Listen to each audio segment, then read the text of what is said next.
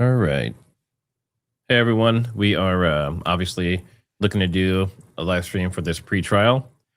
And we don't know. It's kind of strange because at the moment we're looking around and we don't see other news stations going live for this. Maybe we're the only ones that are really keeping an eye on things today, but that's all right. Mhm. We'll be the eagle eyes.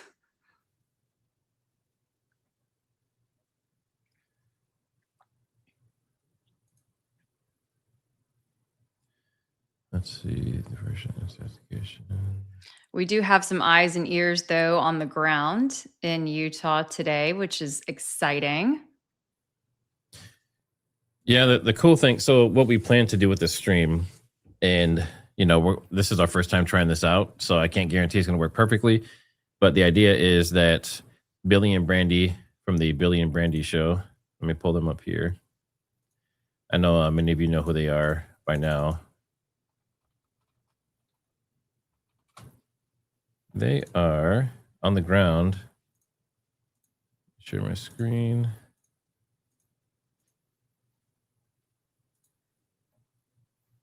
So these girls here, Billie and Brandie Show, they're on the ground. I think they're actually in the courthouse. And I've been texting with them back and forth. And they brought a bunch of equipment. So they brought their camera, their laptop, Wi-Fi hotspots, microphones, and everything. And their plan is to interview people and talk to anyone that'll talk outside the courtroom. And we'll see we'll see what happens. I don't know how many people would be there. I don't know if anyone will actually talk. So we shall see. But I thought it'd be a cool idea. And we're going to test it out. If we can get some field interviews, or even just, even if they just get like video of him coming in and out in his, super awesome SWAT car or whatever it is, like his SWAT Jeep that looks like a military type of thing. Just getting some of that footage and stuff would be pretty cool too. Yeah, I see a lot of people say I love them. I know who they are. Let's see. They're excited to be here with you. Yeah, Marissa. So what I'm trying to do, and let's see, is it Cora Rue? Yeah, I usually go live on YouTube, Twitch, X, and Rumble all at the same time. Just try to spread it out because I know not everyone is a big fan of YouTube. All right. Hey there, everybody. Thank you so much for joining us. Again, this is a little bit of a different time than what at least Trigger and I have normally streamed together, but we stay up with the latest. We adjust with the times. We keep up with the news. Yep, and we will see. I'm going to start looking around to see. Like I said, I don't see any other news stations that are covering this. Now, I'm curious, for those in the chat, do you guys know what is going on today? Are you aware of the topic at hand? Drop in the chat. Yeah. If you have an idea of what's going on today. Nope, you're just here because you want to hear more from us. All right, tomorrow, accused Charlie Kirk assassin Tyler Robinson returns to court. His attorneys are pushing to get the entire Utah County Attorney's Office removed from the case, arguing that a prosecutor's family member was present when Charlie Kirk was killed, creating a conflict of interest. Jessica Schreifels is an investigative reporter at the Salt Lake Tribune, has been covering this case, and she joins me now. Jessica, great to have you on the program. This is quite the motion by the defense. Walk us through the details of the defense's motion. Right. So essentially, they filed a motion trying to disqualify the entire Utah County Attorney's Office from handling this case. And their argument is that there is a key prosecutor in the case whose adult child was at Utah Valley University when Charlie Kirk was shot. And the defense team is making the argument that this creates such a conflict of interest that, his loyalty might be more to his child and might be making decisions about how to move forward with this case with his children or his child child in mind. And so to them, they're arguing that this is, such a big deal and such a conflict of interest that not only should he not be allowed to prosecute the case, but the entire county attorney's office should be banned from the case. That is quite the leap in logic, I think. What's the prosecution's argument in response, Jessica? So Utah County Attorney Jeff Gray has argued that there is no conflict, that they are able to prosecute the case. He's made the argument that the child in this case, they're 18 years old, they're a student at UVU, and that they, really haven't been traumatized by this. They didn't miss classes, they didn't need counseling, they weren't in line of sight of the shooting, didn't actually see it happen. And so they're arguing that the harm or the potential for conflict is so low that it doesn't really preclude them from being able to ethically prosecute the case. You have been following this court system there in Utah for the better part of 15 years, so you know the players involved. Is there any sense on the ground from those who know this judge named Tony Graff as to how he's going to rule on this motion?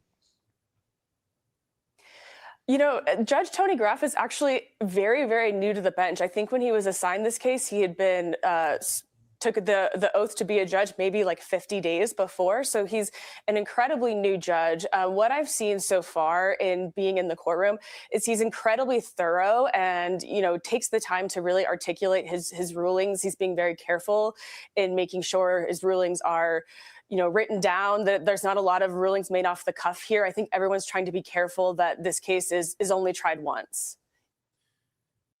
Yeah, when you guys brought this up, where's it at here? Chat's moving too quick. So yeah, brand new judge. What do you think about that?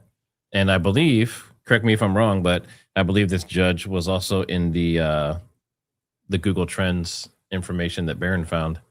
Yes. So someone who has not served for long at all. He had just been appointed in, was it May? And I guess you could say, instead of hot off the press, hot on the bench.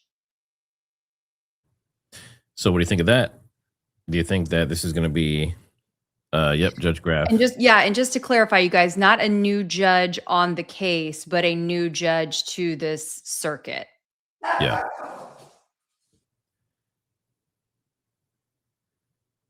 Yeah, and I mean, I don't know anything about this judge. I haven't heard anything necessarily negative or like corruption or anything like that. So he could just be a good dude that just got, thrown into the Fourth Circuit, and now he's going to be doing this case. I mean, that's a good, I don't know if it's his first case, but this is a big case for when you're that new. I mean, certainly a career-making or breaking case. Yeah, for sure. Definitely one for the record books. The fact that, there's a chance that this judge could ultimately grant this motion. I think it's unlikely, but it could happen. How much of a delay are we looking at in terms of getting a new prosecution team in there if the judge ultimately grants this? I mean, I think if it's granted, it would be very rare. This doesn't happen very often. I mean, this whole case is very unique in that there's so many witnesses, 3,000 people were there. And so this is just such a novel concept. It hasn't really happened before, at least that I've seen. I think what we'll see if the motion is granted, maybe the Utah Attorney General's office steps in, maybe they find a conflict prosecutor in Salt Lake County or Davis County somewhere nearby. And that will probably take a couple weeks, maybe a couple months to kind of get those players in place, because this is a large case that takes a lot of time. And so finding a prosecuting office that can take on that load might be a challenge and could take some time. Yeah, I think you nailed it right there. Weighing the interests in this case, and there obviously are interests on both sides, you do have to consider the burden this would place on the prosecution on the whole. If you Someone was asking about, let's see, where is it? Yeah. So which judge issued the massively overreaching gag order? So when this initially came out, it wasn't what people thought it was. So when I saw it, I thought he was gagging, like, obviously, your prosecutors and that kind of stuff, and people involved in the case directly, but also like everyone in the audience at UVU and their cousin. And, like we thought it was like everyone, but that was never true. The gag order is only for the prosecution and the lawyers that are involved. To remove this entire team that's been working on this case for months, that knows the details. This is going to cause a tremendous delay. and it's going to also cause everybody to have to start from the beginning. And I don't know if the court ultimately wants to do that.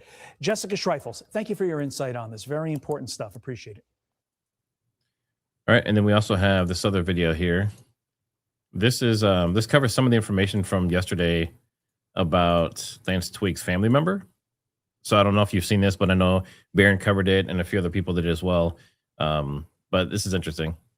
The White House is dealing with more than Iran. Don't forget Venezuela. Today in Washington, Venezuelan opposition leader Maria Machado wrapped up a whirlwind day of high-stakes meetings. Swarm has what it takes to run Venezuela, at least not for now. That didn't. This should be the right one. All right, let's try that again. In commercials, make sure you get your color guard. Prescription only. Now, if you're in the chat and you see any of the news stations officially go live, make sure you let us know. After the assassination of Charlie Kirk on a Utah University campus, the questions and conspiracy theories surrounding what happened continue to sprout and sprawl on the internet. That fatal shot rang out in September, and the person who was arrested, Tyler Robinson, is set to appear in court tomorrow. He's charged with Charlie Kirk's murder. So will the trial of Tyler Robinson answer some of the questions, some of the unknowns? One of the hottest subjects of speculation are these bizarre text messages between Tyler Robinson and his partner. Okay, let's do this in the chat. If you believe the text messages are real, put a 1. If you think they were fabricated, put a 2. Because they're still using that. Lance Twiggs, which have only added to the case against Robinson. But what did Lance Twiggs know, if anything? And where is Twiggs now? In an exclusive interview with a family member of Lance Twiggs, News Nation senior national correspondent Brian Enton tried to get some answers. Brian joins us now from Utah. Brian, this must have been quite a conversation because Lance Twiggs has been in hiding since Charlie Kirk was killed. He has, Elizabeth, and Lance Twiggs has really been one of the big mysteries of this entire thing. I'm at Utah Valley University right now. This is the courtyard right here where Charlie Kirk was killed. I spoke with one of Lance Twiggs' family members who told me about his relationship with Tyler Robinson, also the fact that he was in hiding, apparently under FBI protection. That is no more. He is not being protected by the FBI anymore. And the family member actually casted some doubt about whether he will actually be cooperating with authorities moving forward. She didn't want to show her face because the entire family has been receiving threats since all of this happened. I'll listen to a little bit of what she told me. I mean, both of them are super smart. I mean, Lance was, I do know that. And I remember, you know, he was a, I don't know, concert pianist. Like his talent for piano music was off the charts, like not normal. It was very impressive. And that's kind of what I've heard about Tyler, is that he was just so smart and it's just a shame that these kids that had so much potential and such a bright future. What do you think changed? I don't, and then being as antisocial as they were, from my understanding of, playing these games and being a part of this Discord group, it just, they didn't seem like they were in a real world. There's text messages between Tyler and Lance where they're texting after the event. A lot of people find them unusual. The world that they were in. So here's a question for you. Okay. So obviously a lot of people aren't buying that this is any relation to Twiggs in any kind of way. They think this was fabricated. How many of you follow Brian Enton? If you guys follow Brian Enton, put a 1 down in the chat. From what I've seen, he's done some pretty good work.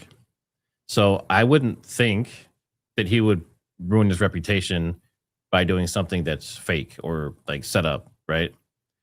But this person on the other side, the person could also be fabricating this whole story, making him believe that they are related and that there's something to do with Lance Twiggs. So, but this is very sketchy. in like this gaming world, like that was a normal way that they kind of spoke, that this wasn't an abnormal, the way they spoke wasn't abnormal. There have been a lot of questions about where Lance is now, whether he's in the FBI protection program. It's been a big mystery. He kind of has disappeared. Yeah, my understanding was for the first few weeks, because there were so many threats against his family that and him, that they had. My understanding is they did have a little bit of FBI detail, and they kind of moved around a little bit, but they're not anymore. He's with his family. Will he still cooperate with the investigation, from what you know? I don't know. When I first found out about how he was taken in and talked to by the police, I know that they said that he was very cooperative, but they had to go get him and bring him in. He didn't voluntarily go in and say, "Hey, I heard about this and I have some knowledge." He had to go in. Then he handed things over when they asked for him, but he didn't give up any information until he had to. There are so many theories out there, and I'm sure you've seen them. People think other people are involved, or another government was involved. I mean, you're kind of in the middle of this. How confident are you that police have the right guy, Tyler Robinson? 100%. They have the right guy. In terms of the court hearing tomorrow, Elizabeth, it's a pretty significant one. The defense team, Tyler Robinson's defense, is asking for the entire prosecution team to be kicked off the case because one of the prosecutor's kids was actually here at the Charlie Kirk event, about 80 feet away from Charlie Kirk when he was shot, and the defense is saying that that's a... Okay, so now we're hearing conflicting stories. Are you muted, Kelly? I can't tell if you're talking or not. I'm I'm ready. I'm chomping at the bit. I'm ready to say something. Go for it. So I want to believe that Brian is a stand-up journalist. I have followed his work for a while. And for example, saw the work that he was doing with regards to the floods in Texas. That was where I kind of began following him a little more closely. And so I want to believe that he is a stand-up journalist. What I hope, as sad as it is, what I hope maybe happened here, because I am a former TV investigative reporter myself, is that maybe there was pressure from above to do this interview, and that he was pushed into it, and that he just kind of had to do it. And he made the best of it that he could. It doesn't make it right, but that's what I want to hope is what it was. Yeah, I was just going to add that it sounded like there was conflicting information there. So one person said, so one video said that the child of the prosecutor did not witness the assassination, right? They didn't see it. They weren't in the area. And then Brian Nitton just said that he was within 50 feet or 80 feet, whatever it was. So which is it? Because if you're within 50 to 80 feet, you're probably, I mean, you definitely heard the gunshot, right? You saw everyone duck down. You saw all the people running around and everything going crazy. He might not have seen Charlie, he or she, I don't know if it's a son or daughter, might not have seen Charlie actually get hit, but there's conflicting reports there. In just regards to people in the chat, they're saying, well, you're not trustworthy if you are doing a story that you don't want to do. Look, it just depends. It's really complicated. I personally walked away from an entire TV job because I didn't agree with the stories that I was being pushed to do. But not everyone is in that position to be able to do that. So it's complicated, you guys. When your career is on the line. So I'm not saying that's for sure what's happening here. I just things are always more complicated than they may seem on the surface. This is a really good question for you. So in your 12 years of investigative journalism, have you ever been pressured to say something that was not true? I have. In fact, I've been pressured to say things that were not true. I've been pressured to tell half stories. And that's actually why I walked away from TV news, is because I was told it's okay. You can just do this side of the story today, and you can always come back and do a follow-up later. Yep. And I stood up to my boss. I said, look, that's how people's lives get ruined. That's how my reputation gets ruined. And I'm not willing to sacrifice any of that for an arbitrary deadline. That's just where my ethics are. Yeah, let's see. Cassidy Evans, think y'all would be cute as a couple. Yeah, I think we've heard that a few times. I know someone also said that about her and Blake. So I think it tends to be an ongoing theme. Anyone she does a live with, she makes a cute couple with them. So it must be her. It must be her, not the other. Thank you, Cassidy. And thanks for the super chat. All right, let's watch this one here. Now, this is a different company. It's the Live Desk. So I'm curious if they have a different slant on Well, this. the suspect accused of killing Turning Point USA founder Charlie Kirk is due to appear in court this afternoon in Utah. Tyler Robinson is accused of killing the prominent conservative activist last summer at Utah Valley University during a rally. It's going to be a very consequential hearing for both the prosecution and also for the defense. Robinson's legal team is arguing to get the entire Utah County Attorney's Office basically tossed from this case. They plan to argue a conflict of interest with the prosecution, saying the daughter of one attorney was at the Turning Point rally when Kirk was killed. Now, according to court documents. So before we go too much further, notice that she said that they're trying to get all of the prosecution rejected and disqualified. Does that make sense? If it was just one of them who had the son or daughter there, shouldn't that one person be kicked off? What do you guys think? If you think they should kick off all of them because of one person's compromise, put a 1. If you think that it should just be the person who is compromised possibly, then put a 2.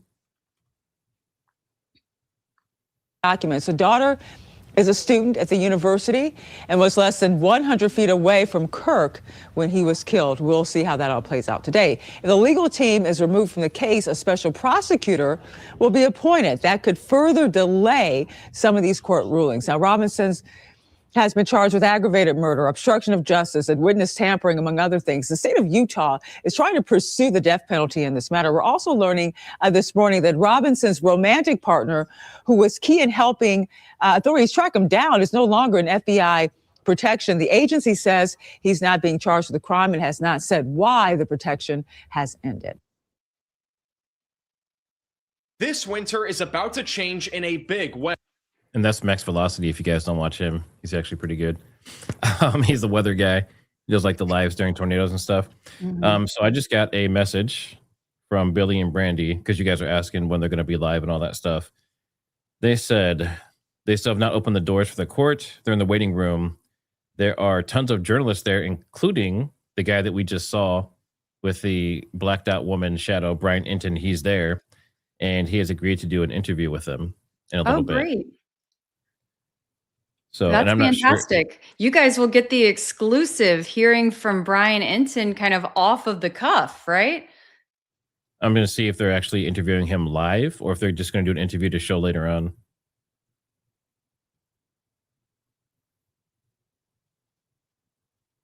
Because that would be interesting.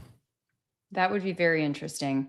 So while you're taking a look at those texts, I'll just kind of chat for a little bit about the situation. So for those who are just coming in, this hearing today is primarily going to focus on the issue of should the state's prosecution, so on the state side, not on Tyler's side, the defense, but on the state side, should they be disqualified because one of the attorneys had a family member who was there, an adult The suspect accused who was at the Charlie Kirk rally and had texted their father, who is a prosecutor, in real time as the shooting unfolded and said, Charlie got shot.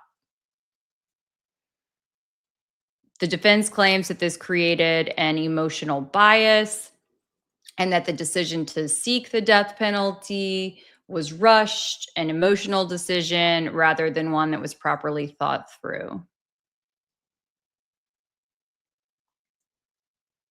Yeah, it looks like Court TV. Okay, so it looks like a lot of the news stations and Court TV are going to be live in about 30 minutes. So maybe that's when everything will start ramping up quite a bit more. Let's see, there was Jennifer Gilly. Thanks for becoming a member. And also Deborah Serrano. And there's Cassie Fez. C.I. Keller. Thanks to everybody. We appreciate it.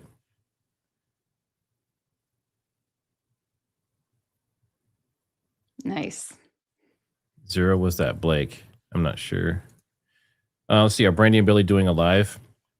Let me. I'm not sure if they're actually doing their own live. What they were doing today, as far as I know, is they are going to be patching into this StreamYard. So they're going to be joining us, and they have all the equipment and everything there to do a live, and they're also recording their own footage to do a show later on. So as of right now, as far as I know, they'll just be jumping in with us. They're still waiting to get into the courtroom.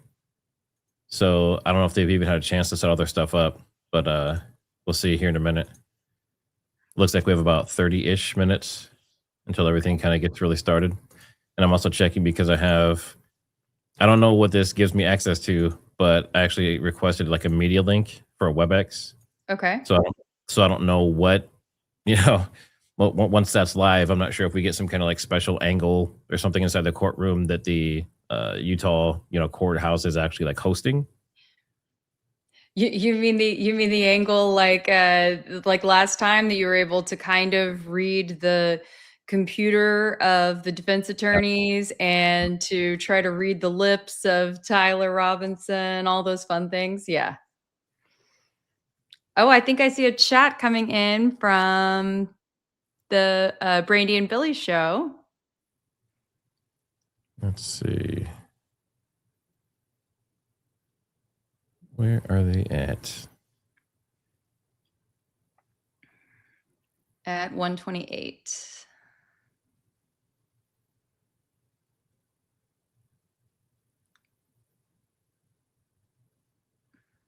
Okay, I'll read it out. Hey guys, what questions should we ask Brian later? Send in the chat because I don't have my headphones in here.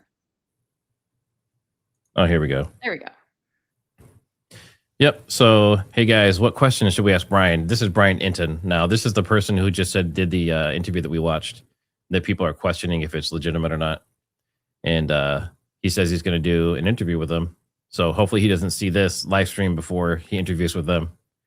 But yeah, any questions you have, put that in the chat and we'll see if we can get those. Actually, I think I can set up a special questionnaire for you to put in the chat. Let's see. All right, so we had a poll. The poll said, is Tyler Robinson guilty of assassinating Charlie Kirk? Let me show that. So we have 75% say no, 21% not sure, 4% yes. All right, now let me see if I can set this up so we can put the questions in here for you to add for Billie and Brandie.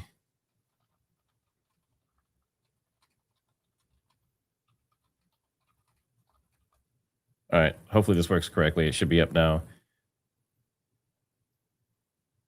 Okay, so now you'll see that little thing floating that says, what should Billie and Brandie ask Brian Inton? So I think you can add your question directly to that, and then we'll have like a running list.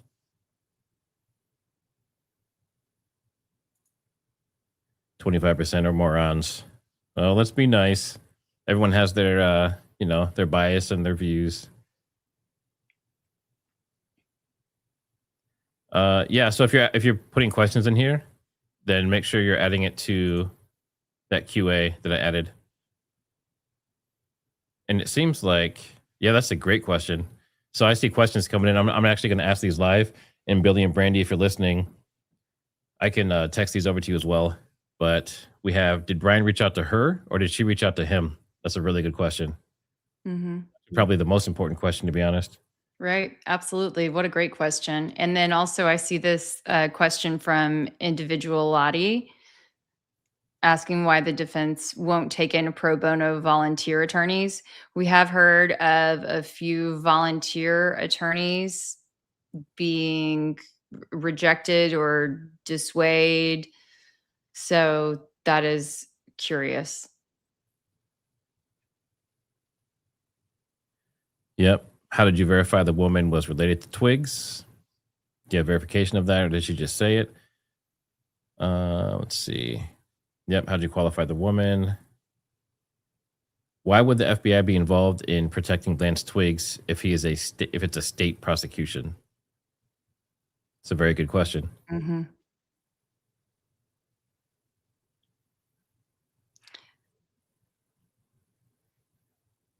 Well, yeah, simple one. Does he believe her?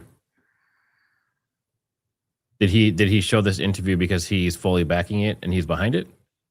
Or is he just Oh, yeah, get him, put him in the corner.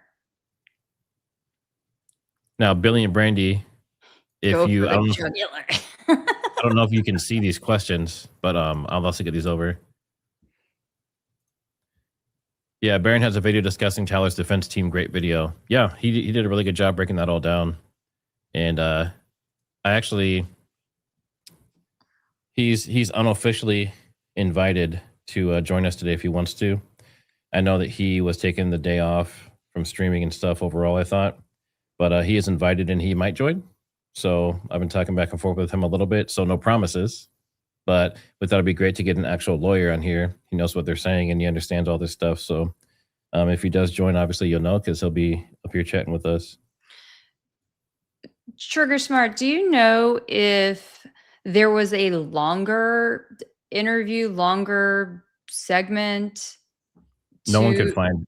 Yeah, I'm Yeah. like, surely there must have been a longer piece than that after. Let's go look. Let's go It look just directly on News on Nation. their website. Yeah, I'm just wondering, and maybe it was something that they were thinking after today's hearing they would roll out the whole thing. They didn't tease ahead to another piece, but yeah, it just seemed like that was too brief to be the entire scope of the interview. And if so, that really kind of calls it into question for me. So I don't know if you're looking around as well, but I don't even see that one on the YouTube for News Nation. But I can check the website as well. Yeah, I don't see it on YouTube at all. Interesting. Let's see here. Check the website. Joe's Unova 8874 says impressive commentary from young looking local Utah female reporter on Fox. Great demeanor as well. So are you saying that they do have a reporter on scene or at the courthouse?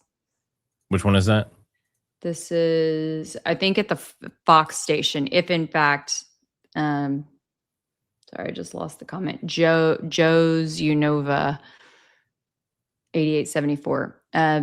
Sounds like the local Fox station. Oh, local. Okay, let me look. Yep. So Salt Lake City, Fox.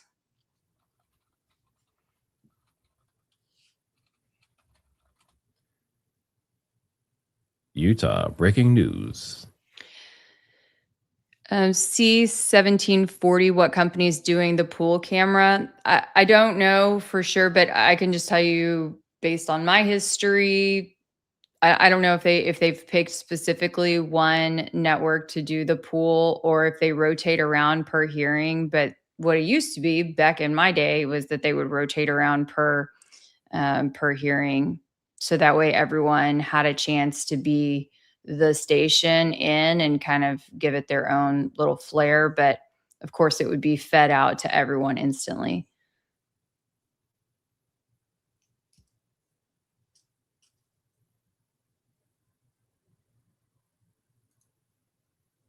Do you want to answer that one?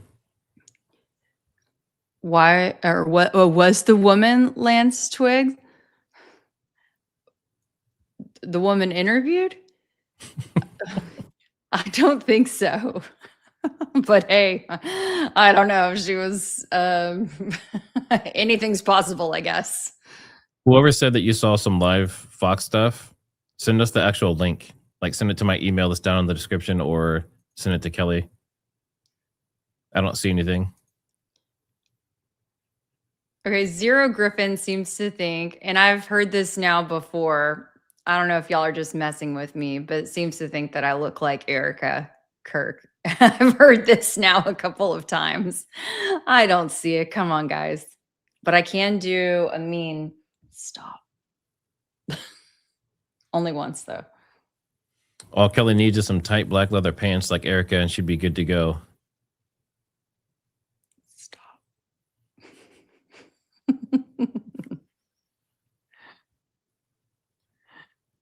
Oh, here we go. You don't have dead MK Ultra doll eyes. No. They're full of sunshine. Full of something.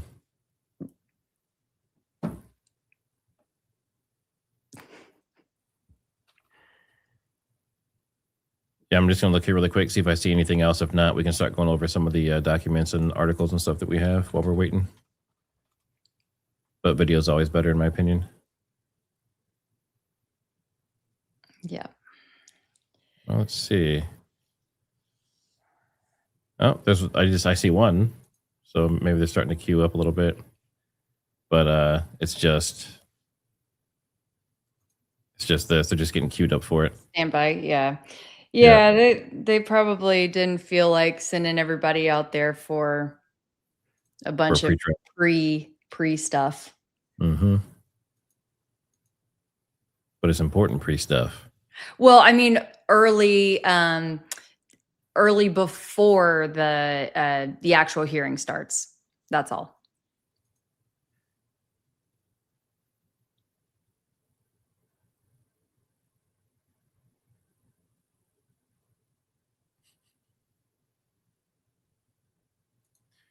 Triggered low-key roasting. Oh, okay. Wait, hold on. There, the last one, the last comment that you just had up, did it say something about why aren't the podcasters helping him get a better defense? Is that what it said?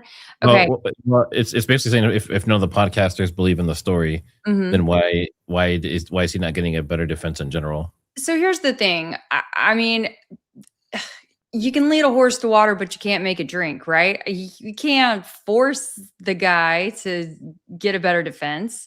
You know, we can reveal problems and issues, but at the end of the day, he gets to choose his own defense. And if he doesn't like his defense, he can request new lawyers. He could request to represent himself if he wanted to.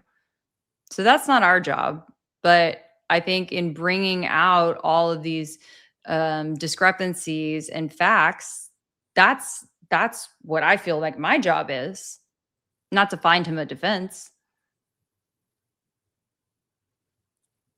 Yeah, it looks like we have about 20 minutes or so until all the news stations and stuff start to go live in the court. And I'm testing out this link every once in a while to see when they're going to let me in. How do we need to tell him to fire them? You are welcome to write him letters. Anyone can write him a letter. Strongly worded. Yeah. I'm sure he'd love the mail. You can even try calling him if you want. Do they allow that? They do. That doesn't mean he's going to accept it, but you can try. But I'd start with a letter first. Maybe even an email.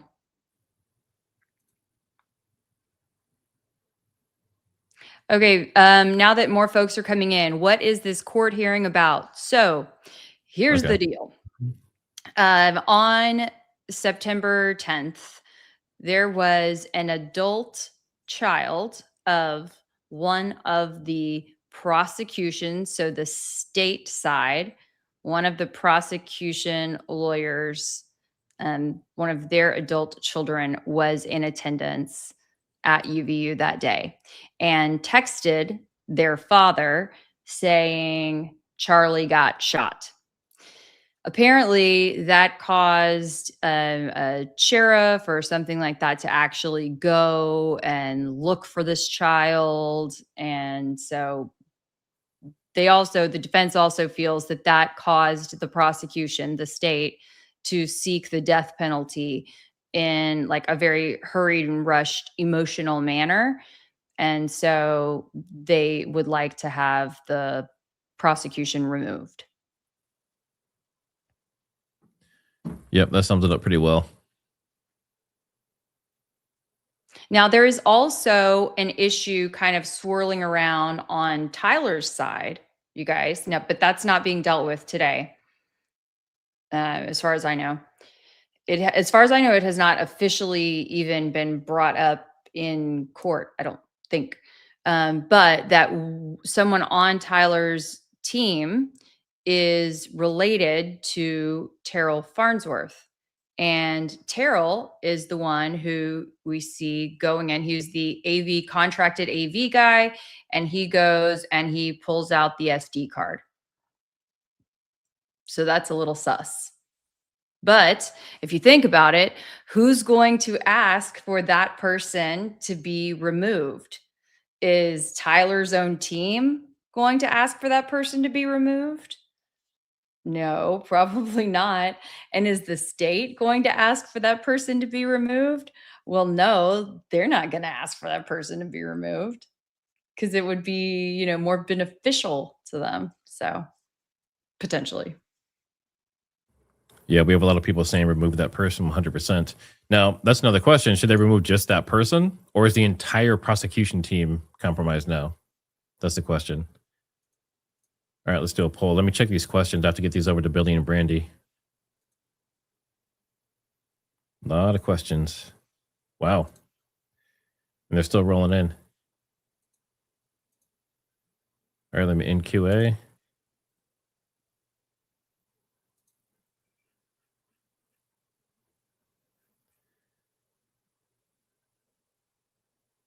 That's a good question. Someone said, does Tyler know about all the holes in the official narrative? Like, is Tyler actually aware of all these other theories and everything? Because I don't know in jail if they get access to internet and stuff like that. It's so hard. It's so hard to know. They do have access to TV, but we don't know how much the local news is really covering it. We don't know how much he sees or hears. So yeah, I think that's probably why it would be extra important that, I don't know. You hope that his defense is really letting him know about all of these things, but I don't know. It does make you kind of sad and sick when you think about it like that. All right, I'm gonna How send many this question people are out there over working to- on his behalf? Sending these questions over to Billie and Mandy right now. Or sorry, Billie and Brandie. I don't know why I said Mandy. Billie and Brandie. All right, let's see. Everyone wants to know where Lance Twiggs is. And you guys, your guess is as good as mine and as Matt's. If you believe what the mystery woman in Brian Enton's interview said, he is out of state somewhere, no longer in protective custody, whatever that meant. But he got the heck out of Dodge. Heck out of Utah. Grim Adventures of Billie and Mandy. That was a great show. Very inappropriate show, like most of ours when we were growing up. But yeah.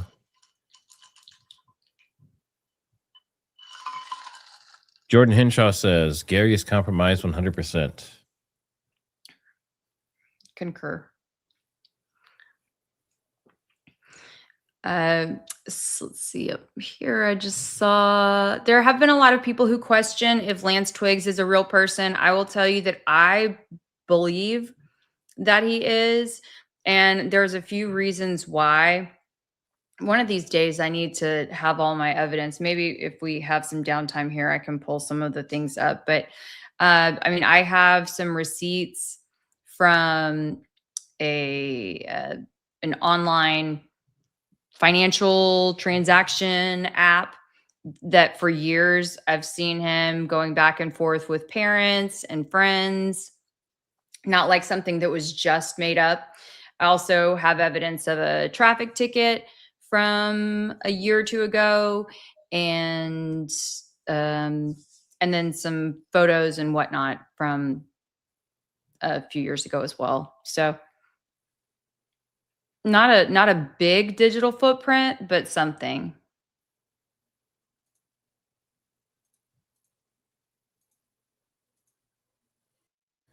All right. So one thing I wanted to do is, obviously this specific case is about the prosecution and whether they should be dismissed or not, since one of their children were in the audience when Charlie got shot.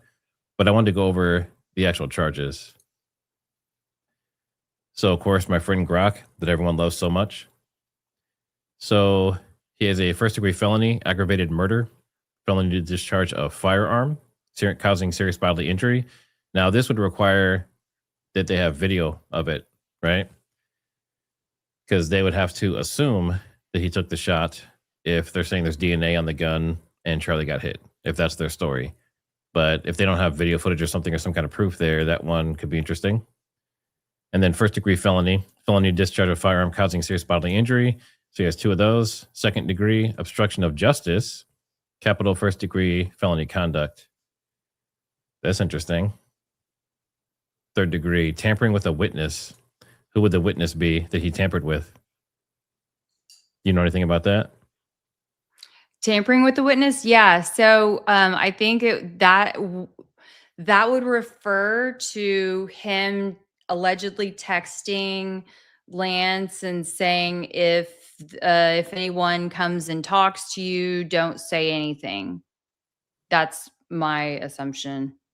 Yeah, it looks like he has 2 separate counts of that. And then I felt like one of them, I always wondered why, because I don't think that just telling him in 2 different ways would justify 2 separate counts. So I don't know. I don't think we've really heard what would justify the second count. And then he has a violent offense committed in presence of a child. I'm trying to see how many. Does he just have 1 of those? Let's see. The charge occurs when a person commits or attempts a violent criminal offense, obviously in front of a child. It doesn't say how many, but so he has several things against him. He has 2 first-degree felonies, a second and third-degree felony, and then a Class A misdemeanor. So he has quite a bit.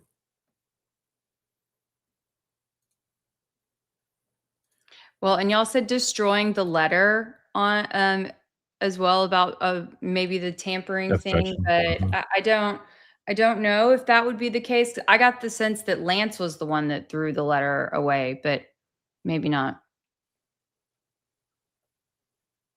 I don't know how Tyler would have thrown the letter away. How did they find Tyler? I can't believe he shot Kirk. It's also interesting too that Candace brought that information about him being at that steakhouse like 3 hours away. Mm-hmm. Someone says, where is it? It's moving too quick. They said Lance was the one who threw it away. Okay. Yeah. Yeah. So that wouldn't have been, bad on Tyler. But okay. So to that point, that makes the whole letter suspect too, right? Because, there was supposedly this letter that he wrote, right? So it would have been in his handwriting, but it got thrown away.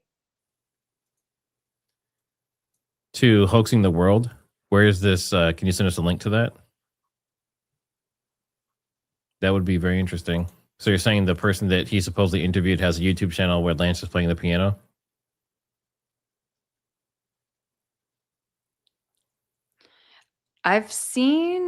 Maybe I have seen Lance playing the piano. I think I've seen old Hunter Kozak playing the piano and singing.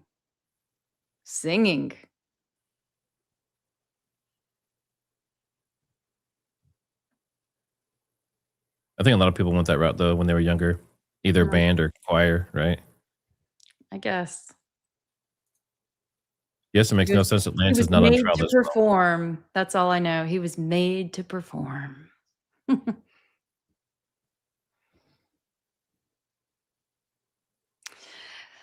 Yeah, I'm with you on that one. That Lance is not on trial. I think this just plays for me. This all plays into the bigger picture of how I see this entire conspiracy shaping up.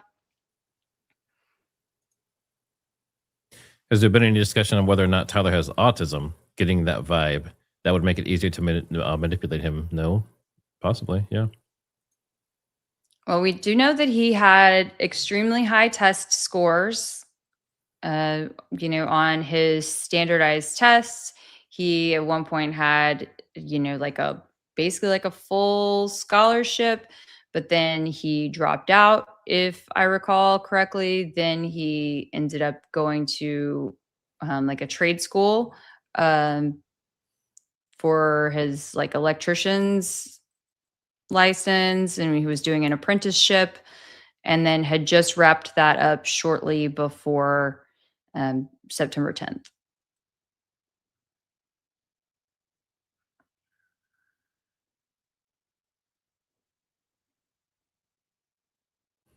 Yeah, it's looking like it's a very, very small group of people covering this today. They're in the courtroom. So last time I talked to them, they said they were getting ready. They hadn't opened the doors yet. Let me see if they have any updates. Pumpkin Pie says, how are you getting any vibes from Tyler? He's literally said nothing. That is a great point. But I think for me, at least, and I'd be curious to hear what Matt has to say, but for me, I take into account kind of the whole picture. When we don't have a ton to work with based on what someone is physically saying to us, we can only go back in history and listen to the little bits and artifacts that we can pull up.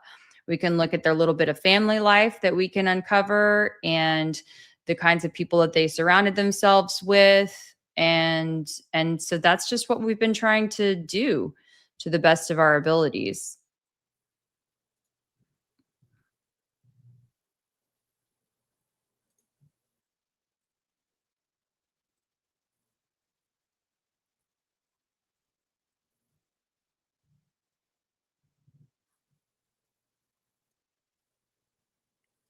Yeah, now you can see everyone queuing up on YouTube now.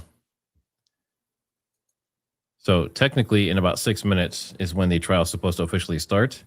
And based on the information that I saw, it looks like it could be from 1 to 6. So it could be a 5-hour long trial. Today's hearing could be 5 hours. It says it's scheduled from 1 to 6. Whew. I'm going to need to go grab that energy drink I have in the fridge. Brandie and Billie said a bunch of people won't make it inside. So that would have to mean there's a decent amount of people there. Lots of news. I think last time that's what happened, is most of them were just sitting outside filming the door, Yeah. kind of waiting for the results.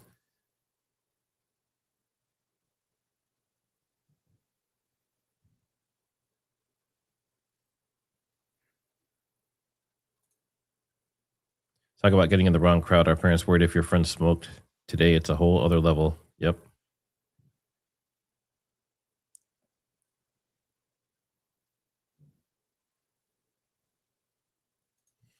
TR safety is concerning.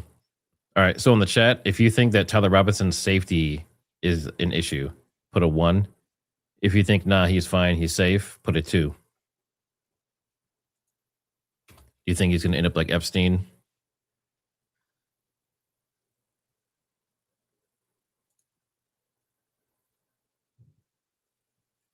Looks like mostly 1s. So a lot of people think he might not be safe.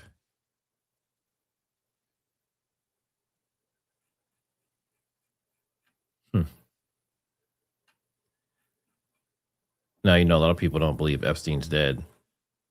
Mm-hmm. There's tons of videos and theories on that. What, was he like playing pool recently or something? Yeah. No, it's the way his it's his face and the size of his body and all that stuff. The image of him in real life and the image of the like dead body don't match at all. Yes. No, I agree. It was just, that was one of like the photos that was circulating lately, was that he was supposedly out playing pool or something. Living the good life. Yeah. Yeah, we just got about 4 or 5 more minutes here, and hopefully they'll turn on the court TV if they're going to allow it, right? Right. I think what we've been told thus far is that we are expecting to have a stream, and we are expecting to see things. And in case y'all remember the rules of decorum from the previous hearing, the media was given strict instructions to not film Tyler's restraints at all. Okay, so he's been allowed to wear street clothes and not appear in his regular jail garb, but the media is not allowed to film his shackles.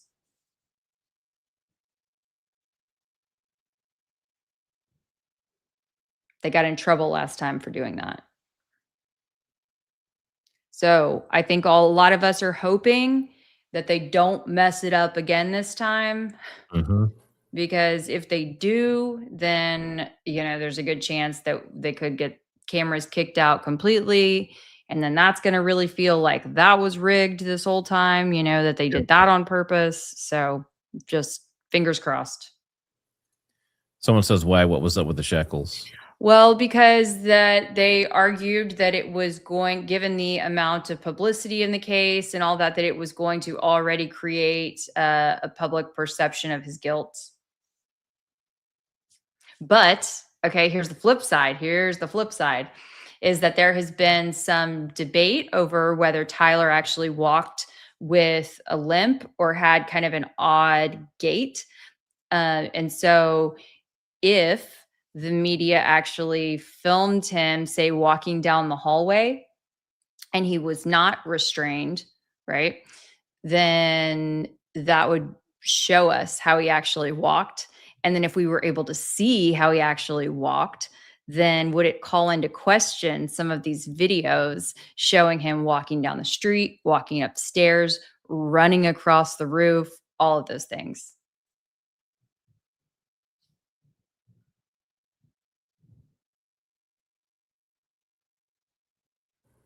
I'm just seeing if I can get into that webinar they shared with everyone. Special requested.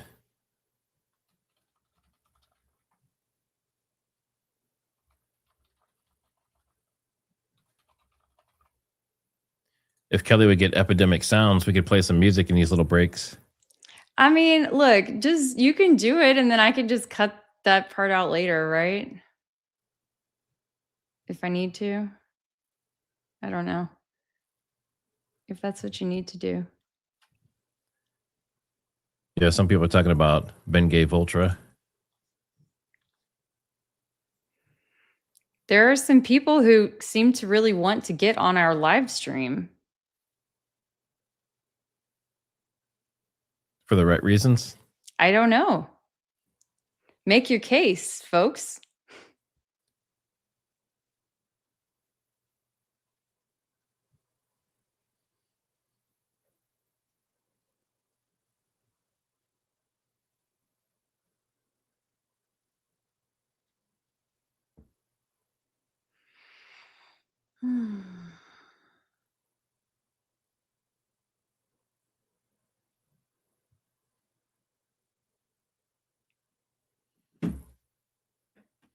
Well, it should be live now. There it goes.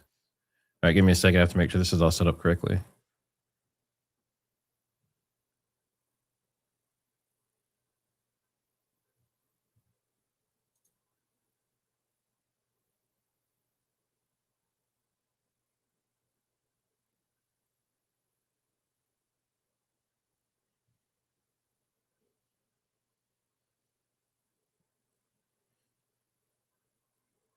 Kelly, did you want to cover some questions while you're waiting?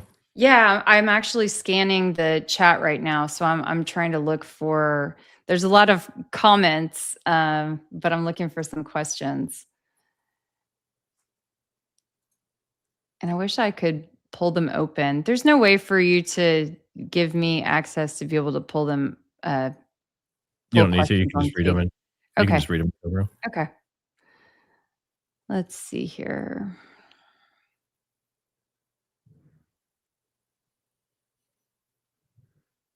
I heard a good evening from Norway. Love the channel. Thank you so much for being here. It's amazing how this has really brought in people from across the world. I am just surprised every single day in these chats.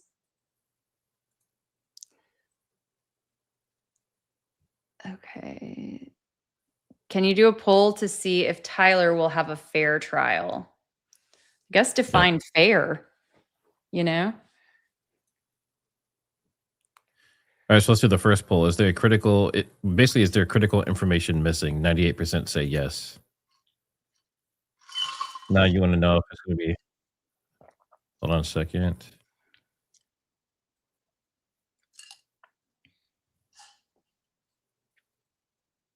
Robinson. Counsel, please enter your appearances. Ryan McBride, Lauren Hunt, Chris Ballard, Chad Grunander, and Jeff Gray for the state. Good afternoon. Good afternoon, Your Honor. Kathy Nestor, Richard Novak, Michael Burt, Stacy Visser, here on behalf of Mr. Robinson. Good afternoon. Good afternoon to you, counsel. Mr. Robinson, good afternoon as well. All right. Before we turn to the defense's motion, the court would like to address 4 preliminary matters. First, in regards to the transcript from the December 11th hearing. Counsel, I would appreciate your input regarding the transcript from the December hearing. The transcript has been designated as private and copies are available to the parties. Consistent with the court's prior handling of the October 24th transcript, the court intends to release a redacted version of that transcript, but I want to get your input before making a decision.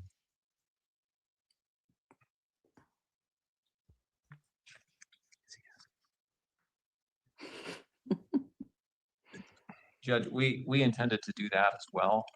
We haven't stipulated, we haven't come together to stipulate on a version of that transcript that should be redacted. We certainly can do that, and we're happy to do that. Thank you, Mr. McBride. We will meet and confer with Mr. McBride and his colleagues on that. All right. How much time is needed by the parties? 2 weeks. That's fine. A couple weeks. All right. A couple of weeks, and then we can address that. Next, I want to turn to address media coverage and place on the record the potential consequences of any willful violation of the court's December 23rd, 2025 standing decorum order.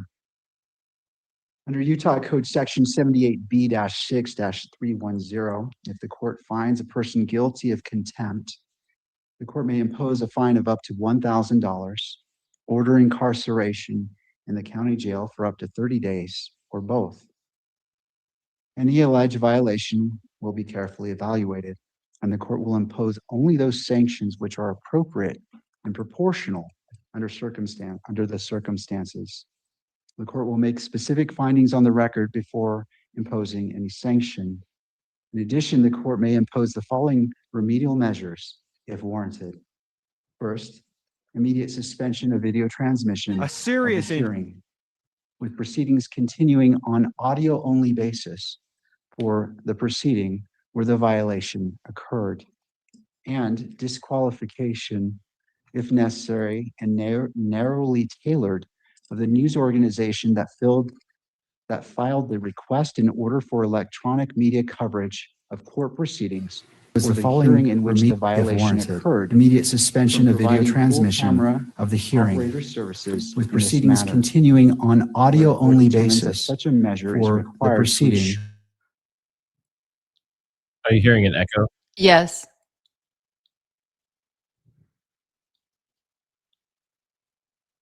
Now we hear nothing.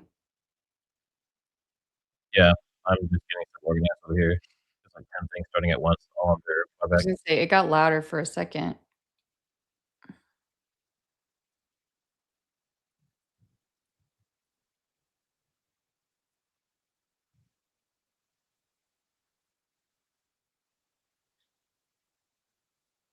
Give me just a second here.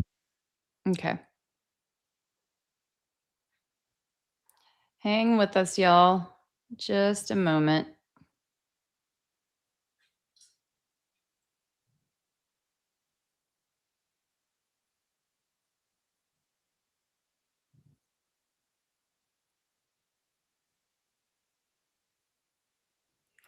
I'm a little behind because there was a major influx of chat comments, but Lead Me to the Bliss had said the guy in Dairy Queen is a Robinson lookalike, I believe, doesn't quite look like Robinson. I agree.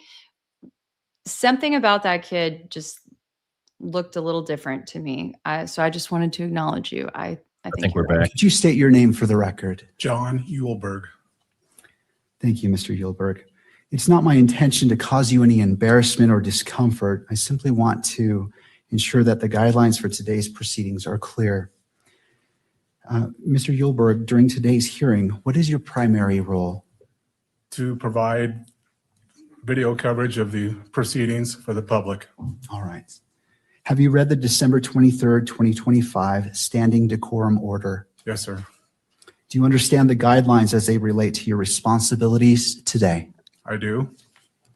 Do you need any additional time to review the December 23rd, 2025 standing decorum order, or any time to reposition the camera to ensure full compliance with those guidelines? Do I need more time? I'm sorry, was that the question? Do you need more time to review the decorum order? And I'll pause there because that was a compound question. Sorry about that. No, I've read it. I fully understand it. I'm good to go. All right. To the second part, do you need any additional time to reposition the camera to ensure full compliance with those guidelines? No, I think we're in a good position now. All right. Mr. Uhlberg, do you anticipate any difficulties complying with the December 23rd, 2025 standing decorum order? I do not anticipate any problems. All right. And is there anything that the court can clarify to assist you? No, I think we're good to go, sir. All right. Thank you, Mr. Uhlberg. Thank you. Before I let you go, I'll turn to counsel based off the questions asked. I turn to you if you have any input or questions. Nothing from the state. Thank you. No, Your Honor. All right. All right. And the court, I appreciate your cooperation, and it's my hope that we all do our very best today together. Absolutely. Thank you. And finally, before we turn to the issue, the motion before the court, to the state, could you please provide a brief update on the status of discovery disclosure? Yes, Your Honor. I don't have the percentage of materials that we have that have been disclosed, but I think we're above 90% at this point. There still is discovery coming in, there are reports and so forth coming in from various entities. So I think we're moving expeditiously towards completing at least this initial batch of discovery. Of course, discovery will be ongoing probably for the duration of the proceeding, but we have provided nearly all of what we have to date. All right. And to defense, any input? Not at this time, Your Honor. Thank you, Ms. Nestor. All right. Thank you, counsel, for your patience as the court covered those preliminary issues. Let's turn to the defense's motion to disqualify the Utah County Attorney's Office.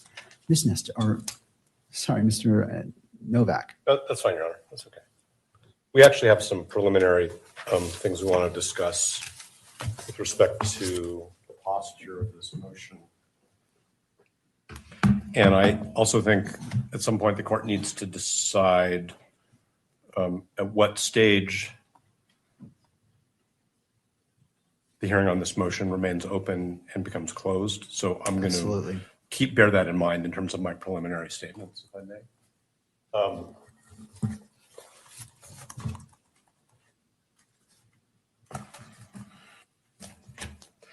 When we filed this motion to disqualify, and when I say we, I mean Mr. Robinson's counsel, we fully expected that what the Utah County attorneys would do is refer the motion to the Attorney General's office so that the Utah County attorneys are not in the position of representing their own interests as potentially conflicted attorneys in a potentially conflicted office and representing the state's interest in the prosecution. We heard informally from the state's attorneys that they were preparing a response and when it would be provided. And then what we received, and again, I'm bearing in mind that we're in an open hearing at the moment, was a brief where I'm going to say the unsworn representations of two attorneys from that office are basically integrated into points and authorities. We don't have affidavits from Mr. Gray or from the other attorney. We have argument. We noted in our reply that we were surprised, that's in footnote 2 at page 4, that the Utah County attorneys were representing themselves in connection with a motion alleging that they have a conflict of interest and that the state was not being represented through the Attorney General's office. We did some further research on this, and we have some case law that we can provide the court. I suspect that the court is very familiar with the fact, just from its own experience, that in appropriate circumstances, the Attorney General's office can either, one, represent the state in what was a county prosecution with respect to a disqualification motion so that the boundaries are clear, or if there's an ultimate finding or conclusion that there's a conflict of interest, take over the prosecution or assign it to another county. So we're very concerned that we're getting off on the wrong foot, if I can use that metaphor, because we have officers of the court who are both representing their own interests in continuing to be the prosecutors in this case and representing the state in a situation where there should be what I would call, at least temporarily, conflict counsel. I'm not sure that's the term the Attorney General uses, representing the state's interests. There's a Supreme Court decision which is called State v. Jimenez, Jimenez, which I can provide a citation for. There are subsequent cases, but it's pretty clear that this is the type of a case. I'm not saying that Jimenez compels that action, but it seems to me to strongly suggest that where there is a showing, I'm not sure what the threshold showing is. I don't want to say it's a prima facie showing or a reasonable concern, but where there's a showing that there very well may be a conflict of interest that hasn't been handled by a particular state attorney's or county attorney's office, that what's in the interest of the litigation, of the public, of the parties, is for the Attorney General to step in. And the citation for State v. Jimenez, if I may, is 588 P. 2nd 707. Of course, I can provide the court with the Utah citation as well.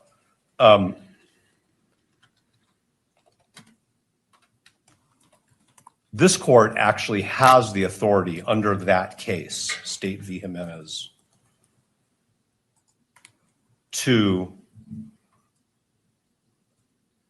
direct the Attorney General to step in, not for the entire case at this stage, that's not what we're saying is necessary, because that requires a finding of a conflict of interest, but to step in or to designate somebody to step in for the purposes of litigating that motion. Okay. And so we're very concerned that even going forward with an evidentiary hearing where members of the Utah County Attorney's Office are both litigating as representatives of the state in a prosecution and essentially defending their own propriety of proceeding in this prosecution is problematic. As far as being prepared, we're of course prepared to go forward with an evidentiary hearing, but we think that it's improvident. And we think that what the court should do, if the Utah County attorneys have not or don't if given the opportunity, do this on their own, is that the court should designate the Attorney General's office for the purpose of litigating this motion. The court might ask, hypothetically, the question, has the Utah County Attorney's Office conferred with the Attorney General about this particular question? And we are not in the dark because, as Ms. Nestor will tell the court, as an officer of the court, she's spoken with the Attorney General's office and they have not been consulted about this. Okay, so this is a motion to disqualify a county attorney's office based on what we believe is a material, significant conflict of interest that it's clear they haven't even tried to address by way of a screening, which of course is a term of art, because their position is no screening was necessary. We're not even here to discuss whether the way in which a particular attorney was screened off was adequate. Their position as their own advocates is we've already decided no screening is necessary. So we've been told by the Attorney General's office, Ms. Nestor can represent to the court exactly what she was told, but basically that there has not been consultation. And while that is Mr. Gray's prerogative, we think it's wrong. And we think that this court needs to exercise its authority to intervene and say, in this case, for this kind of a motion, the court needs to hear from a representative of the state who does not even appear to have a conflict of interest. So,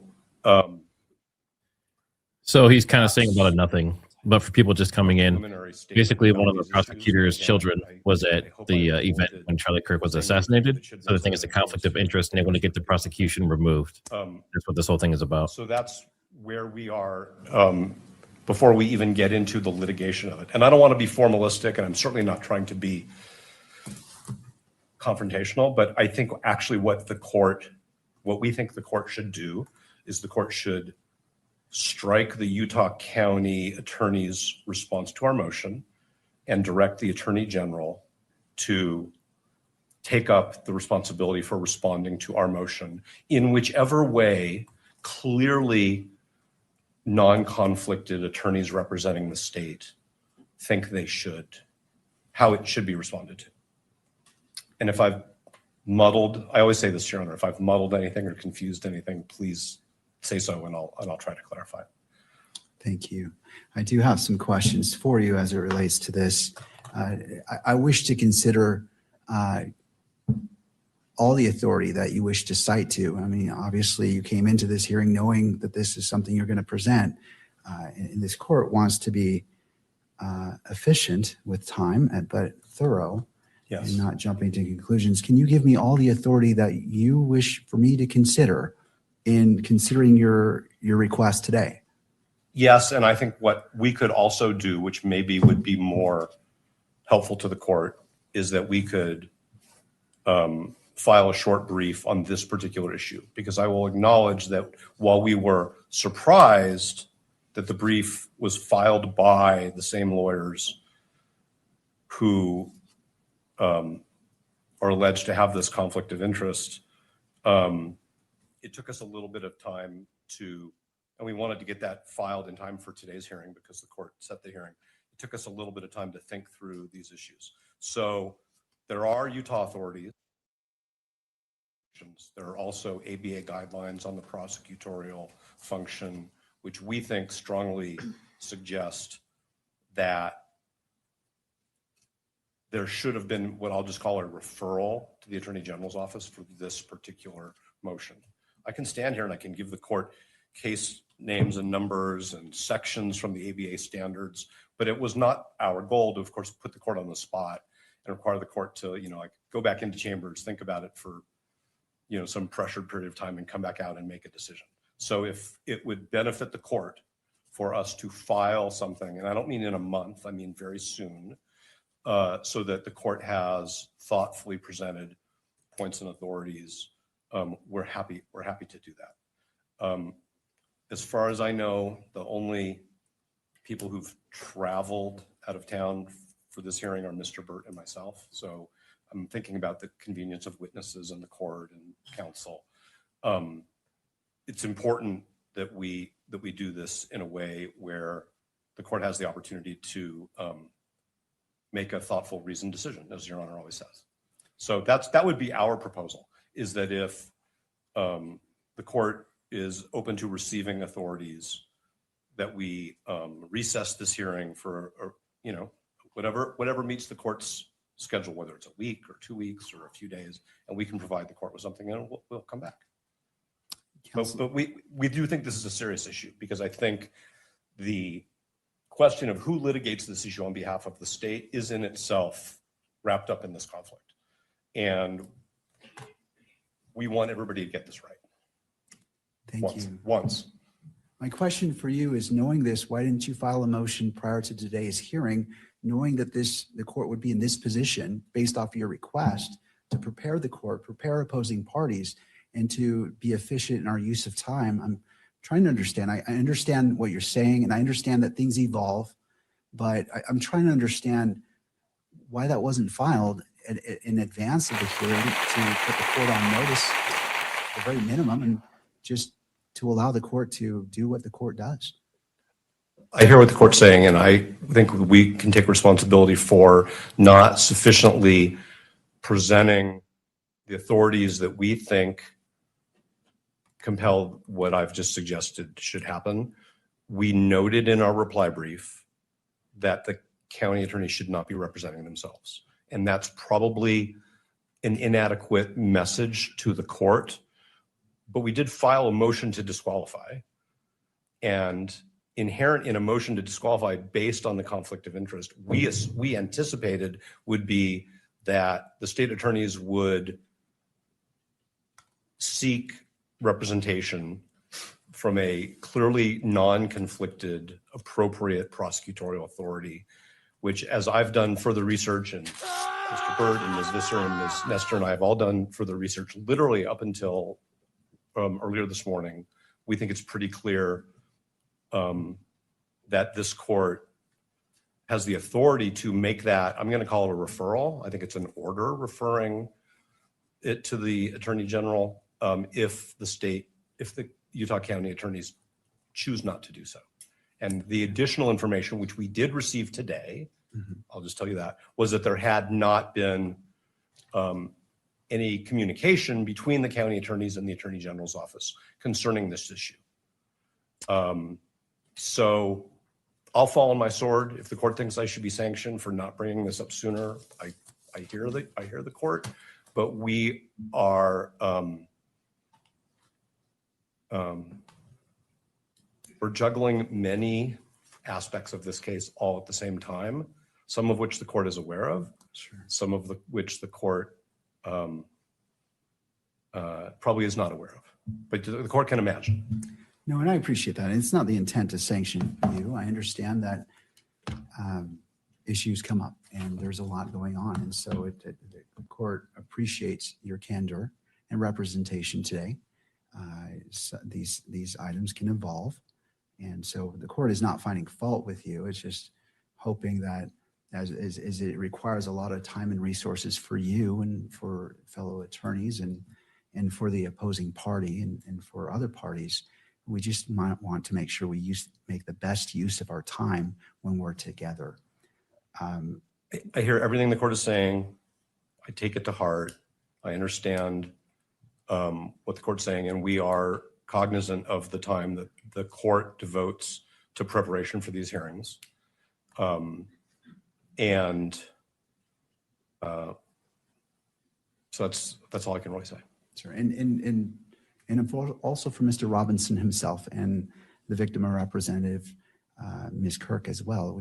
We just want to do our best. And I understand, and I'm not finding fault with you, sir, or your team. We've all been in court. We all know what happened. So I understand. I'll turn to the state. Oh, and I'm sorry. Is there anything further that you wish to represent? No, like I could provide the court with more citations, but I'm just wondering if that's really the best way to give the court a list of verbal citations. I think with all consideration for, and we probably have, with all consideration for the fact that the court wants to be thorough and careful and we do as well. We don't want to shoot from the hip, but I think that we just decided that this was something that we needed to bring to the court's attention in a much more fulsome way.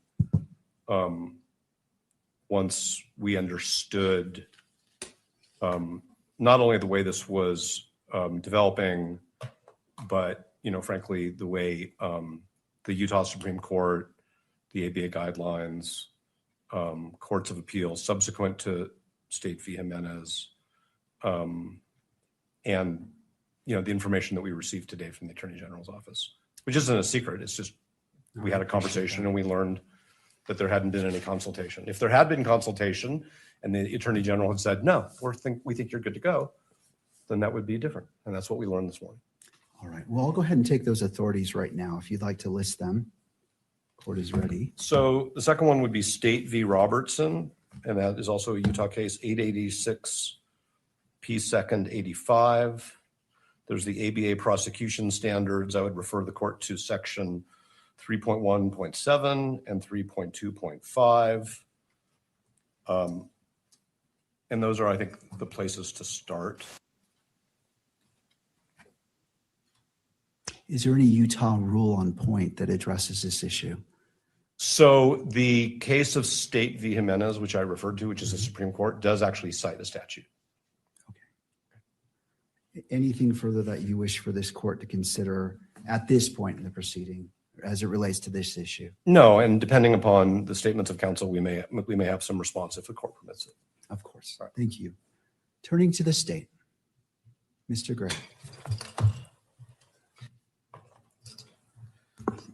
Your Honor, I'm not sure why this is coming before us today. If it was such a surprise to them more than a week ago, I don't know why they wouldn't at least notify the court. I too represent the state. I'm an elected official, constitutionally elected to represent the state. Where does this end? I don't know these cases. I'm very interested to see whether or not they refer to trials. I know that the Utah Attorney General's office, they've done the same thing that we have in Rule 11 motions, where one counsel on the team examines their boss, in fact, on the matter. So I just think this is ambush and another stalling tactic to delay these proceedings. There's no reason that they could not have at least filed the motion and asked for time to brief it.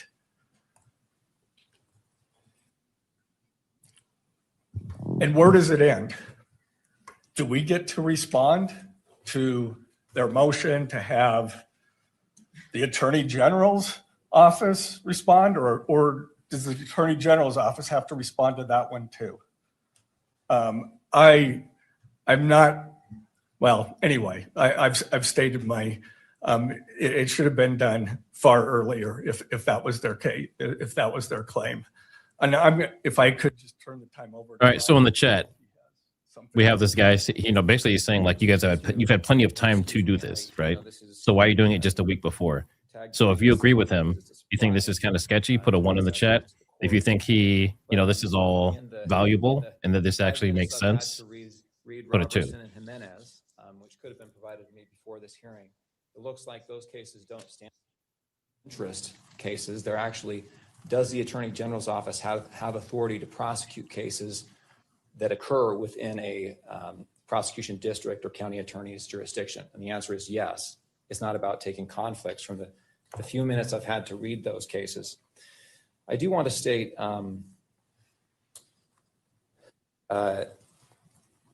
this is, of course, the first time this has been raised to us. The defense has known that we were going to respond to this motion for some time. We requested an extension for our filing deadline back in December.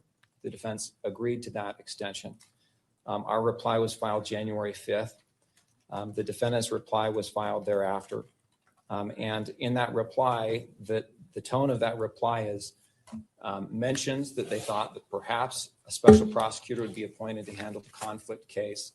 But in the alternative says, we'll be able to, we want to subpoena witnesses to establish the facts that are laid out in the state's opposition motion or memorandum. And that was what we understood was going to happen today. You have a family member of a prosecutor who has been subpoenaed. An affidavit has been supplied to the court. We believe that affidavit is adequate, but it wasn't adequate from the defense perspective, so they subpoenaed that person. Prosecutors have been subpoenaed for today's hearing. We have 2 investigators that have been subpoenaed for today's hearing. And we are ready to go, Your Honor. I think that the motion or the request the defense has made assumes that a conflict does exist and that there's an inability of the party who has been accused of a conflict to defend themselves. And I just don't think that that's true. If there is a conflict, which is the question that this court is to decide, the case will be referred. Until that conflict has been established, the case is properly in the jurisdiction that has statutory authority over that offense. And until that conflict has been established, the Utah County Attorney's Office has this case and can defend its involvement in this case. I got just a moment to review my notes and see if there's other points we want to make on this. Of course.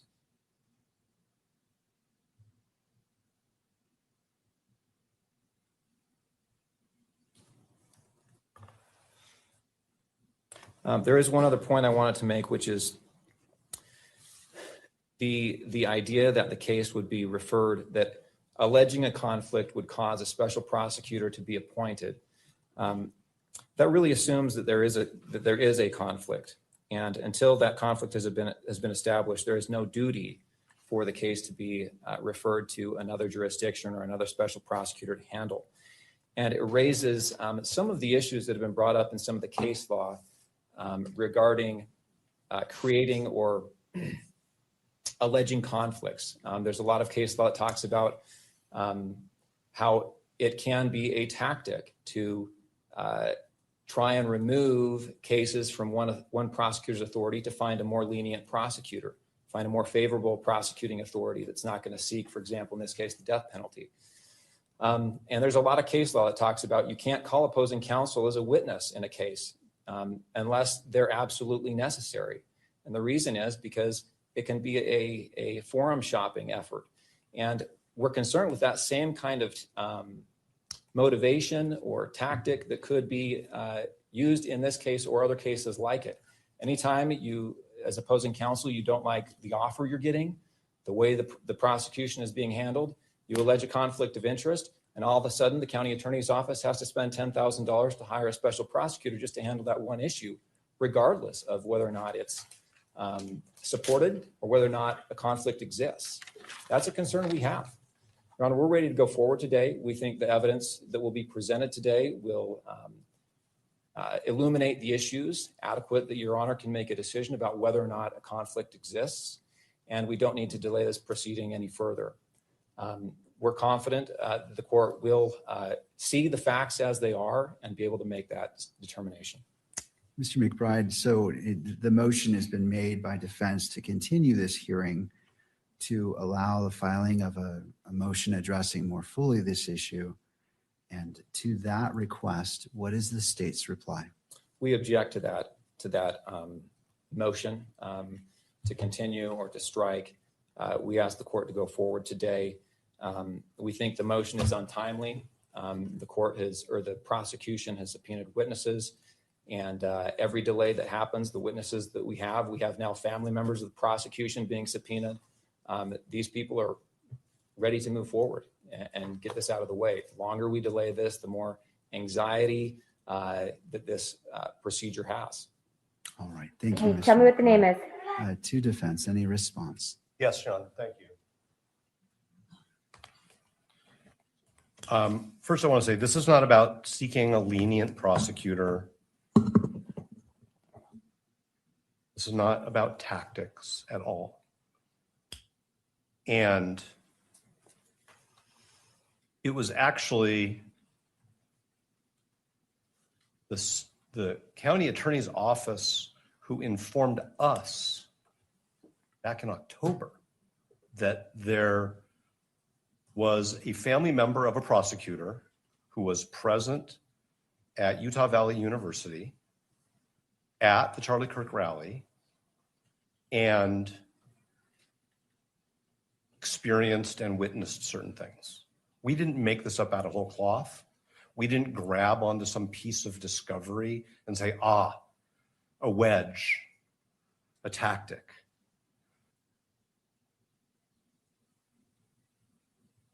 The Utah County Attorney's Office informed us in late October that we needed to know about this, and we informed them, fine, that's your position, it's not a conflict of interest. We think it is, and we intend to litigate it. So it's not a tactic, it's not something that we've made up out of whole cloth because, like I said, we found a needle in a haystack. It's something that they properly brought to our attention, but we firmly believe that the law supports the conclusion that that particular prosecutor should have been screened off. There's good case law on screening, which we did fully cite in our briefs in a timely way. And there was no effort to screen off that prosecutor. And that has now created a problem for the whole office. That is not made up out of whole cloth. And like I said, it's not about tactics or lenience or delay. This isn't delaying anything, at least on our part. The other thing that I want to point out is to say that until this court decides there's a conflict of interest, somebody else shouldn't be handling this issue is circular. Because by that point in time, the court would have already allowed the conflicted attorneys to represent the state in a hearing on their potential conflict. So I actually think the way you avoid that circular argument and the sort of harm that arises if the court were to find that there is a conflict is to holy hell, this guy would have made a great politician. The Attorney General's office handle this. Yes, Mr. Gray is an elected official, but that doesn't mean that his office doesn't have a conflict of interest. Conflict of interests arise. A prosecutor decides to become a judicial officer. That's actually where most of the case law comes from. A prosecutor decides to become a judicial officer. That's actually where most of the case law comes from, as Your Honor knows. A defense attorney changes careers and becomes a prosecutor. There has to be a screening. The case law is very clear that the screening has to be adequate. There's been no screening here because Mr. Gray decided we don't think there's a conflict of interest. And what we're saying is it's not a needle in a haystack. It's not a tactic. It's not a fiction. What are the contracts? You know, a thin reed. The evidence that the court has suggests, number one, that there's a very good possibility that as a legal matter, there's a conflict. Because they decided early on, without consulting with anybody, that they didn't have a conflict of interest, didn't put any screening mechanisms in place. And so I understand that they want to defend the decisions that they've made. But the question is, shouldn't the state be represented by somebody else in the course of this court resolving whether those decisions were right? Because to quote the law and to quote the ethics, the Utah County Attorney's Office is now serving two masters. I don't like that word, but that's the word in the doctrine. They're representing themselves and they're representing the state of Utah. And that's why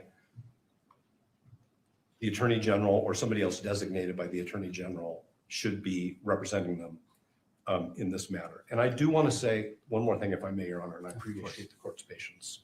I think that the way we raise this issue in our reply brief is not as accommodating to just letting it go as counsel suggests. What we said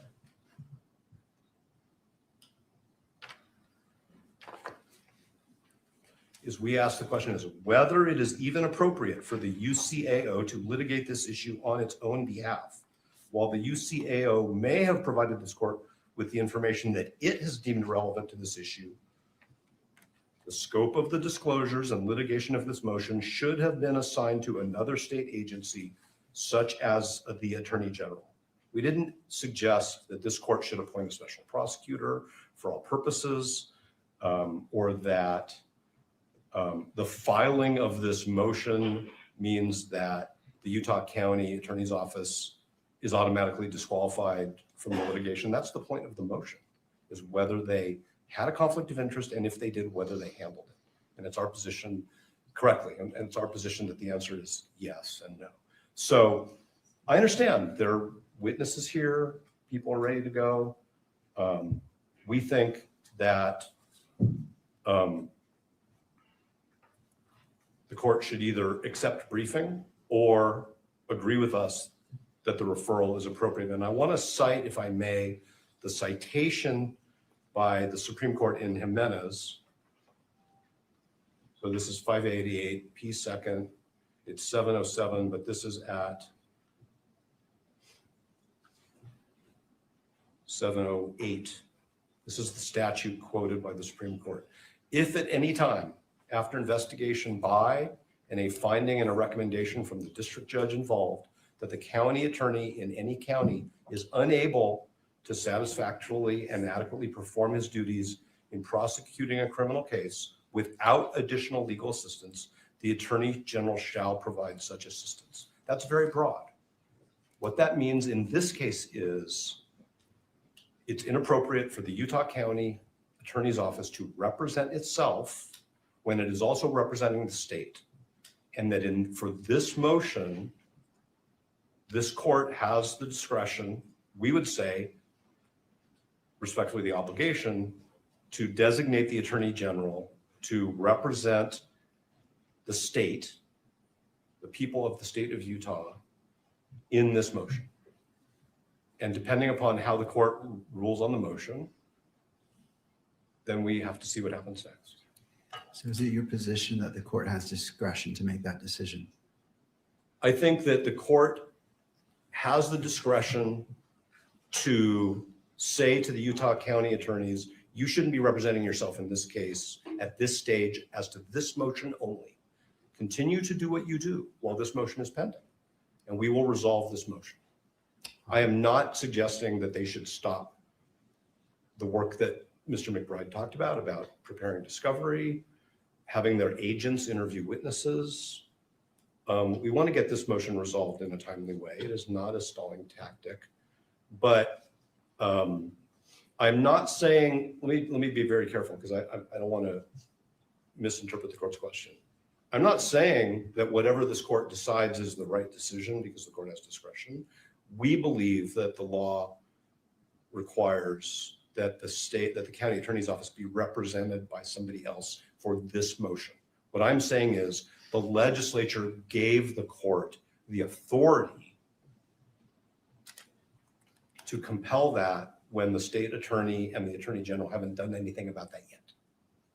I'm not saying that the court, I mean, I don't know what the standard of review on appeal would be. So I'm not just saying it's an abuse of discretion standard. What I'm saying is the legislature gave this court the authority to direct, refer to the attorney general representation in a criminal case where there's a showing of a potential conflict of interest.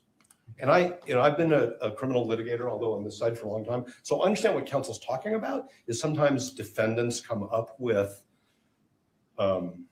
questionable grounds and move to disqualify. And I don't think that that's a finding that the court can make in this case. It was actually, as I said before, the Utah County attorneys who were concerned about this enough that they brought it to our attention. We have profound disagreements about the significance of the conflict and the way it was handled. Okay, and otherwise, I think I would be repeating myself if I said anything more without answering a direct question. All right, I just have a brief question. Do you have your witnesses here today? All the witnesses are here. We have no problem as a pragmatic issue going forward. Our witnesses are the subpoenas that we served, which were filed with the court. So to be clear, I don't think the court is inferring this. We're not unable to proceed if that was the court's conclusion. We are prepared and the witnesses are here. I'm just saying we think that it would be improvident and it could result in errors of law, and it could result in problems down the road. Thank you. Do you need any additional time in regards to your argument to continue this hearing based off the citations you've provided, the authorities you've provided the court? 1 second.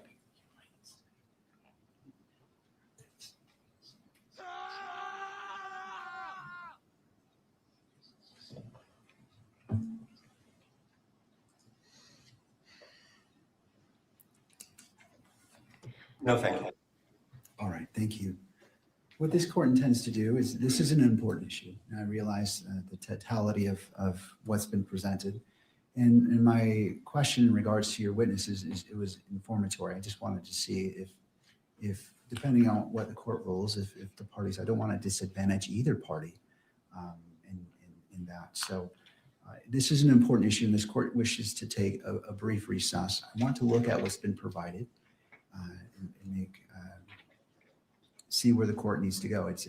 I want to inform myself, take a moment to look at it, and as opposed to just making a snap decision and taking into consideration all parties and the constitutional rights of all parties as well. With that, we will be in a brief recess. I always hesitate to give the time because sometimes I appreciate you being here. Court is in a brief recess. Thank you. All rise.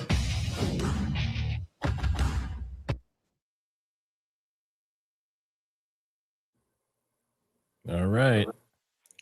Whoa. Everybody wake up. All right. I feel like we need a palate cleanser after that. Yes. I would hate to do one of those, alarm bells that's too loud, because I don't want anyone to fall out of their chair, get too startled if they fell asleep. Whoa. Let me make sure I mute this over here. They're playing some kind of copywritten music, of course. Yikes. Okay. All right. So while we wait on that, someone sent me that Lance Twiggs piano. Oh, nice. Ladies and gentlemen, Mr. Baron Coleman. Hey guys, how are you? Hi. You guys don't get the hoodied version. You get the blinds are open, the lighting is terrible. Oh man, we feel special. No, this is great. I enjoyed watching this. You got a very high IQ chat, I'll tell you that. My audience, a lot of people have given them very, very high props. Yeah, I enjoy your show, man. Trigger. I really genuinely do. I think it's I learn a lot from your perspective and what you have to say, and I truly just enjoyed watching the chat roll through today. It was a lot of fun. Yeah, I think well, your thoughts, right? Because people are saying, let's hear this from a lawyer. Let's hear some legitimate information instead of just all this people just talking for the last 30 minutes saying absolutely nothing. Yeah, no, I mean, the defense is in a bad spot, right? So they have I'm on a backup camera here, so I can't tell what you're watching here. The defense is in a bad spot. They've got a Hail Mary argument they presented to disqualify the county attorney's office. It's likely not to succeed. And I think they realized that when they got the brief back from the prosecutors after they filed it. They did what look, half of being a defense lawyer is filing a bunch of stuff that's not going to work. That's just the reality of it. And you can't get mad at them for it. Almost always nobody's watching except the family maybe shows up occasionally to some of the hearings. Rarely is there a camera in the courtroom. Rarely are there 1,500 people on some podcaster stream watching live. And, I was scrolling X while we were watching, and it was just boom, boom, boom, boom, person after person after person posting about this. That's very unusual. So you've got a judge in a difficult position. You got a defense lawyer in a difficult position. The only one who was in a good position was the prosecutor, because the prosecutor's sitting there going, Judge, they showed up with a new argument we hadn't been briefed on, and they briefed saying that they had case law. I mean, that's what a brief is. You're presenting to the judge your version, and it has to be factual. There's a duty lawyers have with to approach the court with some measure of candor, right? If there's case law or if there's a statute or some regulation that's squarely against you, you have a duty to let the courtroom know. You have a duty to tell the judge that, hey, I'm making this argument. Courts historically have not liked this argument, but I am asking you to rule in my favor anyway. Or if there's good case law or good statutes or good regulations in your favor, you bring it to the judge and say, hey, this should go in my favor because look what previous courts have done. Look what the legislature and the governor have said. This is a little unique because they briefed that they should be disqualified, and then they show up after all the briefs are in and say, oh, well, we think the attorney general should be answering this. Well, they also said they're still prepared. Like, we're prepared to go as it is right now, but we don't like it, right? So that's not really a case, is it? Well, no, I mean, I think they know the Hail Mary on the attorney general is going to fail, and they don't want to say, well, if we can't go forward on our Hail Mary pass, then we want you to boot to another day. That'll look terrible in front of the judge, and probably wouldn't go over well. Would not be something that anybody would be amused with. So they had to show up ready to play the game, but. That was not the hearing I was expecting to tune in and watch. I'll tell you that.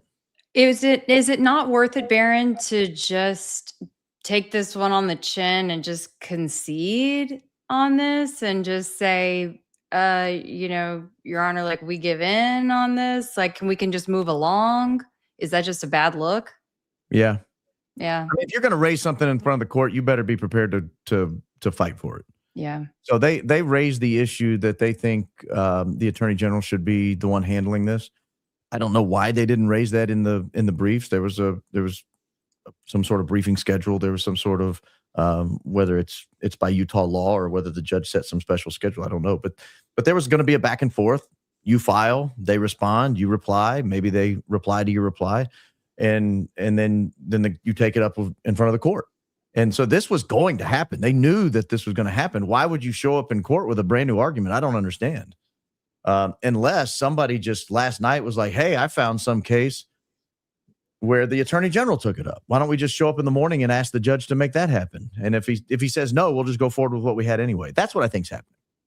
It just seemed like he really talked in circles for a while. And of course, sometimes lawyers have a reputation for doing that, right? But it just seemed like he talked in circles for quite some time. I mean, I think the chat was certainly feeling that way.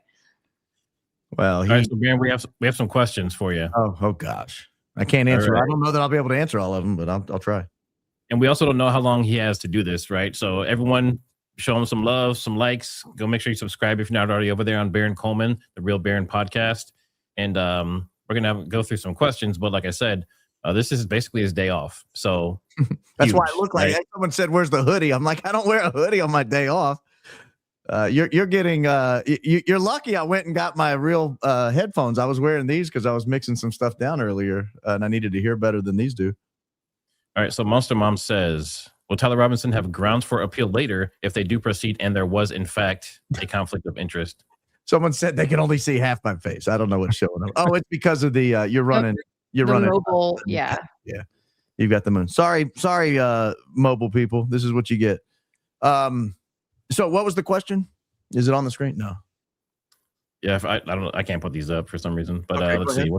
Will Tyler Robinson have grounds for appeal later if they do proceed and there was, in fact, a conflict of interest? Oh, sure. You always can preserve your appeals all the way through. But, judges have really broad discretion on a lot of these early motions. So I don't anticipate that would be a winning issue. But I don't think the judge wants to get it wrong.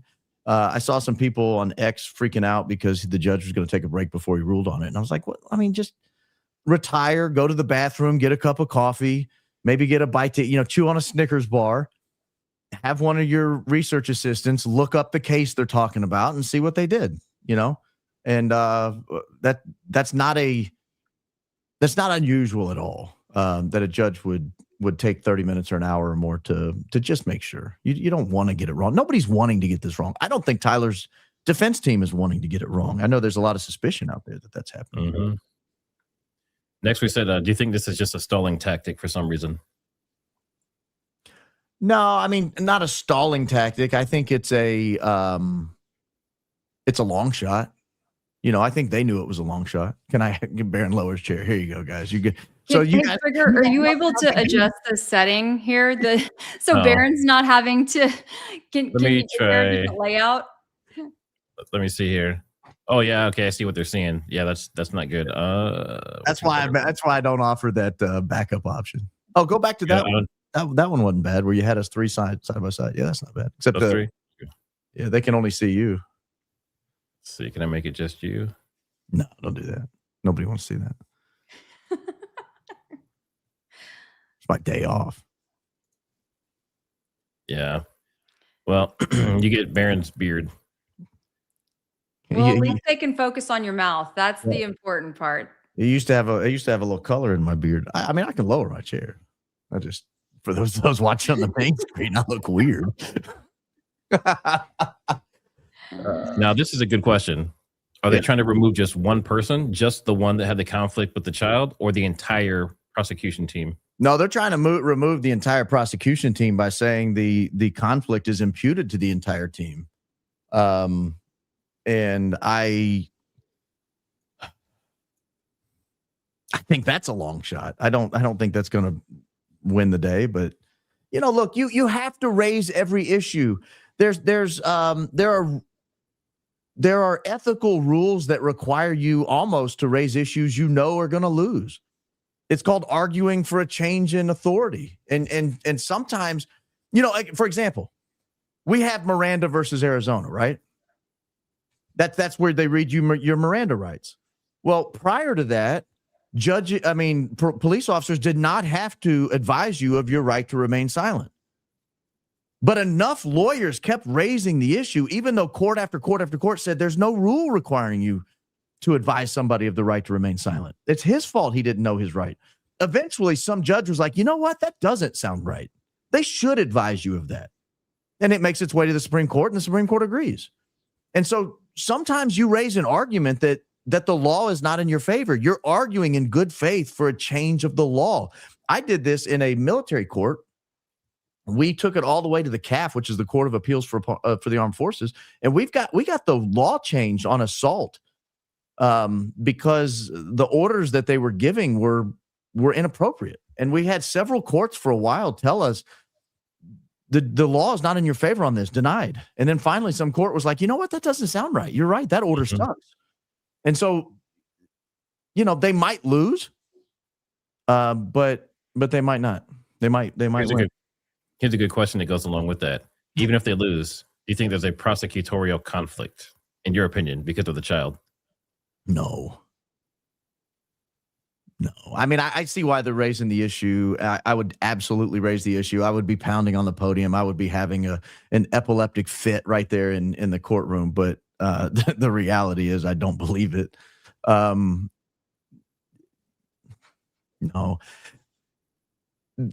But I think they're approaching it wrong, too. I would go ahead and put her on the witness list. I would go ahead and call her as a witness to ask about what's going on in the bush. She's standing right next to the bush, try to establish perhaps there was a gunshot that came from behind her in the Sorensen Center. She's standing right in line with that. What about the people immediately afterwards that look to be directing traffic? You can see in Adam Bartholomew's Life is Driving video. There's a lot we learned from her affidavit when she put that she was 85 feet off to the left right there. That put her in a really interesting position. Yeah, I'd love to talk about that. The white figure on the Sorensen building, I'd love to see if there's something more to that. Hey, I want to ask about this dope dog, top dog comment. I'm a Republican operative, dirty lawyer who worked for Jews his entire career. I don't know what you're talking about. I mean, I've been a Republican and I did a lot of Republican campaign work, but I don't know about working for Jews my entire. I have worked for Jews. I worked for a great law firm in Boca Raton, Florida, for a little while. With I think I was the only non-Jewish lawyer there. They were phenomenal people. But that was back in 2008 and 2009. I don't know if that's my whole career, but I always like these people that throw bombs in the comments behind a name like Dope Dog, Top Dog. Which they probably created today. Yeah. Yeah, I mean, I've been called a CIA agent. I'm FBI. I'm a Fed, apparently, according to my audience. So is Keli. I put my face and my name out here and a 20+ year legal career behind everything I say, every podcast I do, every episode I do. And if he wants to hide behind Dope Dog, Top Dog and throw bombs like that, that's his business. Someone says it's Dope Dog, Joe's husband. Dope Dog, I got a book for you, brother. It's right here. It's called Introduction to Logic. It's a great book, Dope Dog. You can go get you some of that.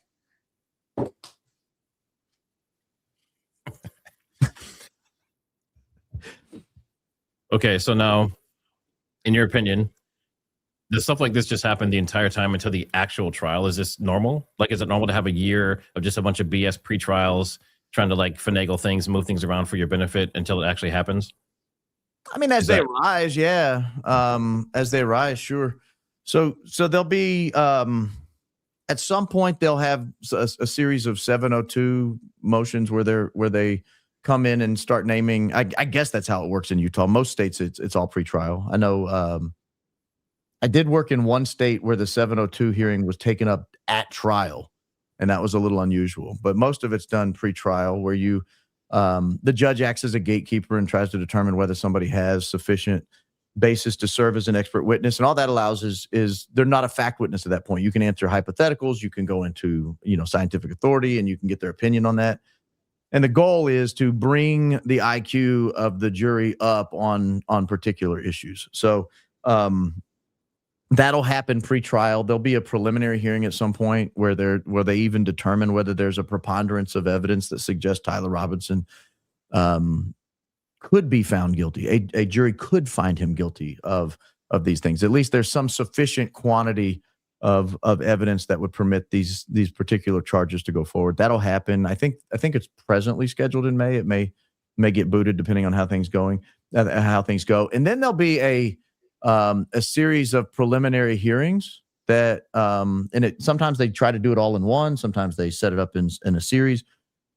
But for the most part, court is theater. Like, everything's pre-decided, and all we have to do is put on a show for the jury at that point. And they will go through and determine what evidence is going to come in and what evidence stays out for the most part. Sometimes the judge will say, hey, just object to that at trial if you don't like it, and we'll take it up at that time. Let me see how the case is developing. But a lot of times, like, certain witnesses, certain phrases, certain words won't be permitted at trial. Certain pieces of evidence might not be permissible at all to put on. I can give you an example from my own career. We had it was in North Carolina, I think is where I was. They had a rule where you had to have all your witnesses identified more than 7 days before the trial. I've never been anywhere where they had such a hard and fast rule, but they did. And the prosecution tried to bring in a witness at the last second. And when they did that, we objected and said, no, this is not sufficient. And they took it up, and the judge ruled with us, and it knocked their case completely out. And we ended up winning that. And people say it's a technicality. All laws are technicalities. You win however you can. And this is whether it's Tyler Robinson or Charles Manson, like the worst people you can think of. Everybody's entitled to a zealous defense, a truly zealous defense. Everybody is entitled to a lawyer who is completely sold out, trying to get that person trying to get that person the best defense possible. And you want that as a member of the walking around public. You want that. You want the worst human beings in America. You want prosecutors having a very difficult time putting them in prison. Because if they don't, we're all at risk. We're all in jeopardy. Now, is that double jeopardy if they go through all of this? Like you said, in your case, you won the case, right? So does that mean any charges in that case that you won and they lost, that person cannot be tried again for ever again? Well, yeah. So if a jury is sworn in, jeopardy attaches, or if it's a judge alone trial, as soon as the fact finder takes the oath, the jeopardy attaches at that point. And you cannot be charged for anything. I'll give you an example of this one. I've had a lot of fun cases in my life. Guy was charged with distributing cocaine, but it was a counterfeit substance. There was no cocaine in it, much to his surprise. He didn't know that, and neither did the people buying it. But in Florida, there's an actual charge of counterfeit substance. So he could have been charged with that. But once he's sworn in, they can't add more charges. And they realized when they, they often show up unprepared, they realized, wait a minute, there is no cocaine in this substance he was trafficking. And so jeopardy attaches, case dismissed, and he can never be retried with that again. Not in state court. He could in federal court, but he was not. Now, double jeopardy, is that federal or is that like per state? Is that just at a local jurisdiction? Yeah, it's per jurisdiction. Interesting. So someone says, do you know, are these court appointed lawyers? Mm-hmm. All of them are? Okay.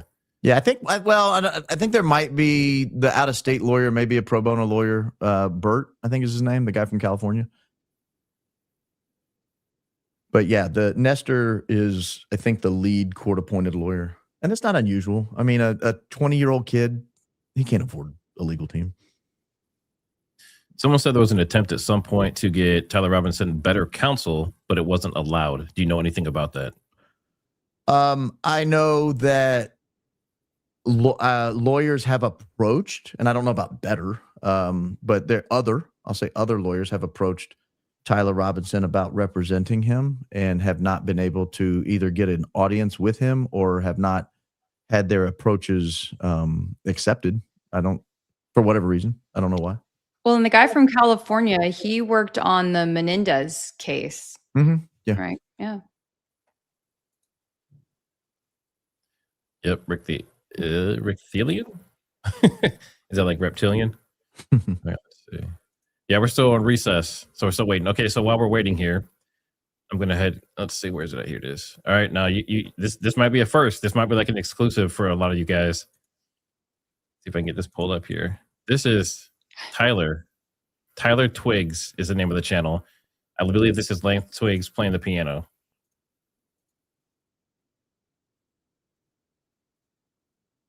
I don't have volume. I don't know if they do. Yeah, there's no volume.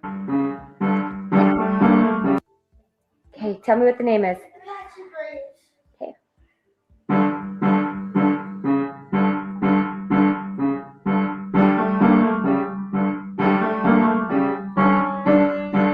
He's good.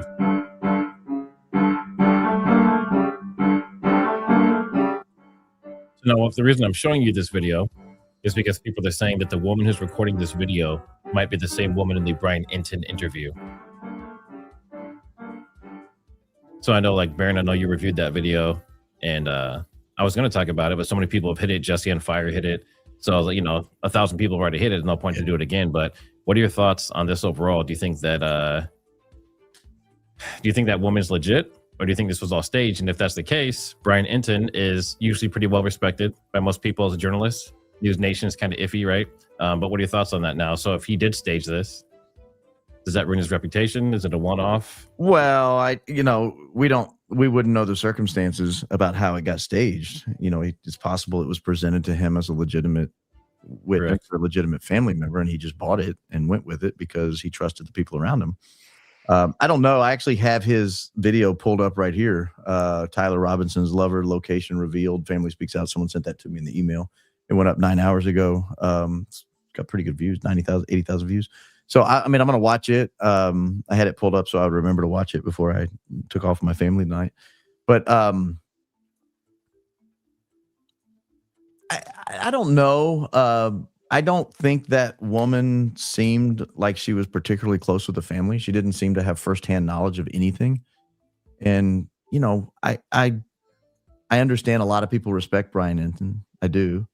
But I just wonder why put that up And why go with that story when all she's saying is, I mean, I'm sure you get a lot of tips in your email or text or whatever, and you've got to kind of wade through them and think, does this person really know what they're talking about? Is this person really someone who I can put out in front of people or follow their lead or whatever? I don't know.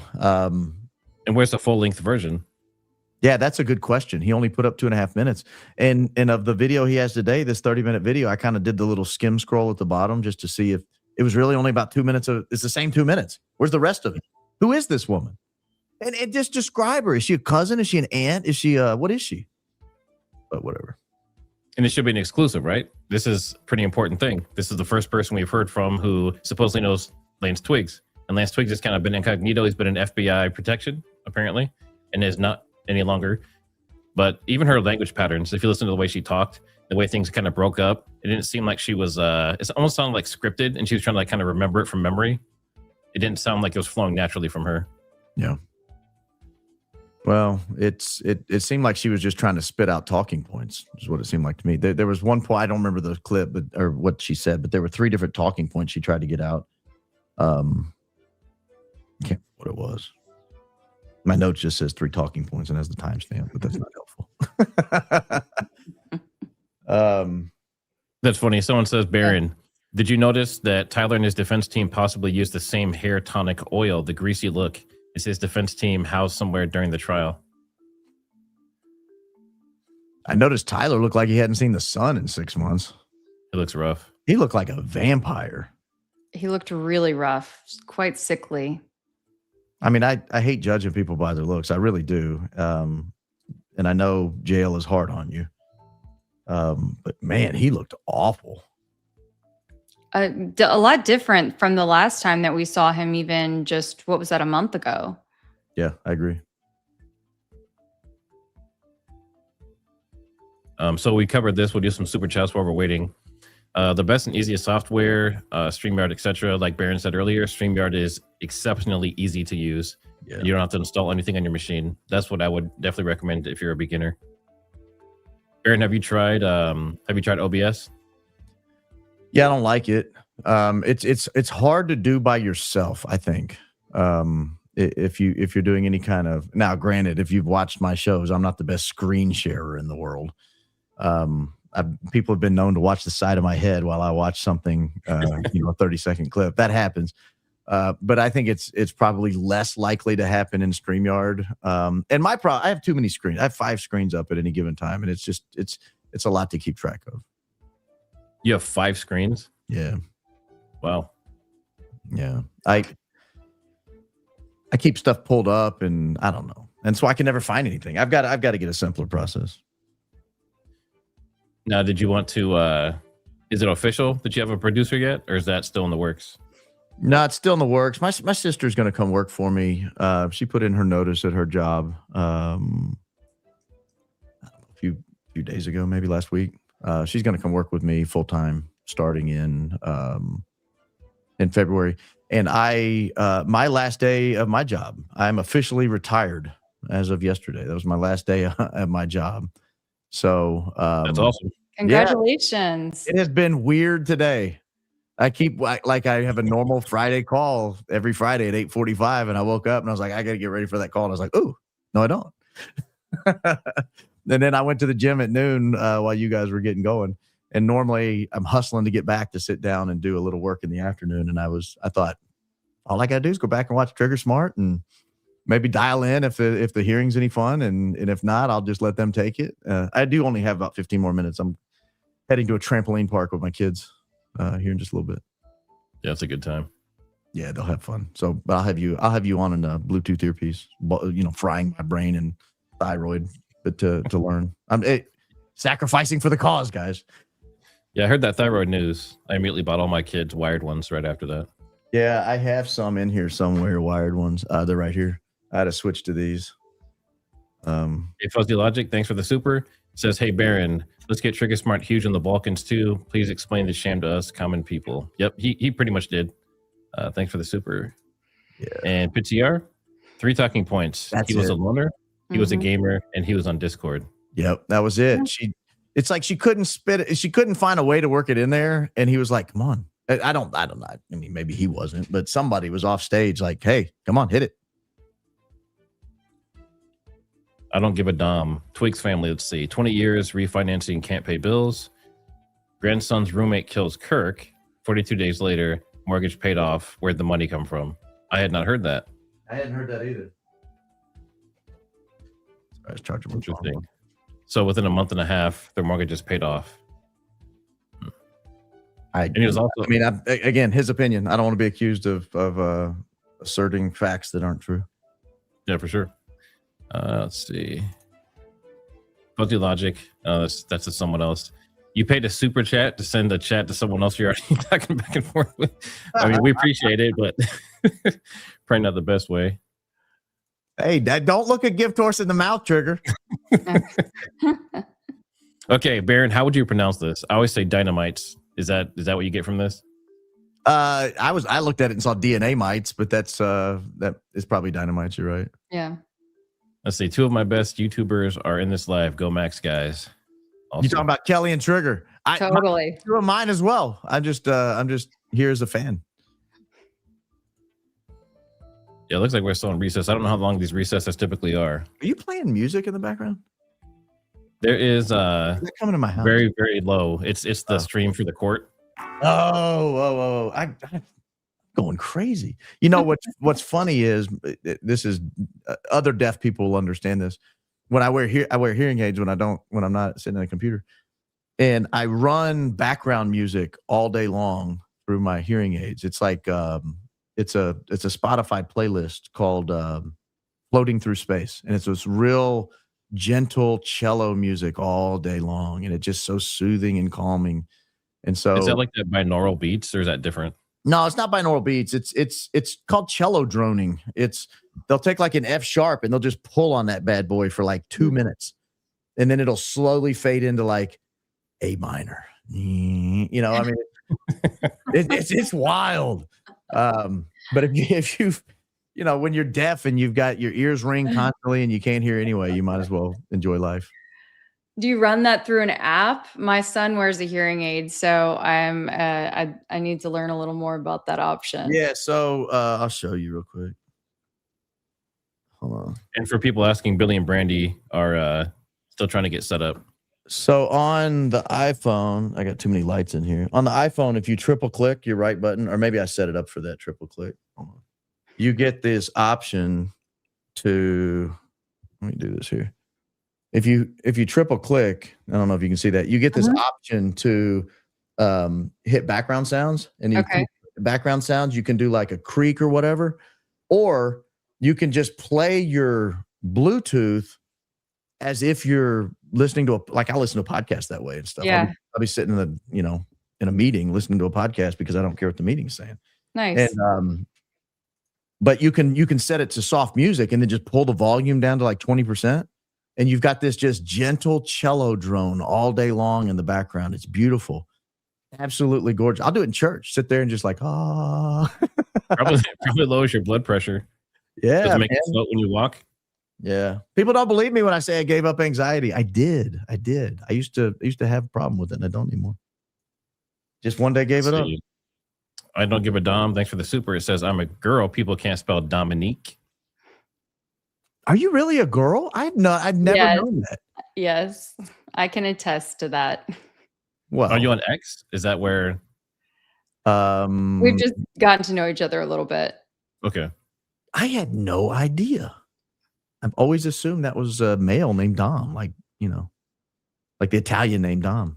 Mm-hmm. Like Dominic. Yeah, Dominic. Yeah. Let's see. Moon Goddess, thanks for the super. Tyler's defense team is closely related to Joe. Well, let's not be too harsh on them. I mean, technically, they haven't gotten deep into the trial yet. They might be amazing. Let's see. Want to glorify God. Thanks for the super. All three of you are experts in different ways, and it's such a blessing to see you working together. We are truly blessed, and may God bless you. Thank you. All right, everyone in the chat, if you appreciate Baron being here, make sure you guys say thank you. Put a 1 in chat for Baron. Put some hearts. Show him some love. If you don't already subscribe to him, you're going to be here shortly, whether you want to or not, because he's amazing. And we appreciate you being on, man. I mean, just jumping on and on your day off and blessing us with your presence. Yeah, no, I was hoping they would get done before I had to leave. My wife put a kind of a hard 3:30 Central deadline on getting up and getting out of my office. So I worked all morning. Got a killer story working for Monday. There's a big surprise coming Monday. Uh-oh. I mean, it's just devastating.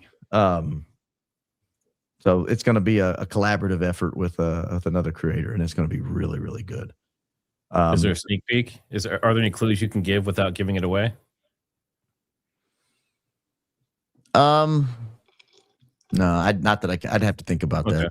Yeah. So Monday, make sure you tune in. Yeah, it's going to be a really, really good story on Monday. Now, I am not going to be live on my channel. This will be on someone else's channel Monday. I've already committed to not doing my show Monday night. This is someone who goes a little earlier than I do usually. And so I will be on with that person Monday. Sunday, I'll do my normal show, but it won't be the explosive show. It'll be another story I'm working on. So now that you're officially retired and you're doing this full time, do you have are you going to set a schedule kind of in stone, or are you still going to kind of play it by ear? I'm going to commit to 4 days of free streaming, the 2 to 3 hour show. Sometimes it goes 3.5. I try to keep it under 3, and then I will commit to one member show of an hour or so, at least one a week. And the member shows are fun. Like, there's no prep. I'm sitting here like this in a long sleeve t-shirt, just banging away, answering questions, having fun, getting to know them. They get to know me. We just have a good time with it. And then I will. My goal is to go on with other people. I want to start doing some interviews. I used to do interviews and enjoy it quite a bit. I don't do it anymore just because I don't have time. But now I will have time because you have to do the production end of it once you get the interview done. And I just never had time to do that. And I don't like kind of live interviews. So I'd like to travel, do some interviews. I bought some packing gear so I can, pack my equipment up and head other places, throw a couple mics, couple cameras, throw the Roadcaster in there and hit the road. So, I don't know. I'm going to have some fun with it. If you're going to retire and dip your toe in the pool, you might as well do a cannonball, right? I'd expect nothing less from you, Baron. Nothing less than a cannonball. I'm just surprised you retired at 35 years old. That's crazy to me. 35, good sir. I'm not 35. I am. I just turned 46. So I've got a 19-year-old. So I'm. Oh wow. Yeah. So what's your youngest? 5. Oh wow, that's a pretty big spectrum. So he'll be and he just turned 5. He won't be 6 until fall. So in my 19, look, he'll be 59. I'll be 59 when he leaves the house. So when assuming he leaves at 18, some of them have not. Yeah. They're lifers. But it's gonna be a good time, man. I'm really genuinely looking forward to this, to having more time during the day to create, to write. I like to write. I've always liked to write. I used to write a lot of fiction. Are you gonna do a book? That was my next question. Are you gonna write like a Charlie Kirk book or something similar? No, I wouldn't write a book. I wouldn't write a book on that. I don't think so. I've never wanted to write a book. I write articles. I write posts. I write, I just have a good time writing. I enjoy the art of it. I enjoy the challenge of coming up with. I almost always start, like, I know what my opening is going to be Sunday because I was sitting at the breakfast table this morning and I had this thought run through my head and I was like, what a great opening sentence for an opening statement or a monologue, whatever. And so I hear the opening statement, I hear the opening sentence of the opening statement, and then it just sort of starts flowing. And I have to stop and do a lot of research. So they take hours to put together usually, to make sure the facts are right. I don't want to look like an idiot. But I have a general grasp of what I want to say, and it's just double checking a few things. And then I get to go back, and the fun part is going back and touching it up, adding a little alliteration, dropping little Easter eggs in there where the first letter of a few sentences spells something. Mm-hmm. Just little things for me that I don't know that anybody ever picked up on, but I have fun with it. So little gems. Yeah. So I'm trying to see if there's any other supers directly to you. So here's, I can't put your comments up. Somebody said you're going to publish your high IQ outfit monologues. Somebody offered to do that, and they mocked up a website that had the monologues all cleaned up with the monologue clipped out and video embedded in. So I might put something like that together. I might take that person up on it and say, how much do you want me? I'll buy that from you. How much do you want for it? And yeah, and just go ahead and put that on. I own enough websites. I could find somewhere to put it. So now where all are you now on social media? Because I know you kind of spread out to like Apple Podcasts and all that stuff. So for people who are here, where can they follow you? YouTube's the hub. That's Real Baron Podcast. And then, but you can search my name, Baron Coleman, 1R, Baron. Don't misspell it like Donald Trump did. And then X is Baron Coleman, Locals Baron Coleman, Rumble Baron Coleman, Spotify Baron Coleman. I'm not on Apple yet. I'm working on that. I'm working through one platform at a time. I don't want to overcommit, one platform at a time. And that's a lot of extra work too, because obviously like with these, X, Rumble, Twitch, YouTube, you can do all at once from StreamYard, but all the other ones you have to do manually, right? Yeah. Rumble, you can set up an API to grab the Rumble stream or to grab the StreamYard stream from Rumble. So you can do Rumble, YouTube, X Live at the same time. But if you want to do Spotify, you've got to manually upload it or put an RSS feed together and start firing it in there. But if you do an RSS feed, then you've got to end up customizing it for each location. It's almost easier just to upload it one by one. Speaking of, I need to do that today. I haven't done that from yesterday's show. We do have one last comment for you before you head out. Sorry. Are you going to do a Discord server? No, probably not. No. I've heard horrible things about Discord servers. Well, I shared this on my channel. I don't know if you heard it. Within like 20 minutes of Charlie Kirk getting shot, everybody was shocked and rushing to X, rushing like even to places like 4chan, because a lot of times they'll get weird news. Everybody's trying to just find any news they can from anywhere. And a buddy of mine called, longtime political operative, called me and he said, I bet you this was planned on Discord. I was like, what? What are you talking? We didn't know who it was. At this point, they hadn't even arrested George Zinn. This was that early. And he was like, I bet they planned this whole thing on Discord. And I was like, who? He's like, whatever leftist did this. That's where they plan all their crimes. And I knew right then, nah, I'm not going to go on Discord. I don't want a platform where they plan leftist murders. I heard something terrible about Discord. I was going to start one, but they said whoever creates the server and basically sets it up is responsible for whatever happens on that server.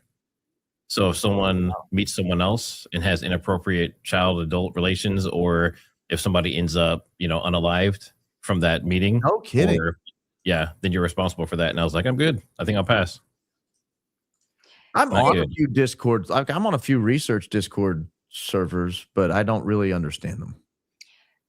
Guys, I wanted to pose this question. Earlier, we had someone who they may not be in the chat anymore, and I know we'll be hearing from Billie and Brandie in a little bit, but I was just checking on Gemini, so this may not be right or not. I have no idea for sure, but I was checking for a little update from the courtroom, and that it said that Erica Kirk was in the courtroom.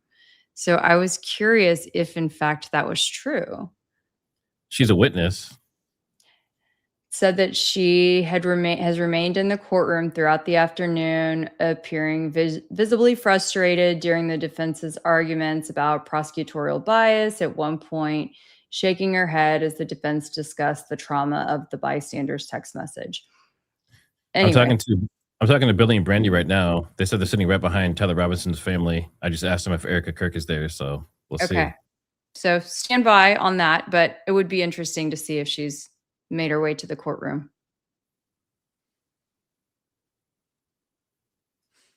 Erica Kirk in court, huh? I'm saying nothing about that. Yeah, I'm looking it up right now. I think that would just be, well, I guess what we can do is look for a plane real quick. Hang on. Yeah, there we go. I know she was a master witness or something, right? She got doctored in as a witness for some reason. Well, she's supposed to be like almost the head representative of all the witnesses. Yeah, or of all the victims, rather. The victims. She's the victim rep, yeah. Yes, the victim rep.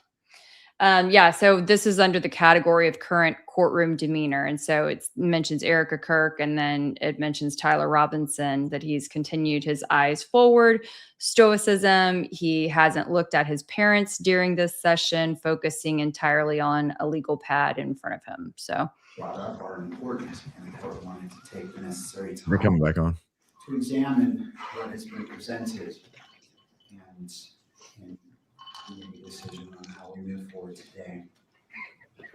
The defense's argument, and the defense relying upon Jimenez and Robertson cases, if there is a showing of conflict of interest under Rule 1.7, then the court should exercise its discretion and require the Utah Attorney General's office to stand in for the Utah County Attorney's Office. Mr. Novak conceded that there has to be a very good possibility of a conflict or showing of a conflict. No authority was given to the standard of proof necessary to satisfy that showing. This court wishes to address the issue of the showing of conflict of interest under Rule 1.7. And with regards to the first question, whether the prosecutor has a conflict of interest under Rule 1.7, the defendant asserts the following facts, and I'm drawing from the motion itself and reading from it. One of the prosecutors on the case has a family member who, along with approximately 3,000 others, attending Turning Point USA at UVU on the day Charlie Kirk was shot and killed. The family member texted the prosecutor almost contemporaneously. I'll pretend I said that word right. With the event, and shared that they had heard the gunshot and that they had run with the crowd, and other observations, feelings, and reactions.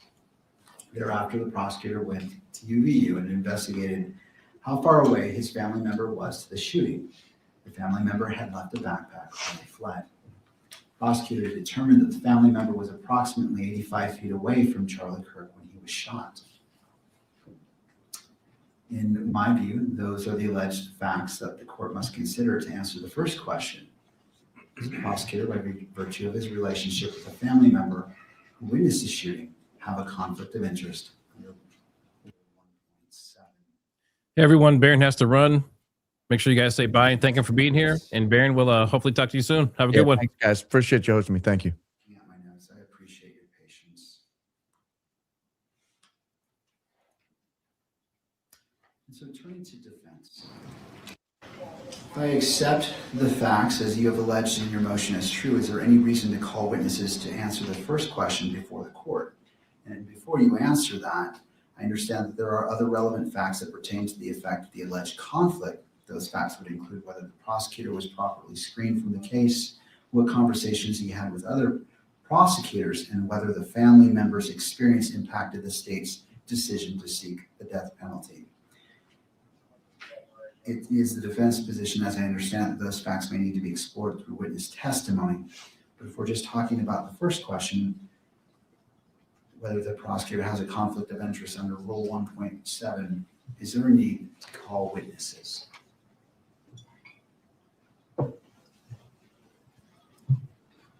Yes, Your Honor. I understand that the court is trying to get to the threshold question that we have put before it with respect to who should be representing the Utah County Attorney's Office in this motion. But the answer to the court's question is yes, because it's not just the mere transactional event that this that the offspring witnessed the shooting. It is the evidentiary development will get at, and again, we were only provided with an affidavit, which was very, if I may, narrowly drawn at communications that happened after that between that offspring and their parent, between that offspring and other family members that may have been communicated to the parent, communications between the parent and other people in the office, impact.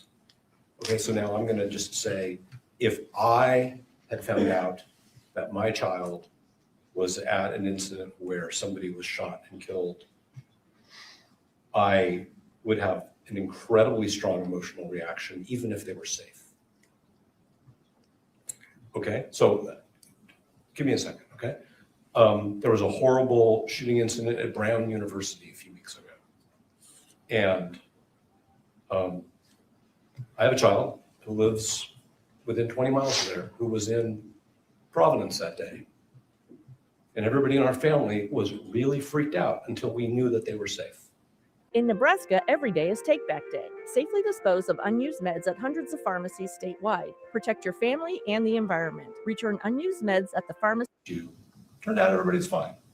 But it's not just, oh, I was there, right? And my family member didn't witness a shooting.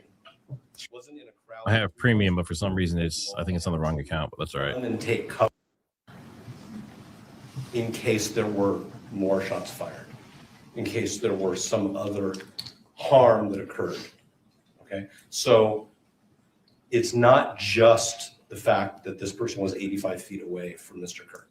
It's that begins to that scratches the surface, if I may, of the totality of the circumstances, which we think created a conflict of interest. So the answer is yes, and that's why both the parent and the offspring are under subpoena and agreed to be here and agreed to testify. Obviously, it's the court's proceeding, but nobody's moved to quash, and I think it's obvious that that's because we need further factual development. And our reply brief, if it did anything, it communicated to the court the case law, which shows that this is a fact-intensive inquiry and that affidavits are required. And here we don't have affidavits from the parent or from Mr. Gray. We have argument in a brief, but we also believe that testimony from the offspring is necessary, and they're here and they agreed to be here. And they agreed that Ms. Visser could sign an acknowledgement of service of a subpoena. So the very, very long answer to the court's question is yes, definitely. We need to have an evidentiary hearing. But isn't defense required to make the threshold showing from the facts that you're asserting? Isn't that where we begin? Not necessarily the state's response, but don't you have a responsibility to show that you've made a threshold showing of what you're asserting would rise to what you're asserting in your motion? So the state, so the Utah County attorneys informed us that this offspring was present in a crowd, was caught up in the ensuing chaos, heard a shot fired, had to leave their belongings behind, witnessed the trauma of other people. We can't really get beyond that without fact development. And if what the court is saying, hypothetically, is I want you to go sit down and interview people, that's one thing. But if the court's saying that we somehow should have more information than the county has given us, we can't do that without evidentiary development. Okay? We have questions about whether there were more non-recorded communications that we haven't been told about. I think we have a good faith and the court could imagine that a family would talk about such an incident, and it wouldn't just be the text messages that the court has in the exhibit. And I don't purport to say anybody should run their family the way my family operates. I'm just talking about what I think would be natural, which is families talk about these things because we want to take care of our kids and we want to make sure they're okay.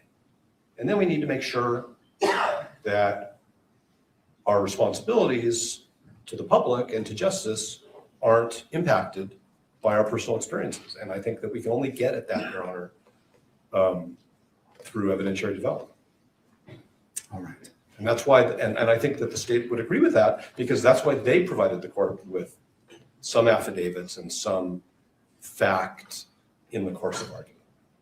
So I think that it needs to be fully developed through the very limited number of witnesses that are present.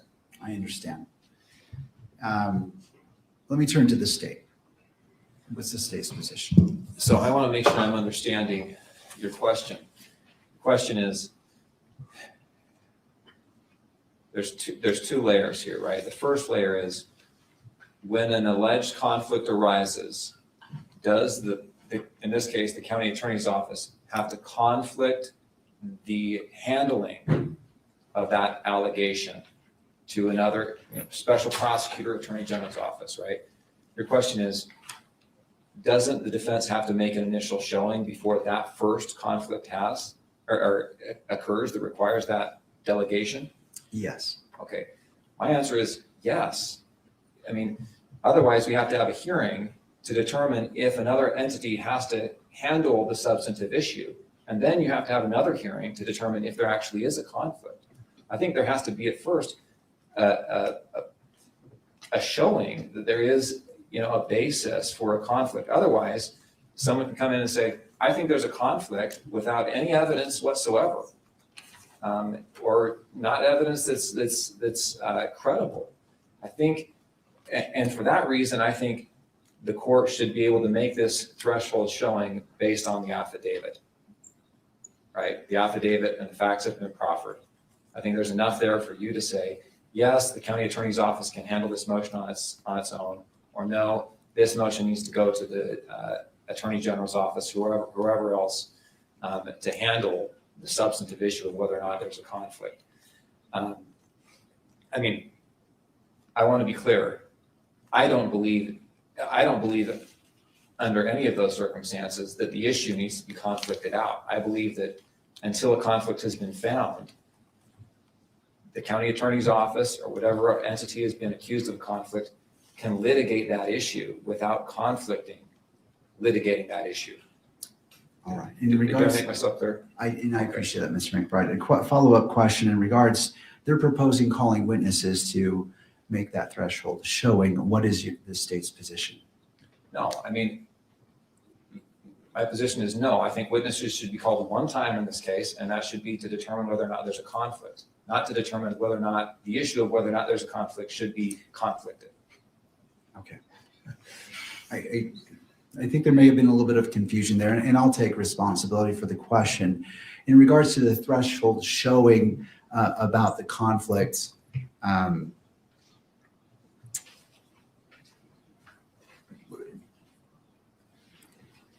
so the threshold showing of a conflict of interest under Rule 1.7. So the AG's it seems to follow after in time to see if there's a conflict initially. So in regards to establishing that, defense, and I don't wish to speak for you, but my understanding is you wish to call witnesses to put that evidence on. Then I misunderstood the court's question.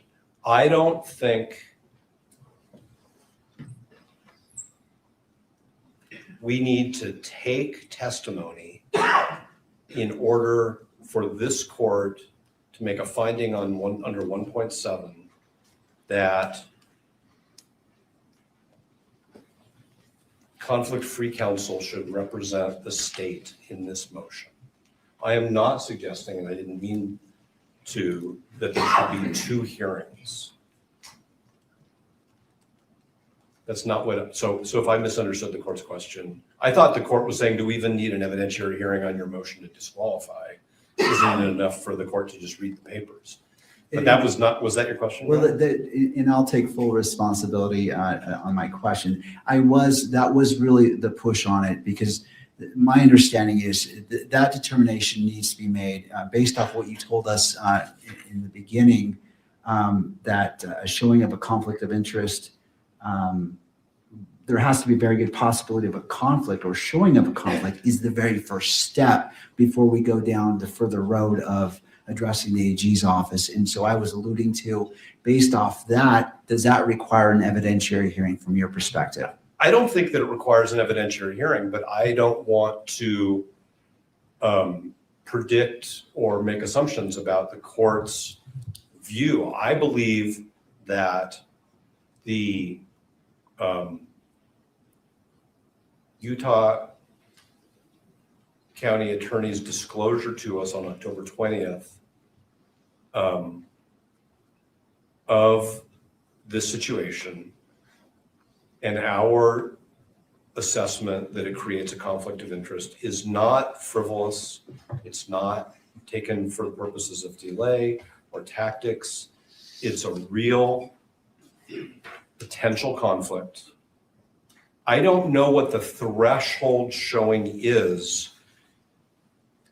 that permits or requires the court to exercise its authority under what is now in juxtaposition to the Utah legislature changes its code so often, like we have to figure out all the new code numbers, but it's now section 17-68-304, which gives the court the authority to appoint the Attorney General in this situation for this purpose, 17-68-304, as opposed to the code section cited in Jimenez. The law is the same, but the code sections have changed. But what I'm saying is, I don't want to predict or gamble with what showing this court thinks is necessary in order to appropriately exercise its discretion to make that referral. And so if the court says, I need more, then we should have an evidentiary hearing, because the important thing is to get it right, not for me to bargain on whether our papers show enough. The only thing that we know that we can show in our papers is what we were told and what we were given. And we were given some text messaging between family members and maybe some other people. I mean, the court has that, it's an exhibit. That's all we really have. And so I don't want to just say, oh yeah, there's enough there, and then have the court say, no, there isn't. Because it may be that the court wants to take permit us to take some preliminary testimony in order to make that decision. But what I really think, instead of starting an evidentiary hearing on a motion to determine if there should be a referral, I think that there's a sufficient showing that there should be a referral by this court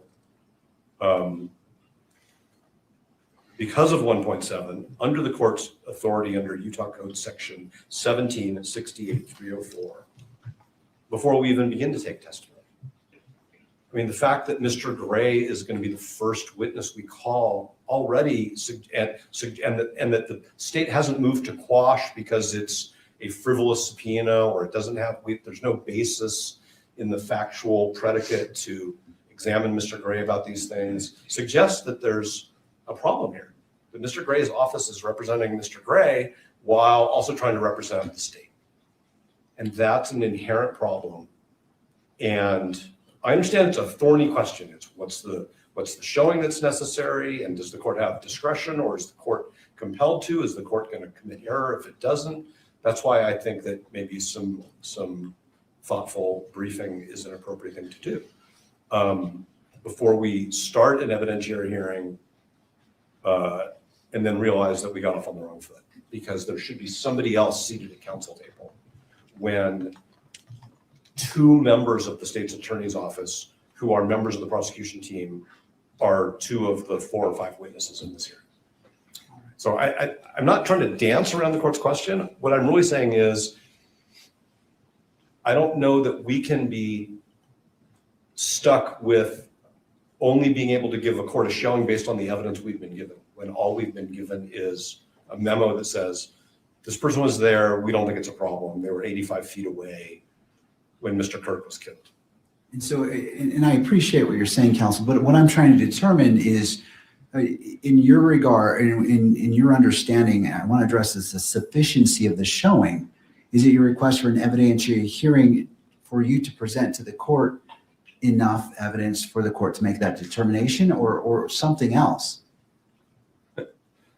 If the court doesn't believe that the papers themselves sufficiently demonstrate that for purposes of the motion to disqualify, the state should be represented by somebody else, then the answer is yes, we want to have an evidentiary hearing up until the point where the court reaches that conclusion.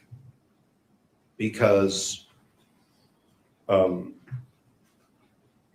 would be the only way for us to satisfy whatever showing the court deems necessary. So I'm not going to waive an evidentiary hearing if the court's saying, well, I don't think you have enough evidence here. Obviously, the answer is yes. What I'm really just saying is, I think that based on the papers, the court can say, yeah, this is a significant problem in a serious case that has really, really serious consequences for Mr. Robinson, for the people of the state of Utah, for the victim's family, and we should do this carefully and correctly. And I think the way to do that is to have the Attorney General of Utah designate somebody in their office to represent the county for this limited purpose until the court determines the scope of the conflict. We think the conflict requires disqualification from the case, but ultimately, obviously, that's going to be a judicial determination. All right. Anything further from the state before the court makes its ruling on this issue? I just want to clarify, you're talking about the need for an evidentiary hearing in order to determine whether or not the the county attorney's office can handle the motion to disqualify? No, I'm determining just an initial showing of a conflict that exists here. Like it. Well, for what purpose? To disqualify the office or to have the attorney general's office step in and handle the disqualification motion? To disqualify the office. Can I take a crack at it? If you wouldn't mind, Mr. Gray, just stepping to the lectern, just so the record picks you up. Sometimes these microphones are a little long. If I could take a crack at it. Basically, I think what you're saying is kind of like a Frank's hearing where you have to allege sufficient facts so that based on those facts, if the court takes that as true, then you would need whether or not there would be a legal basis to conflict it out or find a conflict, right? And so if they don't make that showing, then the court can rule straightway. But if they do make that showing, if what's alleged is true, then we go to an evidentiary hearing. Is that? Mostly it's the initial showing of a conflict, and what happens after that will be determined because they're bringing this up for the first time today. Basically like a prima facie showing initially. Is that what you're essentially saying? Yeah. Okay. I think that's, I'll let you. No, I appreciate your clarification. Mr. McBride. Nothing else. All right, it's the court's, and I've read the briefing by all parties and listened to the argument today, and I don't believe a sufficient showing has been made for the court just relying upon the briefing itself. And so I can't make that finding based off, well, I would find that threshold showing hasn't been met based off the briefing. And turning to Mr. Novak, based off that finding of the court, what is your position?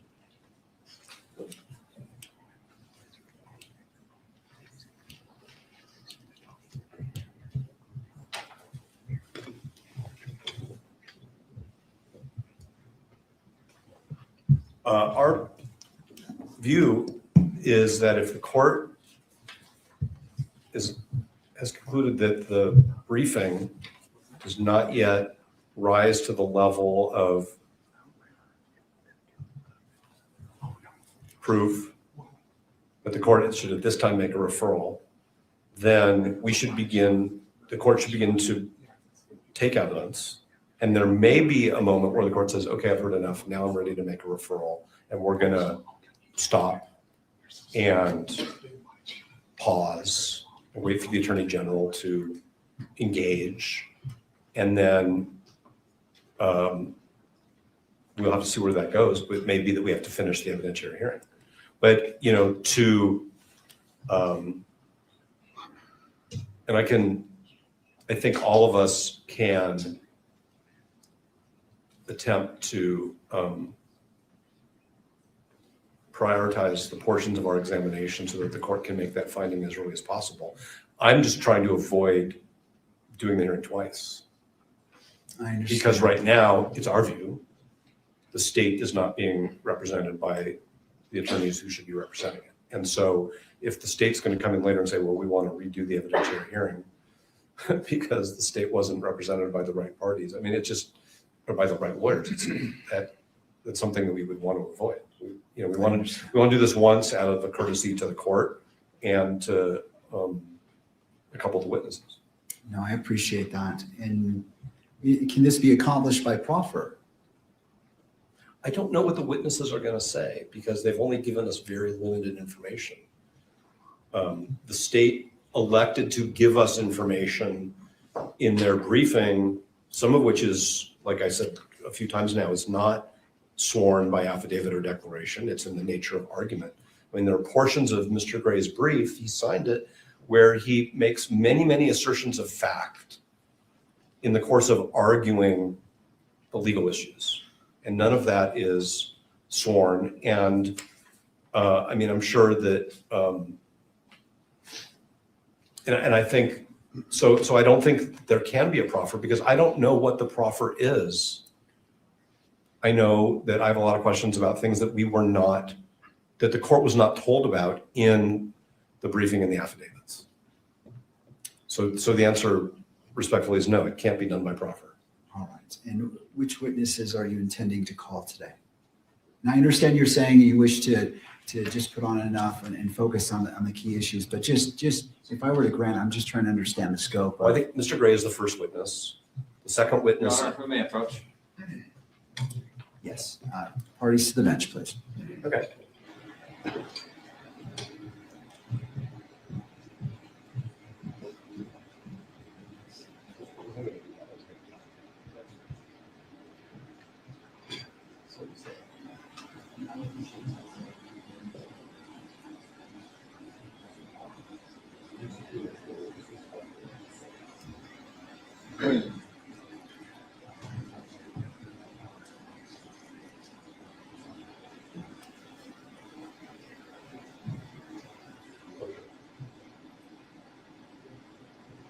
Can anyone read lips?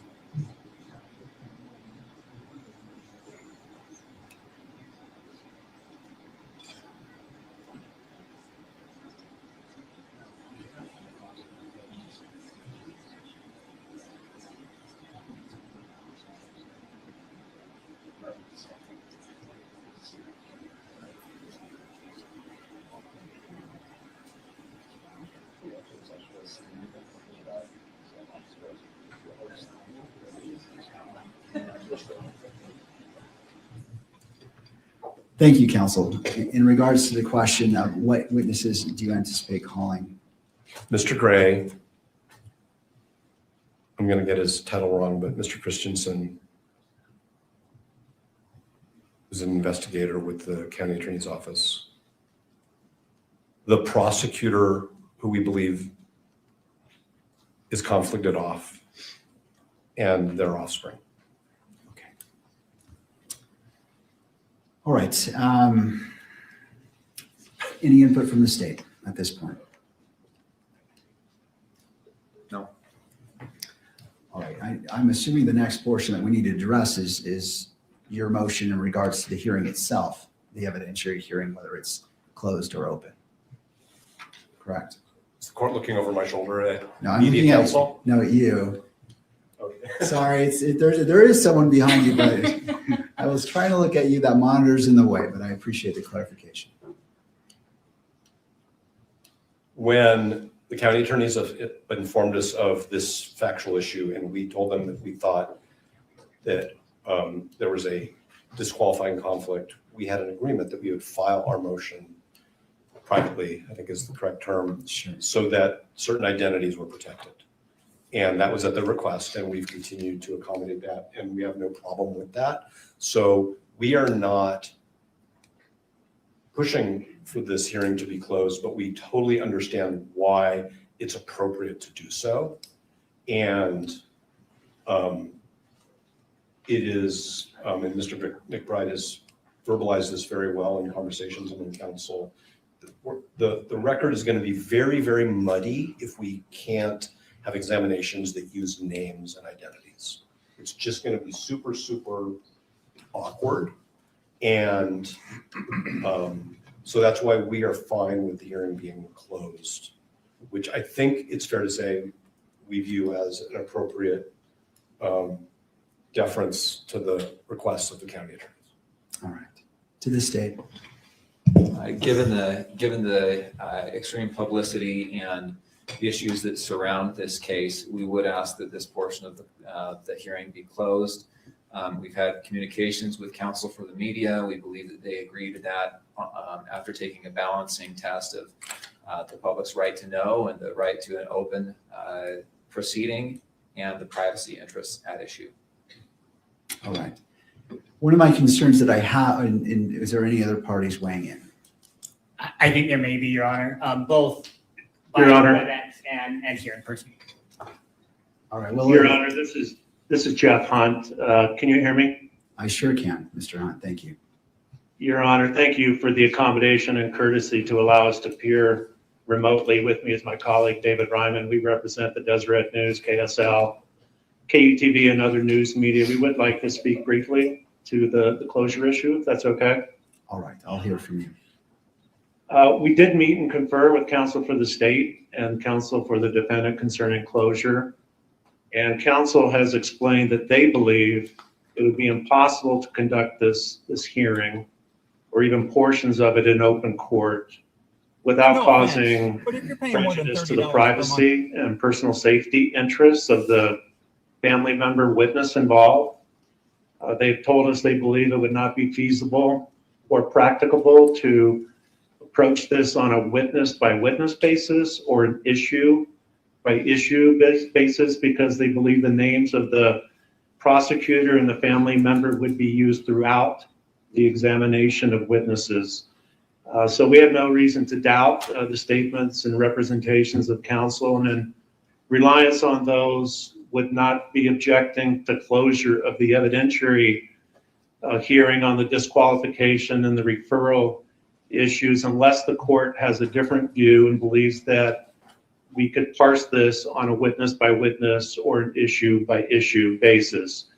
That said, Your Honor, we understand that counsel for the state and the defendant have agreed to review a transcript of any evidentiary hearing and make limited and appropriate redactions so that a public version of the transcript could be released.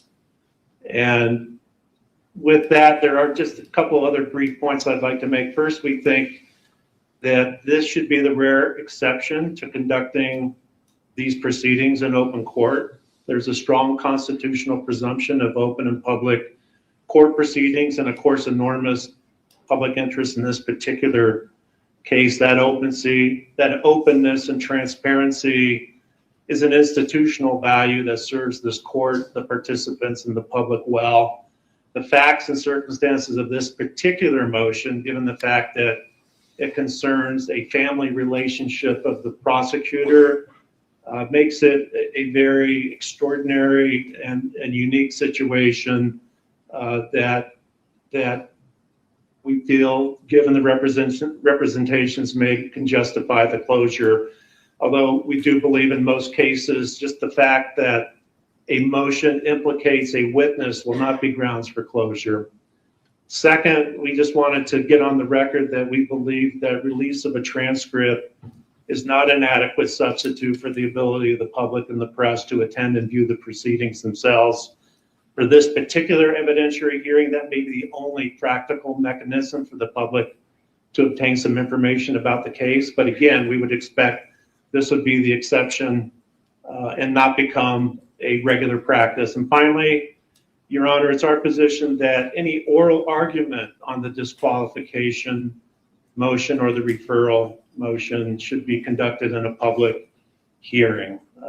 As this hearing itself has shown, a lot can be done and argued without disclosing the names of family members or the witness at issue and jeopardizing those interests. Counsel can refrain from identifying the prosecutor or family member to protect the asserted privacy interests. And we have experienced counsel. They can be mindful of that issue during oral argument, and it's not unduly burdensome for for them to take those steps, and any burden would be greatly outweighed by the public interest in learning more about the motion and having at least an open argument. So we do believe that the argument, and I understand the argument will be made at a later date, not today, but that should be done in open court. That's all I have, Your Honor. Thank you, Mr. Hunt. Anything further from the parties? Your Honor, as to the oral argument, it is our request that it be closed, and the reason why is that we're not perfect. Names slip. It's happened in trials. It's happened in arguments before, and I'm concerned of the risk that could have if one of the parties, one of the attorneys, were to slip and identify those who ought to be protected. With that said, a fallback position could be not live streaming the event and requiring any redaction should an inadvertent mention of a name be made. Thank you. Counsel, one of my biggest concerns is I have to make findings of fact that are very specific. I can't redact my findings when I issue an order. And I will have to cite to the relevant facts. And quite honestly, the name of the prosecutor is a relevant fact. I can't simply glaze over that and make an assertion. It's important because it relates to various factors that you may address and which has been brought up in briefing. And so this court is going to deny the request to close the hearing as it relates to, and I will take this motion witness by witness. I understand that there may be a witness that this is applicable to, and the court will entertain that, but because this court has to make findings and has to cite to the facts, I need to be able to do that. And since I'm going to do that anyway, which I will, I'd rather address it in an open court. And again, I will entertain any motions, witness by witness, that are going to be called and be respectful of that. But going to Mr. McBride's point, you both have that duty. It's in regards to how you present, and if you're talking about a name that needs to be protected, that's on you on how you speak. I can't.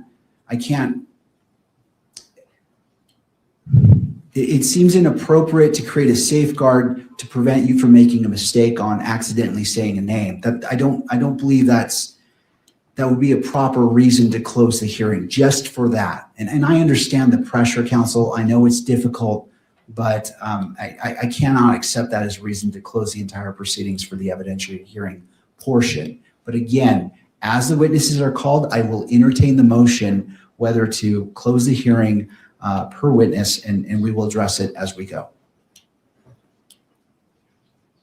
Mr. Novak. Yes, Your Honor. With that, how would we like to proceed? Well, first, is there any clarification needed on this court's ruling as we're proceeding into the evidentiary hearing? I just want to clarify. Are you going to entertain motions to close at the outset of every witness? Is that what I understand? If the motion is made, yes. Okay, thank you. May we have a moment? Yes.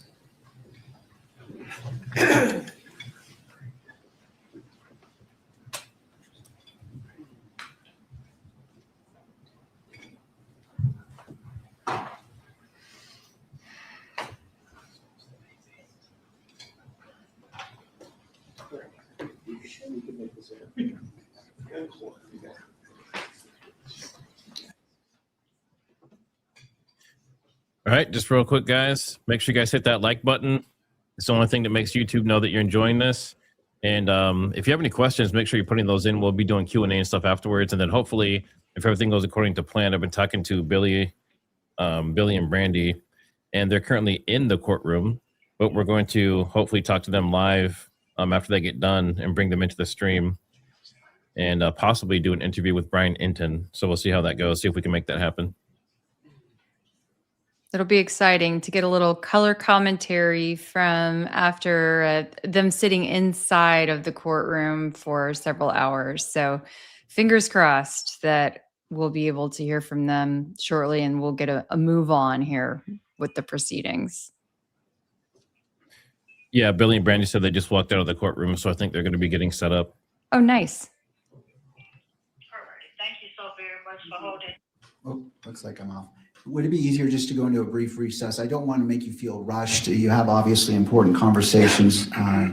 So it's the court's intent to enter a brief recess to allow the parties sufficient time to discuss whatever you need to discuss. Your Honor, I think I'm comfortable moving forward, making a offer right now, and asking you to reconsider that motion. And the reason is because courts, the Supreme Court of Utah, appellate courts refer to witnesses by their initials all the time.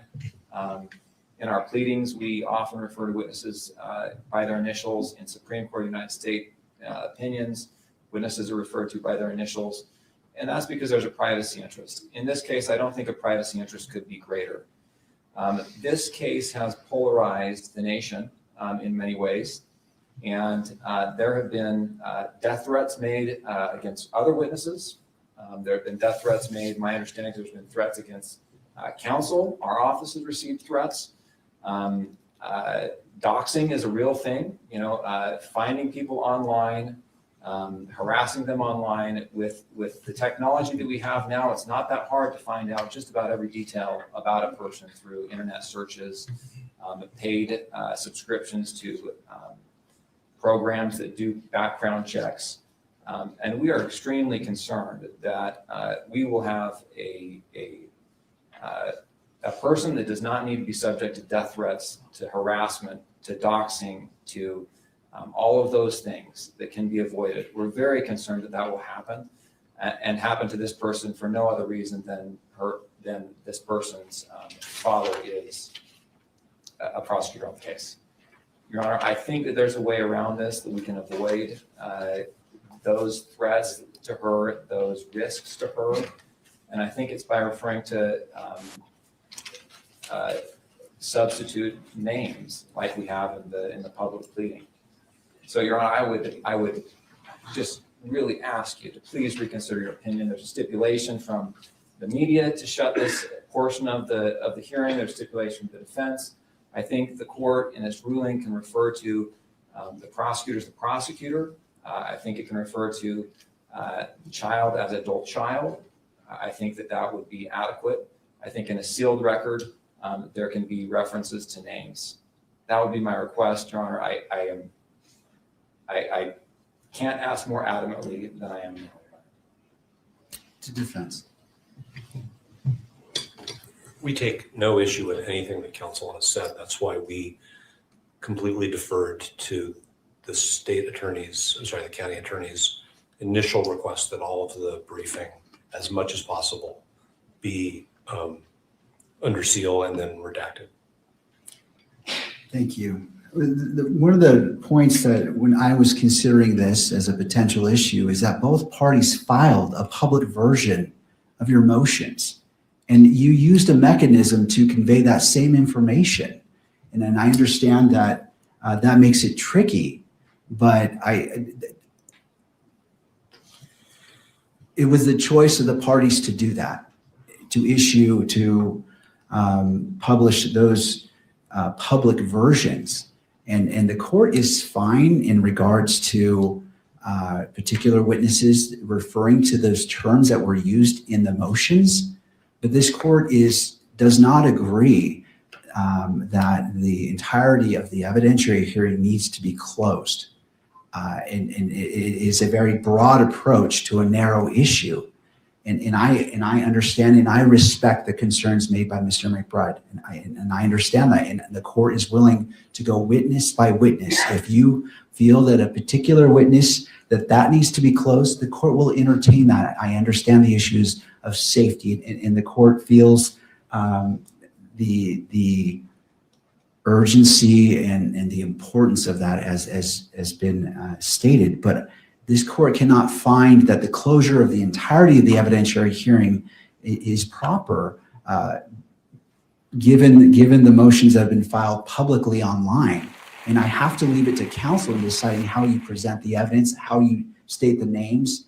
I'm willing to abide by the format used in those public motions, but this court denies the request to close the evidentiary hearing. And again, we'll take witness by witness a motion if that particular witness needs closure that particular witness's examination needs to be closed.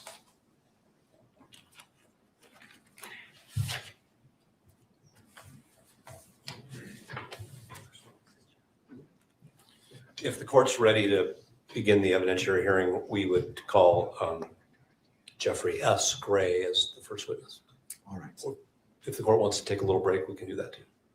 The courts can move forward. If parties need a break, I'm happy to give a break. I know we're switching gears here. Yeah, go ahead. In fact, let's go ahead and take a brief break. We need to relocate our court reporter, so this is a natural spot to take a break. We have one moment of sidebar. Absolutely.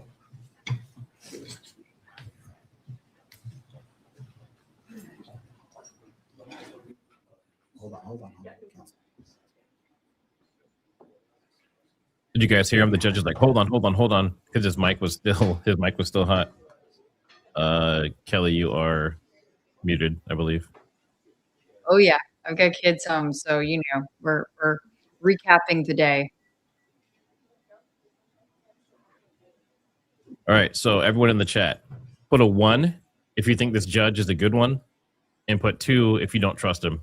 Because I've seen a huge mixture. Some are like, this guy is great, this is awesome. And yes, like he's saying that he wants to continue having the media coverage and allowing it to be an open case, which I think is awesome, right? So put a 1 if you agree with that, and put a 2 if you think there's something compromised with him based on the fact that he's newer. He was just appointed basically, was this 70 days or something before this all started? And he was also supposedly in the Google Trends searches.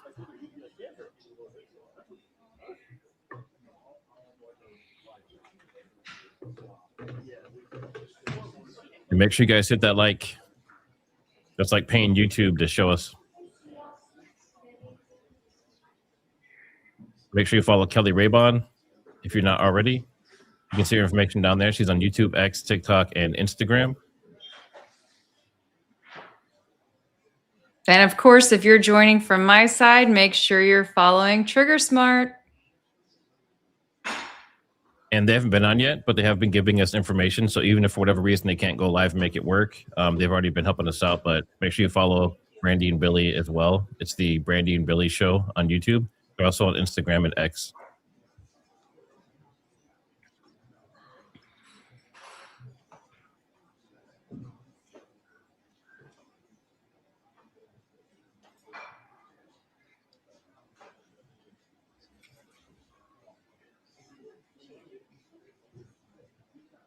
So you have to imagine, even if he did do this, even if Tyler was the shooter and somehow they have some kind of proof, just imagine the amount of stress and pressure you're going through doing this over, weeks, months, and years, being in jail the whole time.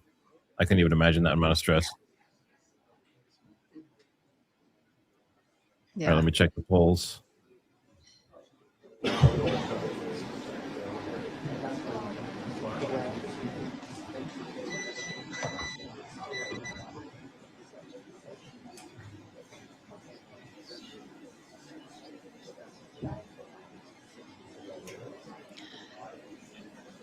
I've seen some folks in the comments saying, does he look smug or is he smiling in regards to Tyler?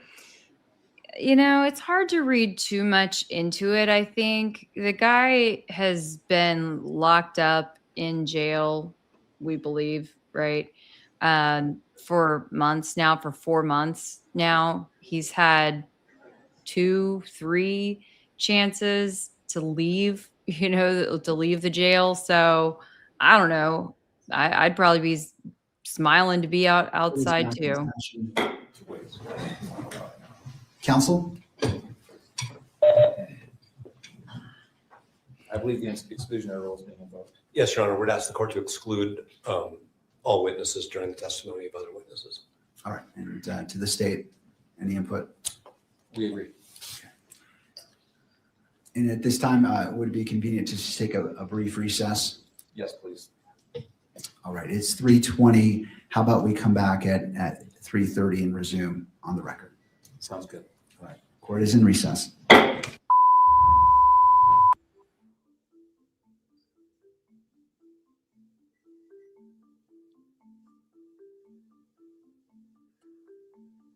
Give me just 1 second here. Just moving stuff Bars and around. tones.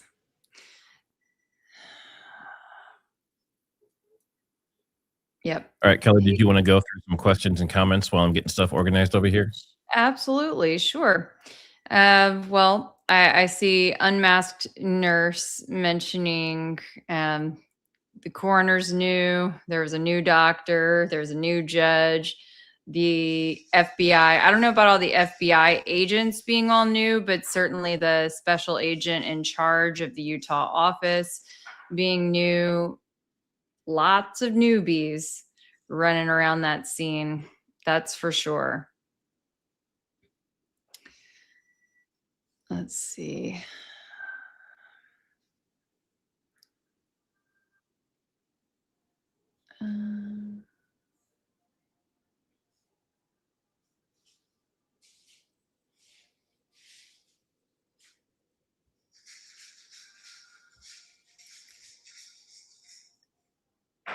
He's probably, Barrick Build said he's probably coming to terms that his life may be over, but also refreshing to get out of the cell if he was even actually locked up.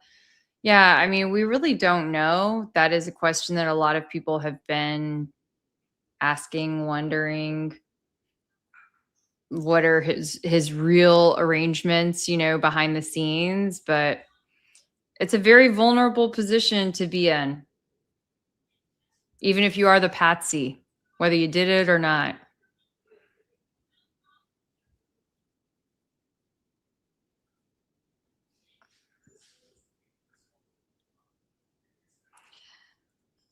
Someone, Inner Umpire says, I believe an influencer has made this point, maybe multiple, but I think it's interesting. They keep saying the shooting when so many believe that is still in question. Yeah, I have called it now for quite some time, the incident, because I think that the modality of whatever happened is still in question. And I mean, I'm one who doesn't necessarily believe that Charlie is actually dead. So I just call it the incident.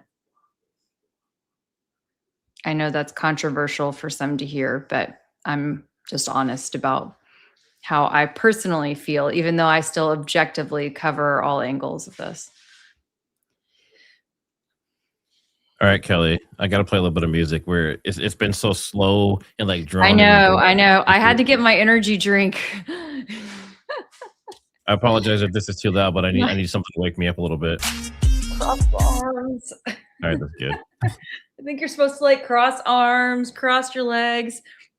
I think that's like crossing on opposite sides of your body is supposed to be good for your brain or something to help wake it up. Oh, okay. So someone's asking for a summary. So I just want to make sure this is muted. Okay. So basically what's happened so far for those, I mean, there's a lot of new people here since we started, but long story short, the prosecution, one of the children of one of the prosecutors was in the audience. We don't know if they saw him get shot or not. One source says that they didn't. The other one says they did. So the defense wants to remove the prosecution, the whole team, it sounds like, because of that, and thinks they're compromised. The judge has basically said so far, and they also actually asked for media to not be involved. They wanted to close court. So that was, as far as I can tell, it was denied, right? So based on what we've seen so far, he says no, it will be open, and he's open to listen to more stuff later on. But as of right now, he is going to keep it open. And he is basically, at this point, it sounds like he's against removing the prosecution. So we'll just see. They're getting more stuff together and they're moving on to some other stuff, but it sounds like he's not buying it and he's not biting. So, and they tried different things like saying that people were being doxxed and threatened and, threats against their life. And maybe the case where, what if one of the prosecution accidentally says someone's name or something similar? And he said, you guys are responsible for what you say. You're responsible for protecting your witnesses and your, the people that you're dealing with. So, so far, I think he he's probably making a correct decision. I don't know how he's going to turn out long term because this is a new judge, but it sounds like he's not really putting up with the crap. So hopefully things will turn out in a good way to give Tyler the best possible chance.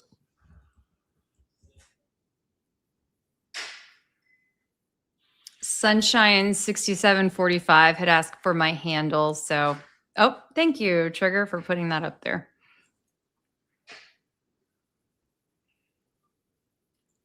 Kelly Raybon on X, YouTube, TikTok, and Kelly R on Instagram. That's just one L. Zen Lens, you asked if the daughter was, or if the child was an adult. Yes, I believe they're 18. So it's an adult child. Yep. The Offspring. Yeah. You know what Offspring makes me think of? The band? Yes.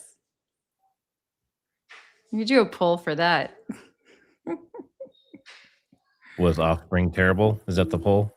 I don't know. I feel like it dates me a little bit. Dates us. So they said the daughter's 18 years old and attends Utah University. And then again, one source said that the daughter was within like 50 or 80 feet of the shooting. And then the other source says that she didn't witness it. She never saw it. So we really don't know what's true at this point.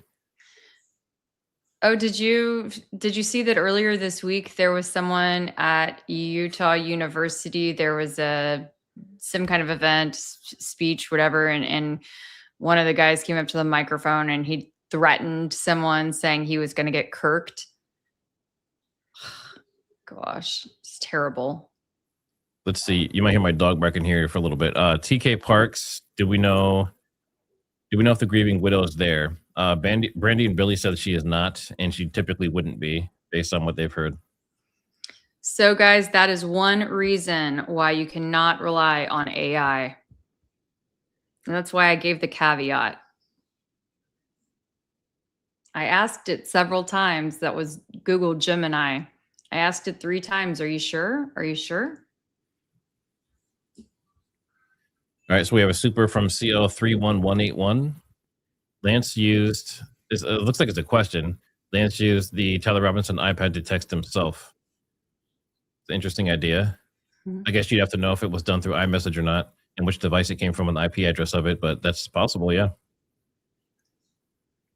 Namvet, thanks for the super chat. Hello, Kelly, new sub from TriggerSmart. Thank you so much. Thank you for being here. Welcome to the party. Brian Ramble, thanks for the super. Am I here? YouTube acting odd. Are you not getting responses to your messages? Is that what's happening? I'm not quite sure what to do about that one. I apologize if something's going on weird, but everything looks like it's good signals and stuff right now.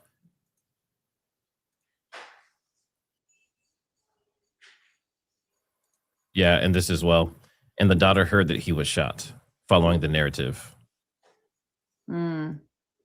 Interesting. Good eye. Good ears. Yeah, and that's why it's so important, because people, they look to podcasters like us and Baron and Ian and Jesse on Fire and all those guys. They look to all of us for the information, but you don't realize a lot of the information comes from you guys through tips. So keep digging. The more people look into it, they say 2 heads are better than 1. So if we get thousands of heads, imagine what we can do. There you got another one. Offspring's a great band.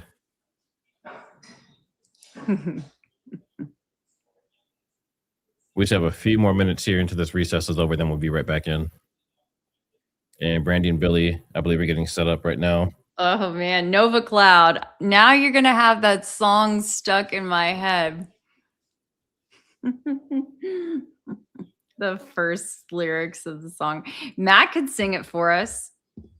Matt's not singing.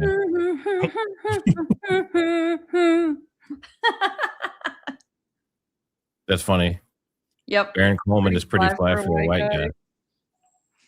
They've got some hits. What was the biggest one? I mean, kind of feel like Pretty Fly for a White Guy was, yeah. If you've never heard of them, you're probably like under 30, I'm guessing. Maybe even younger, actually, to be honest. Hey, Jordan, good luck on your next test. Good luck. Good luck.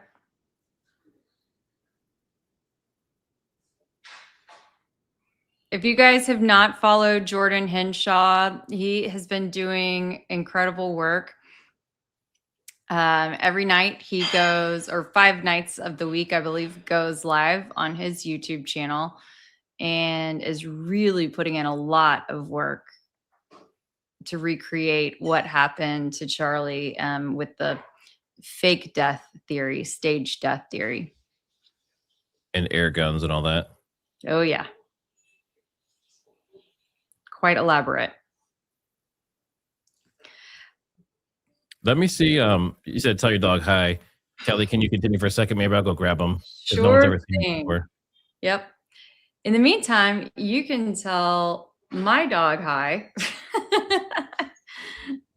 Yeah, you go for it. Go tell your dog hi.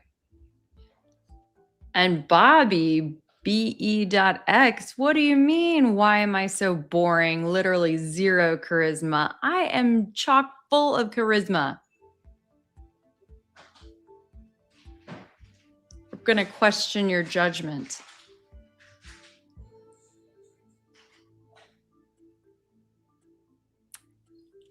Okay.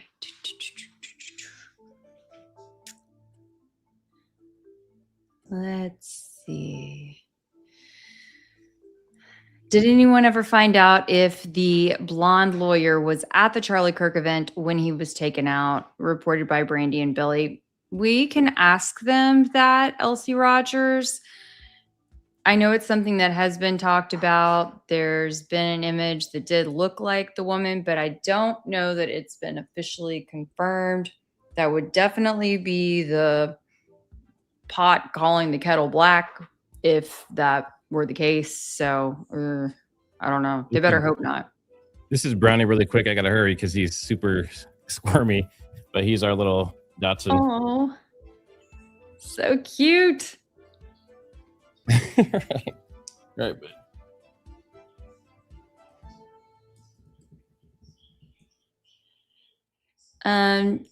Kita Gigamew. I'm actually doing a whole stream on that tomorrow night. So on why I think Charlie is alive. So I hope you can subscribe to my channel and tune in tomorrow night for that. It's way too much for me to try to explain right now.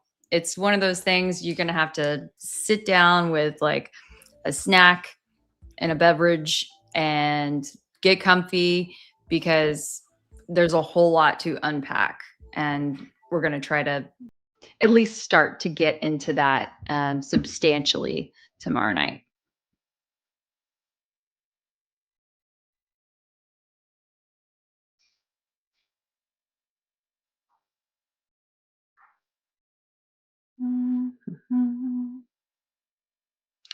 Crystal Smallin, 5279. If it was my husband, I would be at every single court hearing, pre-trial and trial. I agree with you, Anonymous. Yes, same. I can't imagine not being at every single hearing. But then again, this is someone who claimed that she has not even watched the video of what happened on 9/10. So I don't know.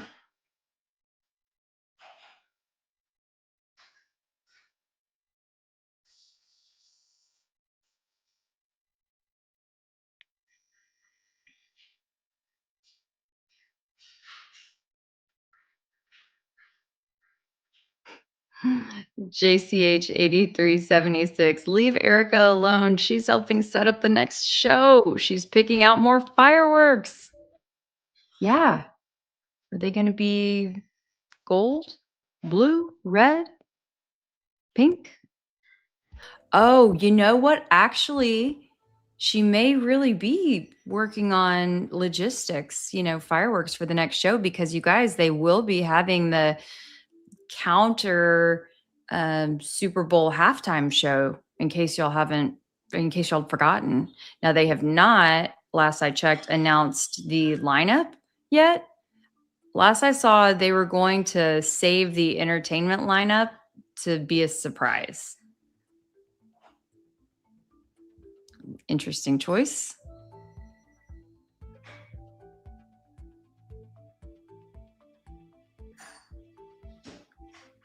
All right, I am back. Let's see. Sherry, thanks for the super. Europa, did you already read any of these? No, I haven't. I was saving them for you so you could pull them up. Okay. Could it be that the defense doesn't challenge the wording of being shot because they've seen the autopsy report?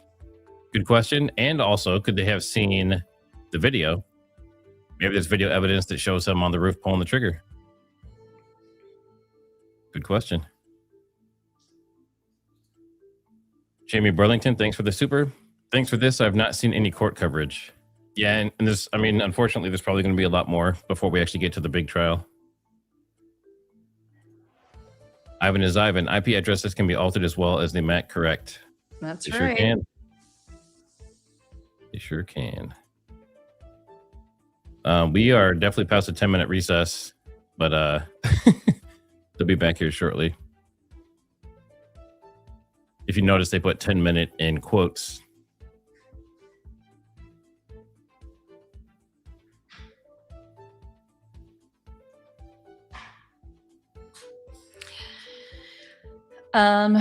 Ooga Booga's girl. Yes, I do recall that Erica got the restraining order against Tyler Robinson back early on in the initial arraignment.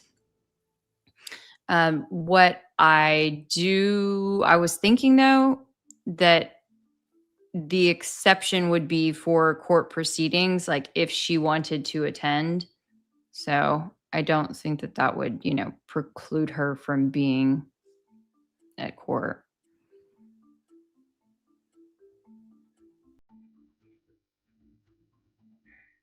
Great question, but didn't she forgive him? She can forgive him and have a restraining order, I think, at the same time, but good question. Yeah.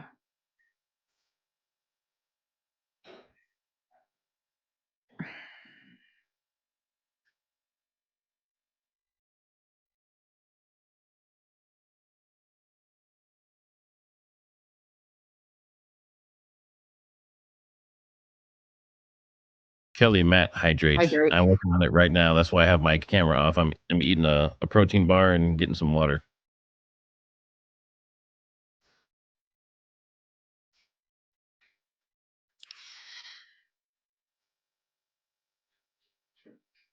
Elaine Nicotra. Sorry. Oh, wait. Okay. Janine Clark, why does she need a restraining order if he's in jail? That is a wonderful question. I thought it was a little over the top myself, but then again, she's an over the top kind of gal.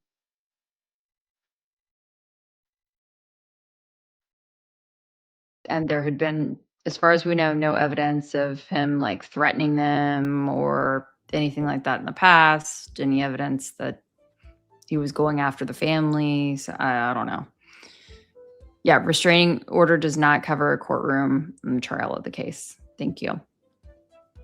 So Elaine Nicotra 2983. Sorry if I messed your name up. Do you think Tyler Robinson will speak? Ooh, that's a good question. We should do a poll in the chat if we think that Tyler will have a chance, not today, of course, but throughout his at You some mean like point. giving a testimony, like giving his own testimony? Yeah, to testify in his defense. Mm-hmm. All right. So in chat, if you think that Tyler Robinson will testify in his own defense at some point during all of this, put a 1. If you think he's going to remain silent and let his team do all the work, put a 2.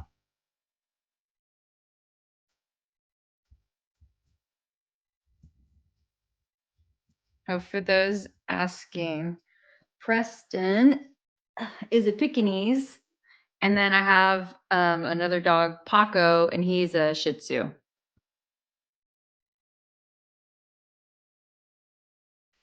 We have a lot of twos.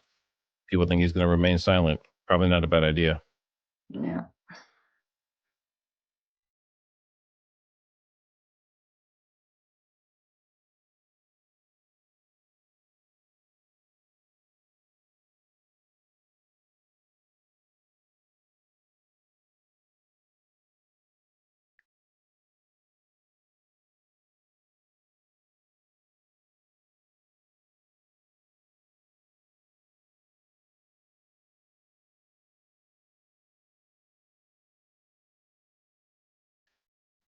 Kidda Gigamew says you guys need big dogs to protect you. LOL.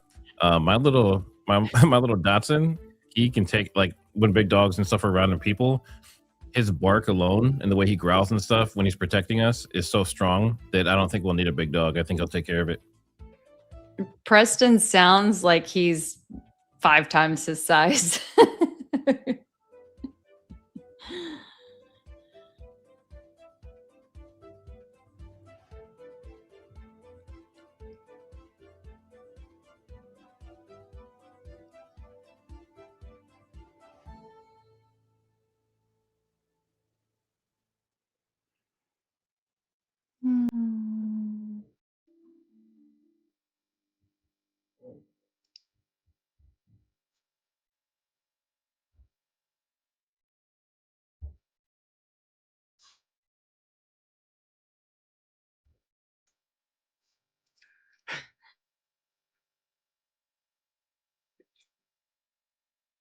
Big personality for a little dog. There you go. Oh, someone said I'm a secret NSYNC fan. Sean Headman, thanks for the super. Yeah, I went to an NSYNC concert because I was dating a girl in high school. I think it was high school that was obsessed with them. Really? And during the concert, I didn't exist. It was a good time. They're super short. Those guys are shorter than you think they are. Are they? I still get NSYNC and Backstreet Boys confused, I think. Let's see. Was Justin Timberlake NSYNC? NSYNC, yeah. Okay. That's how that I know that. Yeah.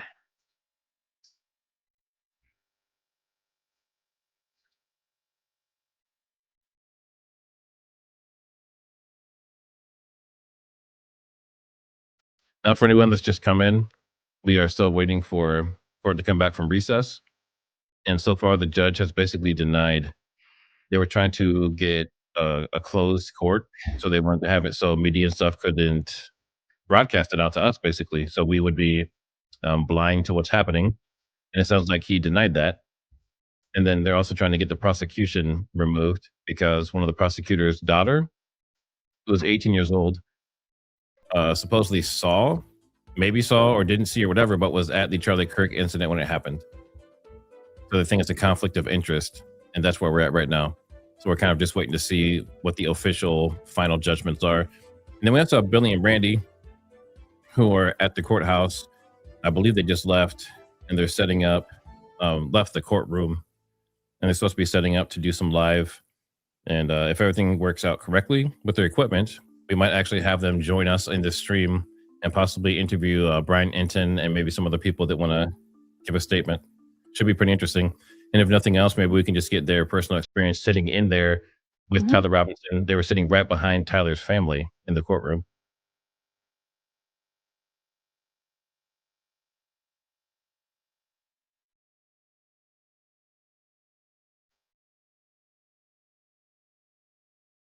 Hit that like button if you haven't already. Please hit the like button. If you are joining us from X, please reshare the stream. Make sure you've subscribed. All right, we are back in. Okay, let's go. Good afternoon. I understand there may be an issue. There is, Your Honor. Michael Berg for Mr. Robinson. We filed today a motion to be heard in the future about excluding cameras in the courtroom. And one of the issues that's reviewed in that motion, which of course court hasn't had a chance to look at it yet, is the cameraman's repeated violation of the portion of the decorum order, which requires that the camera not focus in on Mr. Robinson's lips to allow a lip reader to translate confidential communications between counsel and Mr. Robinson. And that order has been violated in the past. It's been used by the media to interpret falsely the content of conversations between Mr. Robinson and his lawyers. And it happened again just while the court was in session. I have the clip, and I'd like the court to look at it to see if I'm correct, because I think the court will see they're zooming in on Mr. Robinson's lips, and it's going to allow the media to offer these same sort of false narratives they have in the past. So with the court's permission, I'd like to present that to the court. Well, Mr. Burt, is it this is the violation, or is there anything else? I want to make sure I hear your argument and view the evidence in its entirety. And so if there's anything else, I want to consider it all at the same time. Yes, and for purposes of the motion I'm going to make to the court now, which is to either exclude the camera for purposes of this hearing, and of course the court will take up the issue with regard to future appearances when the court considers the motion, or in the alternative, to order the cameraman not to focus at all on Mr. Robinson. And so I think for the purposes of that motion, the court needs just to look at the clip that we would proffer to the court as showing that there was. All right. So what do you guys think? Put a 1 if you think that they should not be zooming in or looking at Tyler Robinson at all. Put a 1 if you don't think they should. Put a 2 if you think we should be able to see that. It raises a legitimate concern. I think the court ought to consider the evidence that the defense counsel has. All right. It's very brief. I appreciate We have it on a phone and the court can look at it. And have you shown that to I have. the other parties? I have. Okay, thank you. I appreciate that. Did we not talk about this at the beginning of this whole ordeal? And before we even started. They could almost do it on purpose. They could pay off the Right. camera guy and just say, just keep doing what they tell you not to What do. is the length of the first That video? is exactly what we discussed before we got started today. I said this was going to be one of the things we needed to watch out for because we were already on thin ice after last time.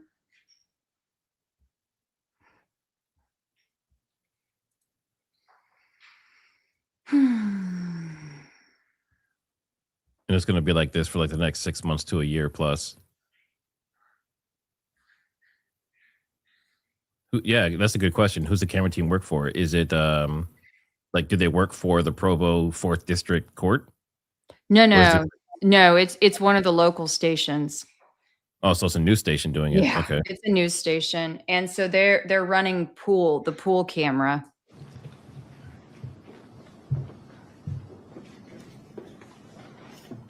That looks like. I'm sure. I don't know if maybe someone The is second able. video is a clip from a court TV posting showing Mr. Robinson's lips moving as he's attempting to speak to Ms. Nestor.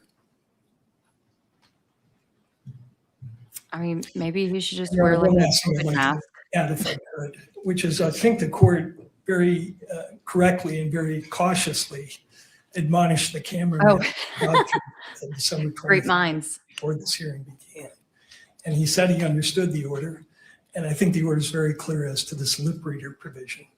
And I can elaborate further why it's damaging, but I think it's obvious to the court if the media is allowed to interpret the conversations between counsel and his lawyer, it creates all sorts of problems in terms of Mr. Robinson's right to a fair trial.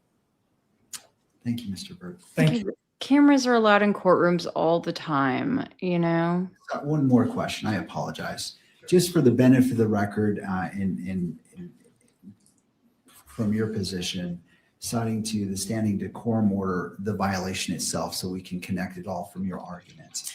Yes, Your Honor, I forget the paragraph, but there is a paragraph in the court's latest December 23rd decorum order. It's I think paragraph 48. 48. And it's been a feature of every decorum order. I think we're on the third one. But from the start, the court has prohibited zoom-ins to allow lip readers to interpret what's being said between counsel and That is so lame. defendant. Now, in all fairness, when they were zooming in, I said, "Can anyone read those lips?" So Yeah. if I was on the defense, I would agree with him, but we'll see.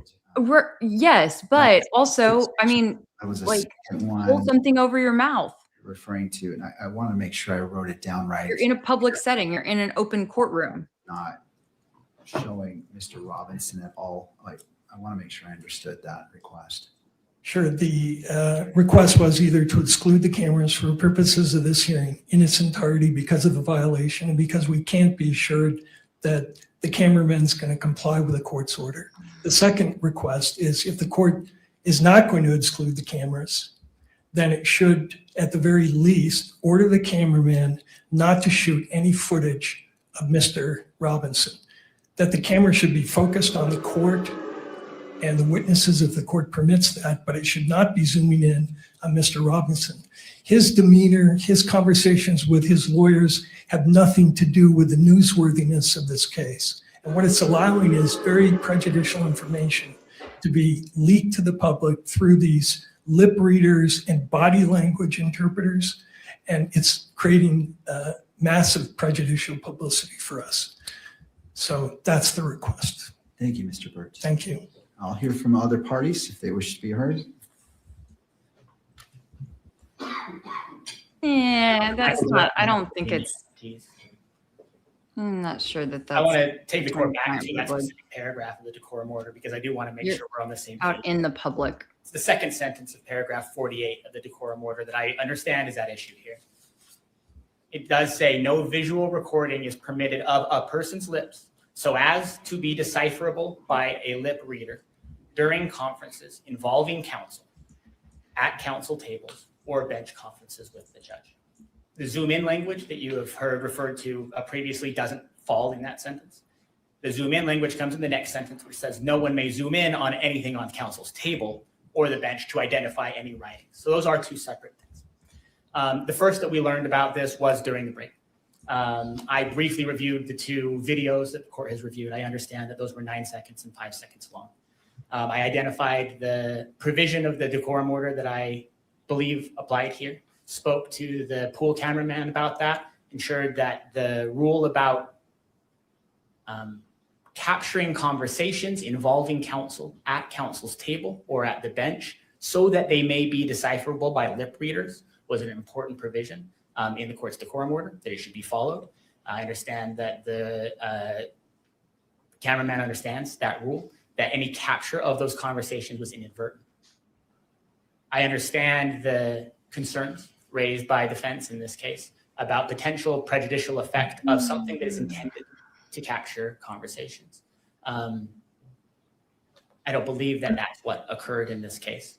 I believe that the court's order should be understood and applied as written and done so strictly. But I don't believe that there's been a violation here. We've been now on the record for 3 hours. I believe that the total length of the two videos that were shown to the court were 14 seconds long.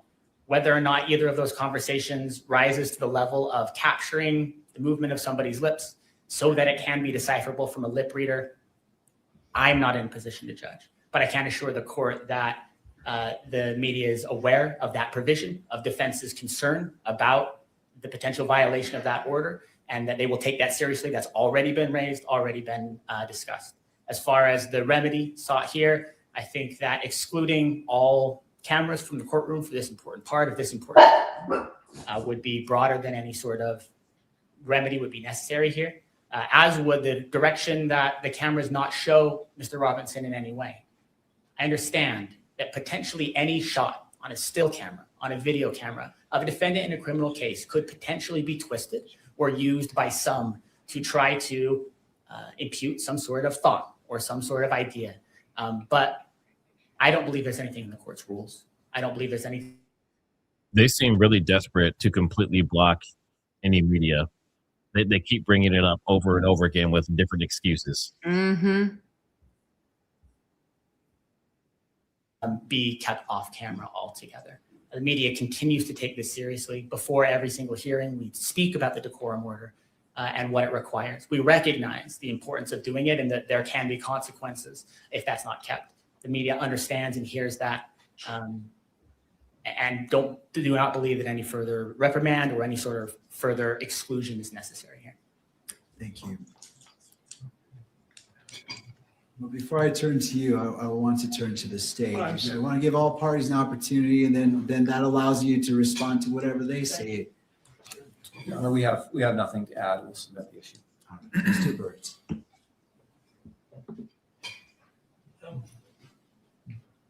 Judge, the problem with that explanation, that's the same thing they said last time on December 11th. And on December 11th, there was a same violation. Lip reader. I can pull up for the court what the electronic media did with the prior violation. They hired a lip reader. The lip reader purported to derive a confession from the incident, and they posted.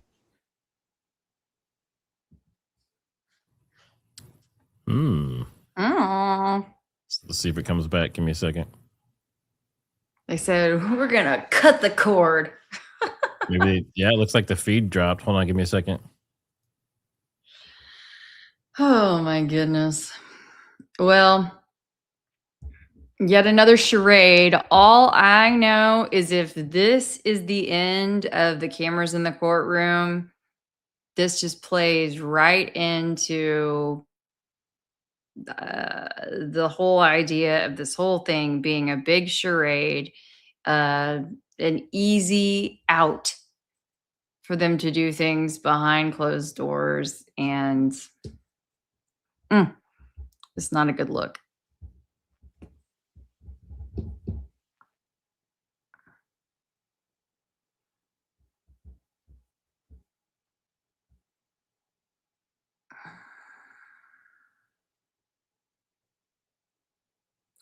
Brendan Gregory said Tyler is doomed if there are no cameras in the courtroom. I mean, I don't know that he's necessarily doomed. It's just, I think it plays again back into the idea that this whole thing was a setup, like, to begin with, and they're gonna do whatever they're going to do, and it was already predetermined, in my opinion, from the jump. And they needed to come up with a good reason to get the media out of there.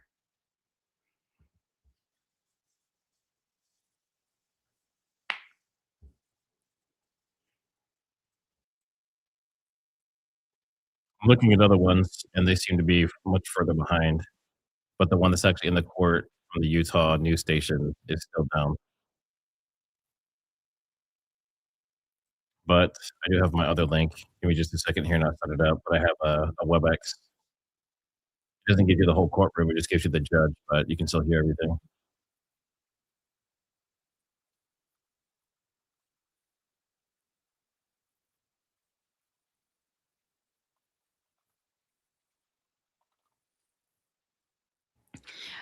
Ivan is Ivan. Thank you for the super chat. What company owns the pool camera? I'm trying to search right now for that as well. I was thinking maybe if I went on Twitter that I could see one of the news stations talking bad about the other station. But my suspicion would be that it is one of the Salt Lake City news stations, and generally speaking, they pass that responsibility around from hearing to hearing.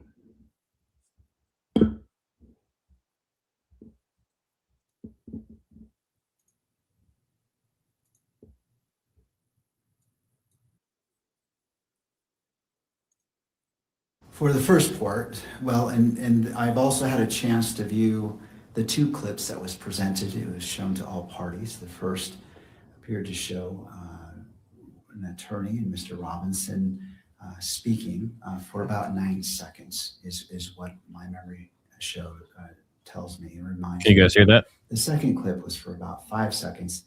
I believe it was from a slightly different angle, but it also captured that. And in both instances, I could see Mr. Robinson's lips moving. And I don't remember about the second clip, but I believe in the first clip, it also showed counsel's lips moving. But notwithstanding, that was in place.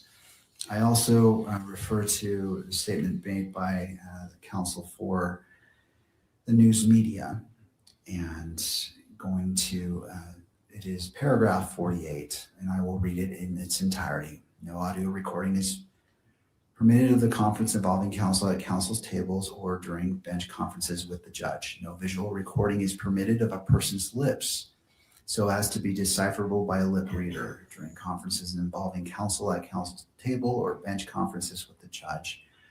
No one may zoom in on anything on counsel's tables or the bench to identify any writings. Now, in regards to the zooming, I know there was a representation, and it's easy to, as you're reading, to kind of combine it, but I'm not finding that zooming in relates to the lip reader portion, but that's not material. I do find that, and I'm not a lip reader, so I don't know what the standard is for lip reading, but I do note that 9 seconds in that first clip, one could see his lips moving, and it is a significant time as it relates to this particular issue. It wasn't a passing shot. It was focused on these two persons.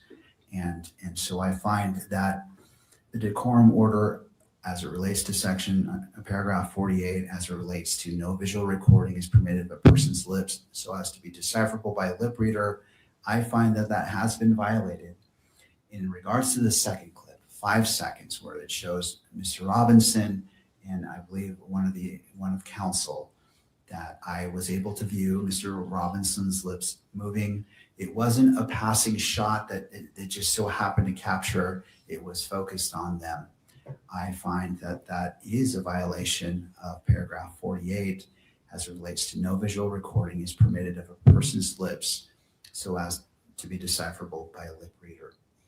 Turning to the next section, finding that the violations have been shown as the court has reviewed the purported evidence of these two violations, I turn to the sanctions.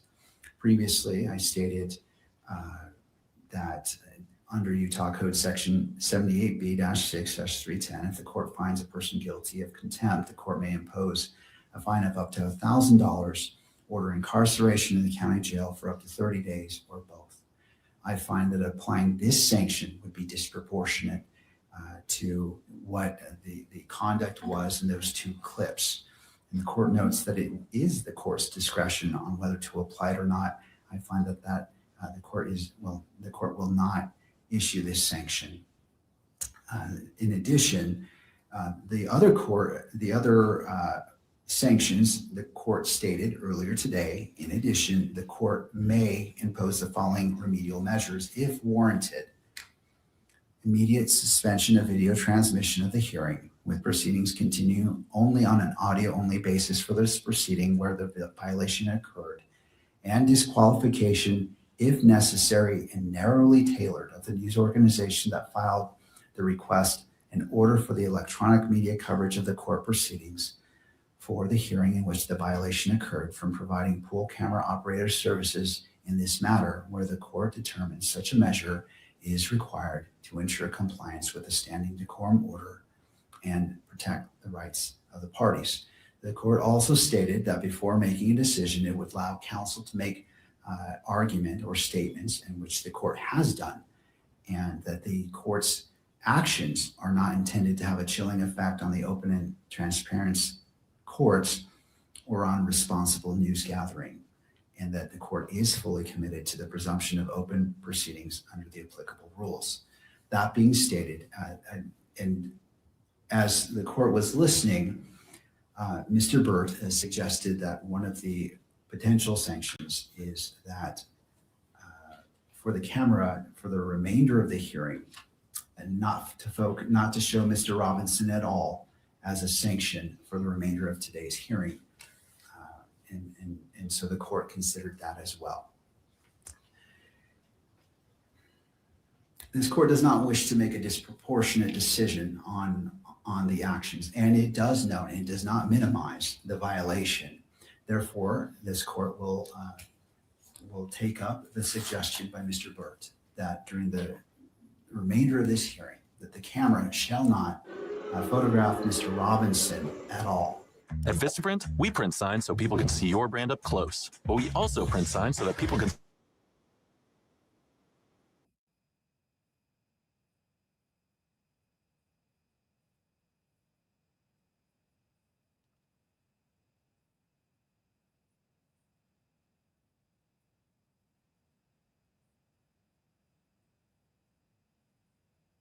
Is the volume off? I don't want to set anyone up for failure. I don't want to make an order, and if it's not possible, then further sanctions could apply.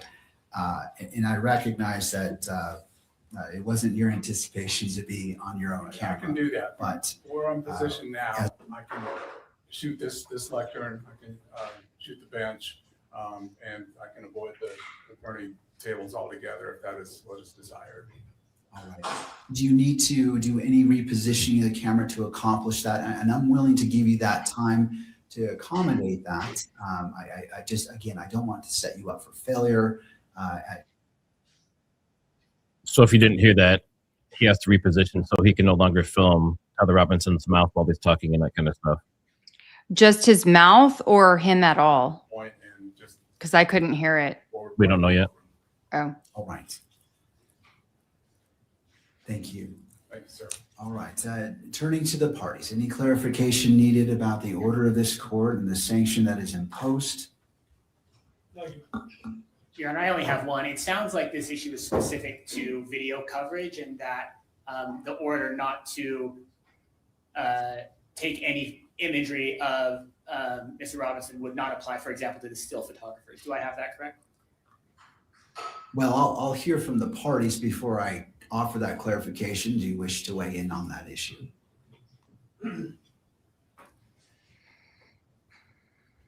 Just to indicate to the court that one of the problems is not just with the audio, with the video coverage, but most of the coverage is not covering the proceedings so much as close-ups of Mr. Robinson and comments about his demeanor. So if they catch him in a moment speaking civilly to his attorneys and he happens to smile, that then is twisted into evidence that he's some sort of a remorseless killer. So that applies to the still photography as much as what's going on with the video. So we'd ask the court not to permit still photography, at least for purposes of today.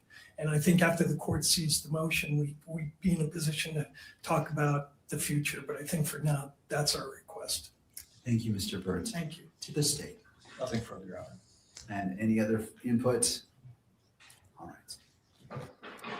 This court narrowly tailors its decision as to the violation. And the violation comes from the camera, the pool camera providing live feed. It doesn't come from the photographer. The photographer is the still, I don't know what the exact term is, in this moment it is eluding me, but the person who's operating the camera to take still shots is under the same requirements for this decorum order. I am not going to sanction them because what was before me with the 9-second clip and the 5-second clip doesn't apply to them. And so I'm going to limit. So basically what they're doing is they're setting a precedent that at any point they wind enough, they can have the video and audio cut off so that it's a closed trial. And by him granting this, we're heading that direction. Thank you, counsel. I appreciate you bringing this to the court's attention and the seriousness and professionalism that you presented this to the court. So thank you to all parties. And again, to the camera operator, do you need time to test out to ensure that there is any inadvertent capturing? I'm willing to do that. I just want to make it clear as day that Mr. Robinson is not to be captured in a sweeping shot in any form for the remainder of this hearing. Understood, Your Honor. All right. All right, counsel. With that in mind, how would you like to proceed?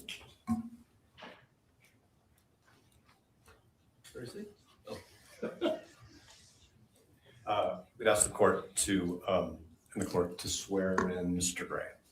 Mr. Gray, if you would approach and stand before the court clerk to be sworn in. We do solemnly swear that the testimony you're about to give now before the court will be the truth, the whole truth, and nothing but the truth, so help you God. Thank you. Mr. Gray, if you'd like, have a seat. Usually we have water bottles. If not, there's one right here.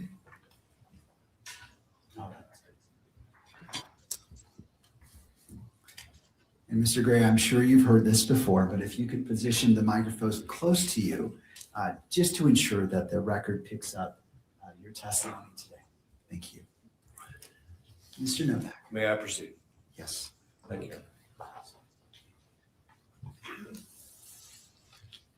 Mr. Gray, how long have you been associated with the Utah County State Attorney's Office? 3 years. Okay, and was it 3 years ago that you were elected to be the chief prosecutor of that office? Yes. All right. And had you ever previously been associated with the Utah County Prosecutor's Office in any other capacity? I've defended on criminal appeals. I was a criminal appeals attorney for the state of Utah for 23 years. So I represented the state of Utah on those criminal appeals, which would include Utah County. Okay. And did you ever have any professional relationship with the Utah County Attorney's Office in any other capacity other than the appellate work you did before you were elected? Not to my recollection, no. Because we're in an open session and based on some of the guidance from the court, I'm going to ask you questions. Well, let me back up. How many prosecutors are in your office right now? Well, that are with our courts that are actively engaged in our court system is 30, and then we have screening prosecutors as well, and that would be another 7 or 8. Okay, so I'm going to. I should stop because I also, my executive team, they don't have courts, so there's another 5 of them as well. Okay, so let me ask a better question. How many prosecutors in your office represent the state in felony matters? Well, all of them that I just described. 30? I mean, even the screeners. Yes, the screeners, my executive team, they are assigned to special cases. Usually my executive team, for example, aggravated murder cases, some homicide cases. So they also are prosecuting and represent the state in trials. Can you explain what you mean by the executive team? The executive team would include, obviously myself, I have 2 chief deputies, 1 chief deputy, another chief deputy's general counsel, and then I have a division chief over major crimes and a division chief over general crimes. So is it fair to say that there are at least 24 prosecutors in your office who have substantial experience prosecuting serious offenses? 24? I don't know that I'd go as far as 24. Okay. Certainly all my SVU attorneys have that experience. Most of my violent felony attorneys have that experience too, but not all. Okay. And do you know how many attorneys in your office have actually participated in homicide litigation? I don't know the exact number, but I would say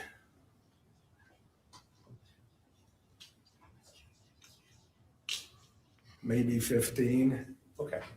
But I guess I should clarify, not all of them have the experience in aggravated murder cases.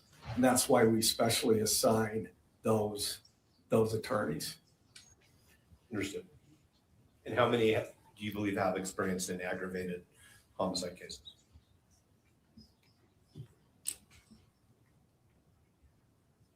Probably 7 or 8. And are all 7 or 8 assigned to this case? No.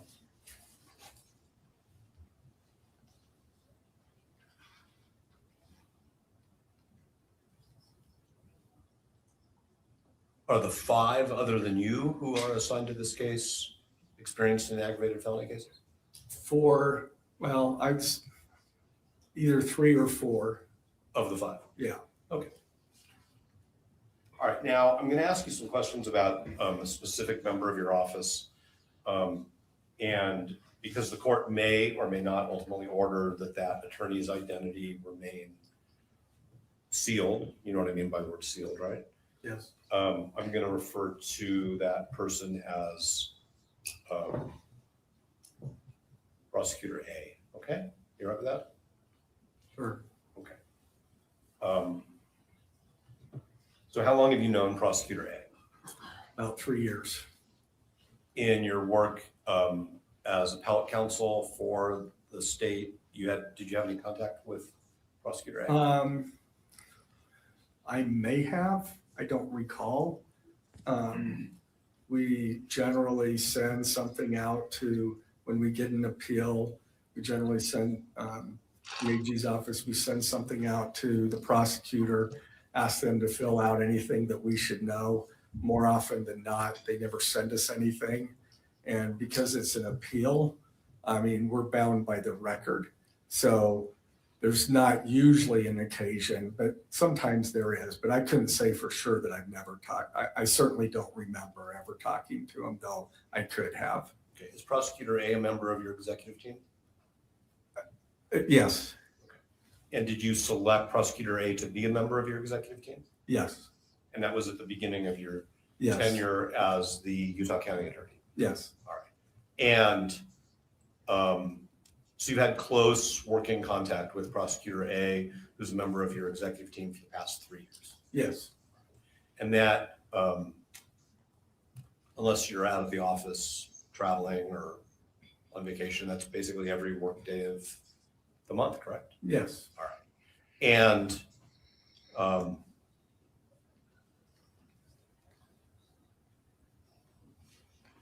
have you met members of Prosecutor A's family? Ever? Let's just start with ever. What's that? Ever. Have you ever met members of Prosecutor A's family? I have met his wife. Okay. I don't know if I've met his kids. I may have in passing, but I don't really. If I did, it was like at a function, they say, "This is my family," and introduce me, but I don't remember. Have you socialized with Prosecutor A and his wife? I think we went out to dinner once after a conference in St. George with some other prosecutors and their wives. Okay. Have you ever been to Prosecutor A's home? No. Has Prosecutor A ever been to your home? No.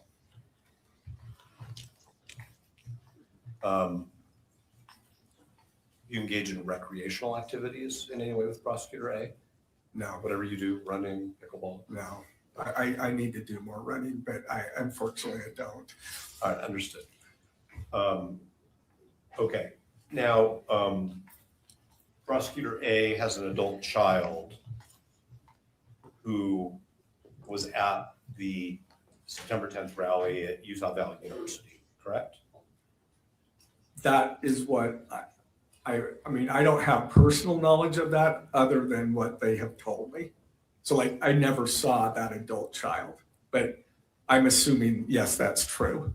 Okay, but on September 10th, 2025, at the moment that Mr. Kirk was shot and ultimately died from that shooting at Utah Valley University, you were in Davis County, right?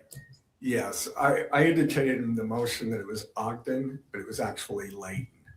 So it was Layton Layton. Yes. Okay. And I think that's Davis County. That's what I thought. And Prosecutor A was with you?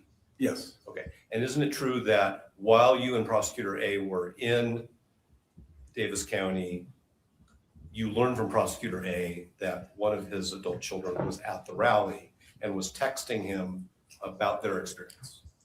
Yes. I mean, we had just broken for lunch and he showed me the text, Charlie Kirk got shot.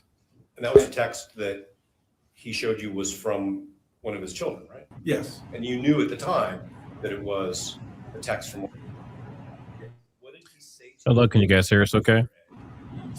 Yeah, we can hear you. Look at what my child just showed me. And that's about it. And then he said, you know, I should be getting down to UVU. Okay. He, as far as you understand, he drove down to UVU. Well, he drove towards UVU, yeah. He drove in the area.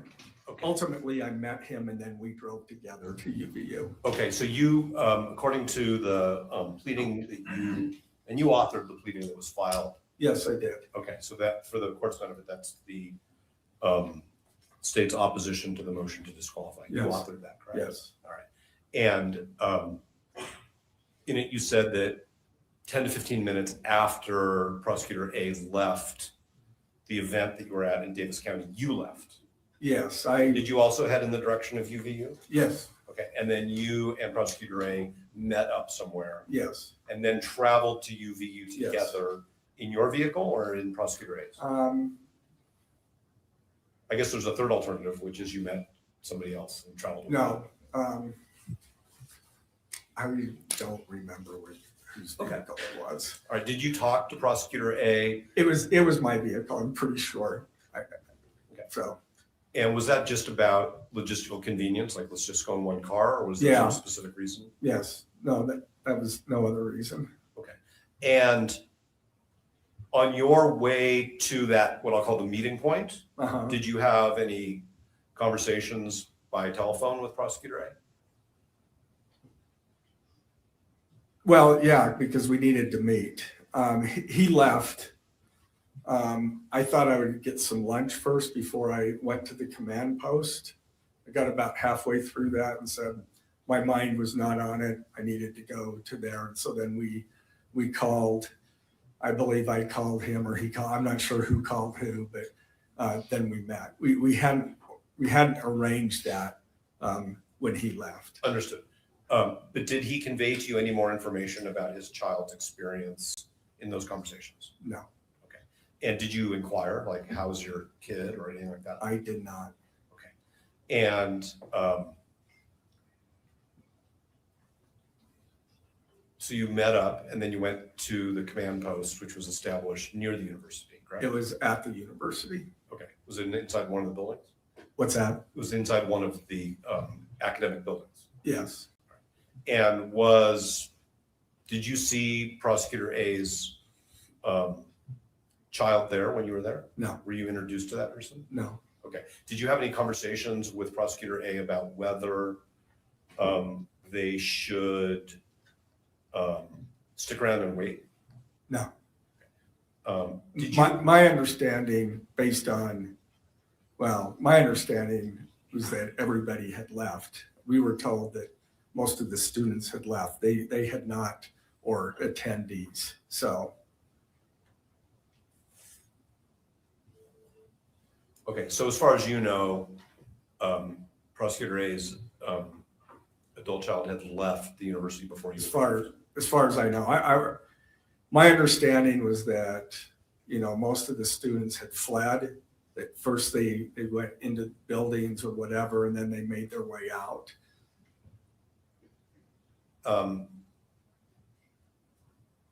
You are aware, I'm sorry, that's not a question. Give me a second, Your Honor, if you would.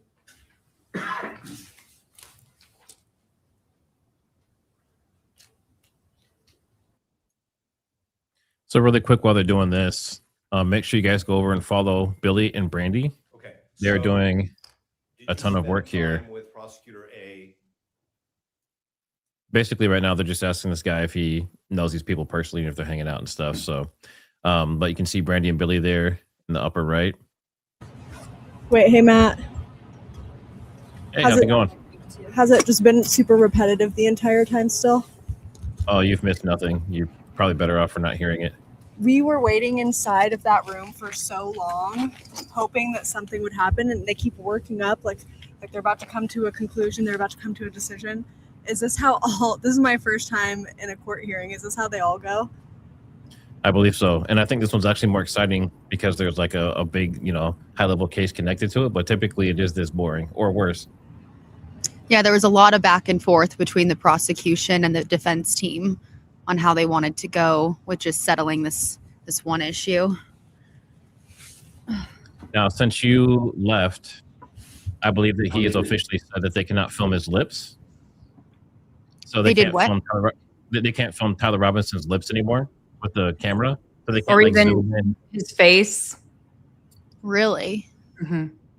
It was pretty crazy seeing him in person, and we were sitting right behind his family. And so when he walked in the room, we like looked over at them, and so we saw him. He was kind of scanning the crowd, and I thought that I had made eye contact with him. And then I realized that his entire family was sitting directly in front of us. So maybe I didn't, but it was a very chilling experience. Yeah. Not because of any, just someone that's been accused of so much to make direct eye contact, possibly. I was like, whoa. Yeah. Billie, can you spin your mic around so the title is facing you? And then try Yeah. again. There Is we that go. better? Much Can you better. guys hear us fine too? Oh, yeah. Much now we better. Thank you. Okay. Can you see Yeah. me even though my face is in the sun? We have You're fine. officers walking in right now. Oh, yeah. I don't know if you can see that very well. Taco Bell? Taco Bell. And then over here we have this setup that's over here. Can you see that? Off in the distance? Yep. Mm-hmm. That's Brian over there. Mm-hmm. Very nice. We spoke with him for a little bit as well. Yeah. Paint the scene for us, if you can, inside the courtroom, and just tell us, what the feeling was like. Bring us inside. So they were only letting 75 media people in, and so we all had to line up. They counted us out, so only 75 of us got in. But they didn't confirm whether people were media even. Yeah, because we didn't have badges or anything. We just Yeah. had our matching sweatshirts, and they didn't even ask us who we were with or anything like that. And we did not realize that they were only going to let 75 people in. So we're very, very lucky that we got in line right away. Yeah. We were there with Charles McClintock Wilson, the photographer who we first interviewed that was at the UVU event. And I think we sat in the second row of pews right Yeah. behind Tyler's family, which we didn't know at the time. Yeah. Do you want to give a rundown of the conversation that we had with one of his family members? Yes. So the guy we were just briefly talking to, he definitely thinks that Tyler was the shooter, and he was talking a little loud, I would say. We were trying to whisper. And This was during recess. yeah, during a recess, not during the actual court hearing. And so we were having a little debate, I guess you could say, back and forth, and saying that we think that there's more to the story than what's being told by the mainstream media and the government. And I'm not going to say who out of Tyler's family, but one of his family members turned around to us and was very, very kind, but just kind of said, hey, can you guys, keep it down a little bit? This is Tyler's family. And we were like, oh, okay. And she looked at our shirts and she was just like, oh, you guys are cute. And we were like, yes, we think that there's more to the story. We think that it's possible he didn't do it. Yeah. And she said, all I'm going to say is that about 2% of what the media is saying is maybe possibly even true, but what the mainstream media is saying overall is not true. And she does not think that he was capable of doing something like that. And this is coming from a direct family member. Yeah, she said, I know him and I don't think he was capable of that. And I said, well, why haven't you reached out to Candace Owens or anybody to get this out there? And she said, because it doesn't matter. Everything is going to be twisted. Everything is going to be manipulated. Mm-hmm. How did that Now, make you feel when you heard that? I mean, that's a powerful statement. I mean, Just watching the entire family, just like they look like the younger brother, like the mom, the dad, the grandma, maybe another grandma, everyone. Yeah. And it's just like they are so devastated. Like, yeah, the dad, you could tell, was very upset once we realized who they were. We were like, wow. And his little brother was just sitting there, and it just broke my heart. I couldn't even imagine if that was one of my siblings. But to hear her say those things was not surprising because, you know, we obviously have our opinions, but it definitely doesn't go along with the narrative that Tyler's family turned him in. Right? yeah. Yeah. Well, Now, I mean, was it the grandmother that you spoke to? What, like, did Uh, Ryan in? She asked us I did not. ask her, I was like, do you mind if I share this conversation that I've had with you after I asked which family member she was? And she said, I would prefer if you didn't. Okay, fair enough. yeah. I just think that there have been a lot of people out there who have wondered, why have we not heard from anyone on Tyler's side? And so this is one of the first or only chances, really, that we're kind of anecdotally hearing anything. Yeah. Has anyone spoken out to the media at all in Tyler's family? I don't think so. No. I will say, like, they seem like a very normal family, and the person that did speak with us was so kind. Very, very kind. We were apologetic. I'm so sorry, we didn't know. And she was like, no. Like, she grabbed my hand. She's like, it's okay. Yeah. And she said, I appreciate what you guys like are doing, because we Yeah. told her we have a podcast. We're talking about the other possible theories. And yeah, we became pretty friendly with her that when we were leaving, I like tapped her on the shoulder and said bye. Do you think they have any idea that there are so many people out there who are digging into the case? Do they have any idea what all, people have uncovered, the inconsistencies? I would assume so, because I if that kinda was my figured. family, I would be listening to everyone's theories. Yeah, I didn't even consider the fact that they weren't aware, because that's why I said, why haven't you reached out to Candace? I didn't say there's this reporter named Candace Owens who's been covering this in depth. I just said, hey, why haven't you reached out to Candace? And she didn't look confused when I said that. She wasn't taken aback. Who's Candace? I'm just wondering if the family is being threatened or, told not to talk to the media because it could, be bad for Tyler. Who knows? And I wish we had more time to speak with her, but they were going into a recess and we wanted to come out here. So Just really quick, obviously make sure you guys hit that like. Make sure you subscribe to Kelly Raybon and Brandie and Billie Show. They're on YouTube and X and Instagram and TikTok. I don't know if there's other places, but make sure you check them out. We just have this comment here. You switch to gossip while the actual hearing is going on. The hearing is going on and I can hear it, but you guys can't, and we're not showing it right now. He's just going back and forth with that same witness and nothing is happening. If anything happens, I will immediately switch back over. So we're doing this because they were actually in the courtroom with them behind Tyler Robinson's family. So we're getting their point of view. And also if there's anyone they can talk to, they can also come in live with that as well. Yeah, we're still out here. what witness are they talking to? I don't recall what the gentleman's name was who they were speaking with, but it was in regards to the trying to disqualify the prosecutors. The prosecutor on behalf of the daughter. It was interesting because in the courtroom, Novak on the defense team kept referring to them as the prosecutor and the offspring, not trying to give the sex of either.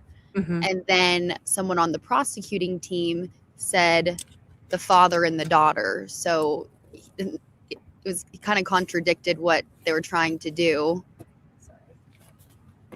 by not revealing who it was. Sign? Sure. So we made, Billie, technically, because she's the artistic one, made this sign here. And so be able to see it very well. kind of can. We can go through one by one. So we have the prosecution team here. Are you able to put it down a little bit further? Yep, that's better. We Thank can you. even Now put we it can see it all. here. Yep, that's great. Yep. Okay, so the prosecution team, you got Jeffrey S. Gray, he's the head guy. Then you got Chad E. Grunder, Grenander, who, in our opinion, we think that this is the prosecutor that is the father of the daughter that was at the UVU event. Allegedly. Potentially. Yeah. Okay. Then you got Ryan McBride. He's also on the prosecution team. He did a lot of the talking. David Sturgill. Lauren Hunt, also on the prosecuting team. And then Christopher Ballard. Wow, the shadows. Then if you want to switch over here, you got Judge Tony Graff. And then you have the defense team. This is Stacy Visser. And then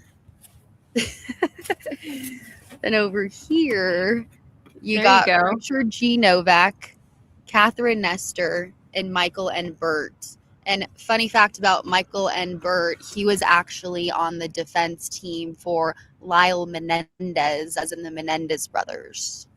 Excellent. Thank you guys so much for that visual. That really helps. Yeah. And then this is our other sign to get people to come and interview with us. And it says, what's your opinion on the investigation? Because we are conducting interviews out here as well. And then you got Tyler Robinson on one side. You can see that. Yes. And then CK Charlie on the Kirk other. on the other side. Nice job. Very creative. That was our arts and crafts project last night. I'm impressed. I love it. You should have done a prove me wrong. That's a little intimidating. I'm no Charlie Kirk, but maybe one day. and it looks a little chilly out there for a prove me wrong. I don't know if they would want to be sitting outside. I see your fingers so red, and I'm worried about your hands. So. I know. I brought gloves. Maybe I should put them on.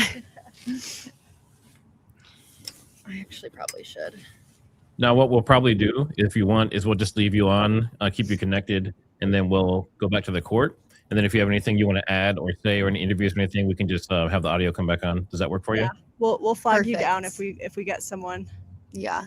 Should we just All right, keep perfect. that poster in the background for them for now? Make sure you stay warm out there. You both look freezing. Yeah. Okay. Yeah, we're gonna get some gloves on. Thanks, Matt. Thank you.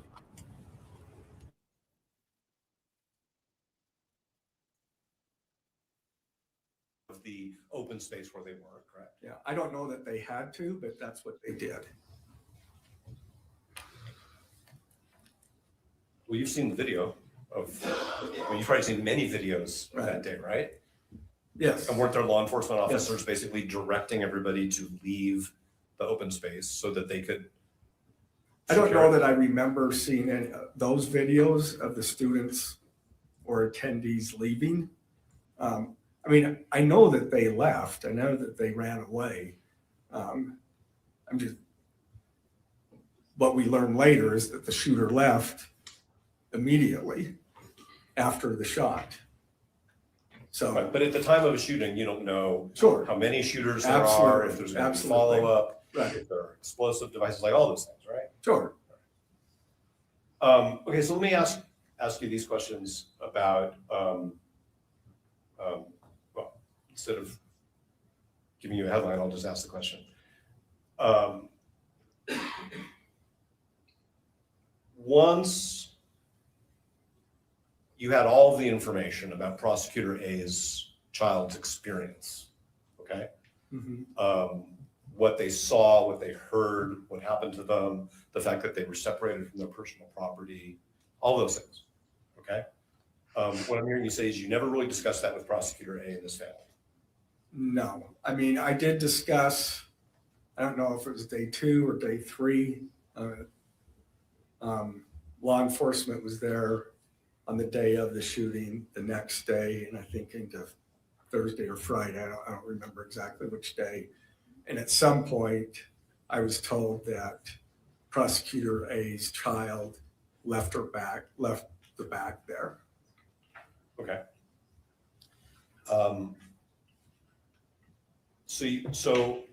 But if you never really talked about it with Prosecutor A, about the impact on his child and the family? I didn't say that. Not on the day of, or, I mean, in the intervening time, he reported a couple of times that he talked to his child and said that she was doing fine. She reported to him that she was not having any issues.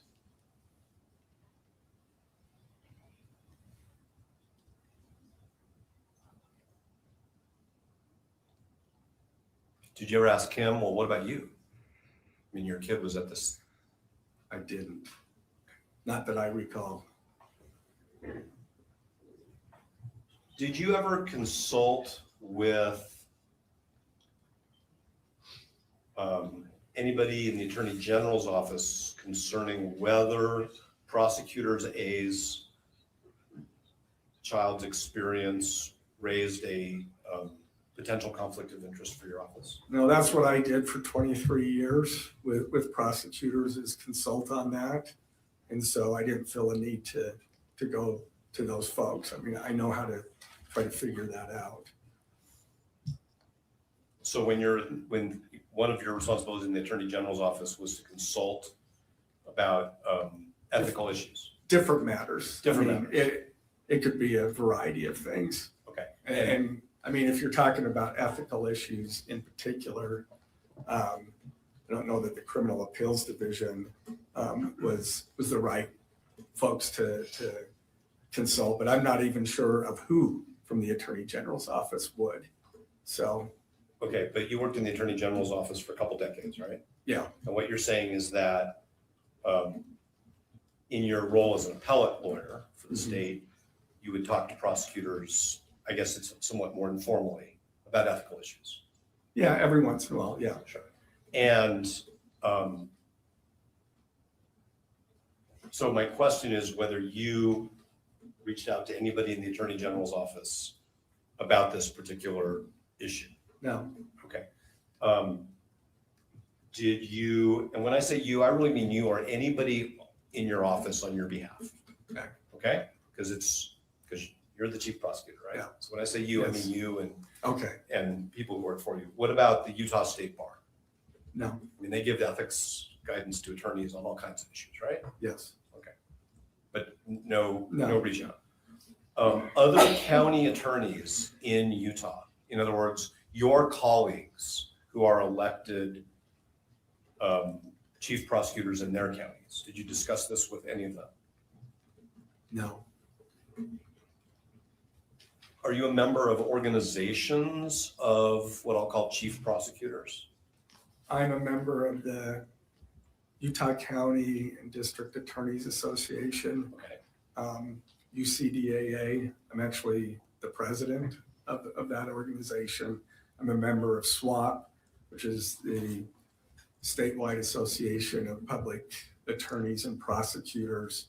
I'm actually the president-elect of that organization. That's a lobbying organization. Okay, and do these associations have any mechanism for providing ethical guidance to their members? No. I mean, when we have questions, we may shoot out an email and ask about things. Did you do that in this No. situation? I consulted no one other than my team. Okay. I'm going to ask you 3 more categories just to be clear. Okay. Did you reach out to any law professors who No. report to be ethics experts? No. Did you speak with any judicial officers No. about it? Court reporter, get the question and the answer. Oh, there you go. Well, I just said that I have talked to no one other than my team, so. Okay.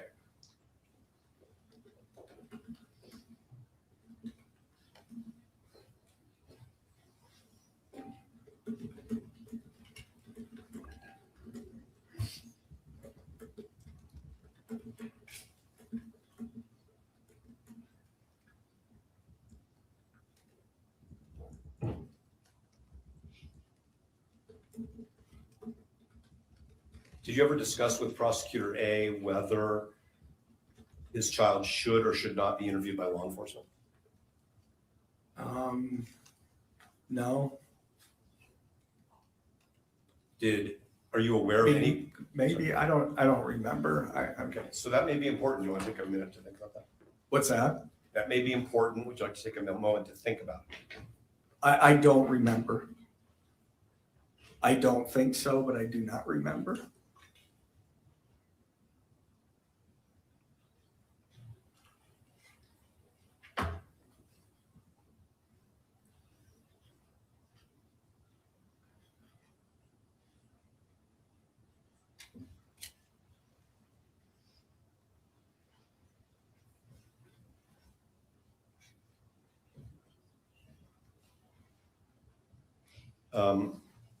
The brief that you filed on behalf of the state, the opposition to the motion has a couple affidavits attached to it, right? Yes. Okay. And one of those is the affidavit of Cole Christensen. Yes. And which for the court's benefit in the record is addendum C to the opposition. Special Agent Christensen writes in his affidavit that you and he in mid-December, so that's after the motion to disqualify was filed, Yes. went to UVU and basically conducted some observations and measurements, right? Yeah, he was investigating that part. I did go with him because it involved doesn't involve trial. It's never going to come out in trial. So I did go there and assisted him. But he also had another officer there so that anything that I did could be corroborated by that officer. Okay, but isn't it fair to say that basically what happened there is you said generally, Mr. Robinson's defense counsel have filed this motion to disqualify. I want to have some measurements done because I want to figure out what risks there were to Prosecutor A's child based on where they were and where you believe the shooter was, right? Yeah, we have very good evidence of where the shooter was. Okay, so I want to, and it was based on Prosecutor A's child indicated where the location that they were. I'll use they, and based. For anyone that's wondering what's going on, if you're coming in late, hold on, Billy's calling me. I'll get right back to you.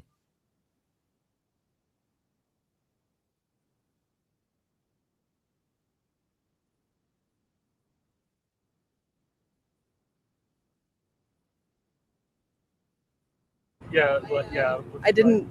I thought you like left to go get a cup of coffee, so I was trying to call you to tell you.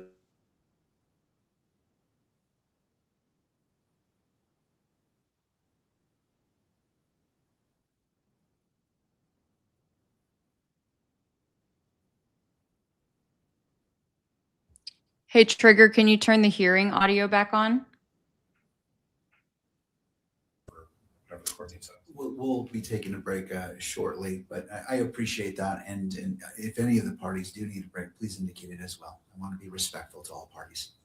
Thank you. So the first thing I want to address, Mr. Gray, is that you knew that the defense had filed this motion to disqualify based on the relationship between Prosecutor A and somebody who was at the rally. Yes. And had the experiences that the court has already heard about. And so you basically went out with a law enforcement officer and you did an investigation and took a number of measurements. He did, yes. Okay, but at your direction, right? Because you're the one. I asked him to do that, yes. Okay.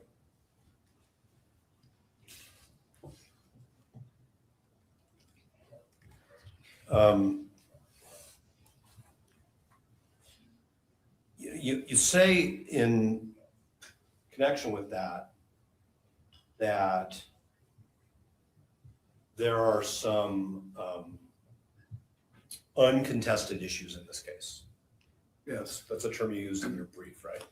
I'm sure that you will tell me where they're not not contested, but. Well, every issue is contested, right?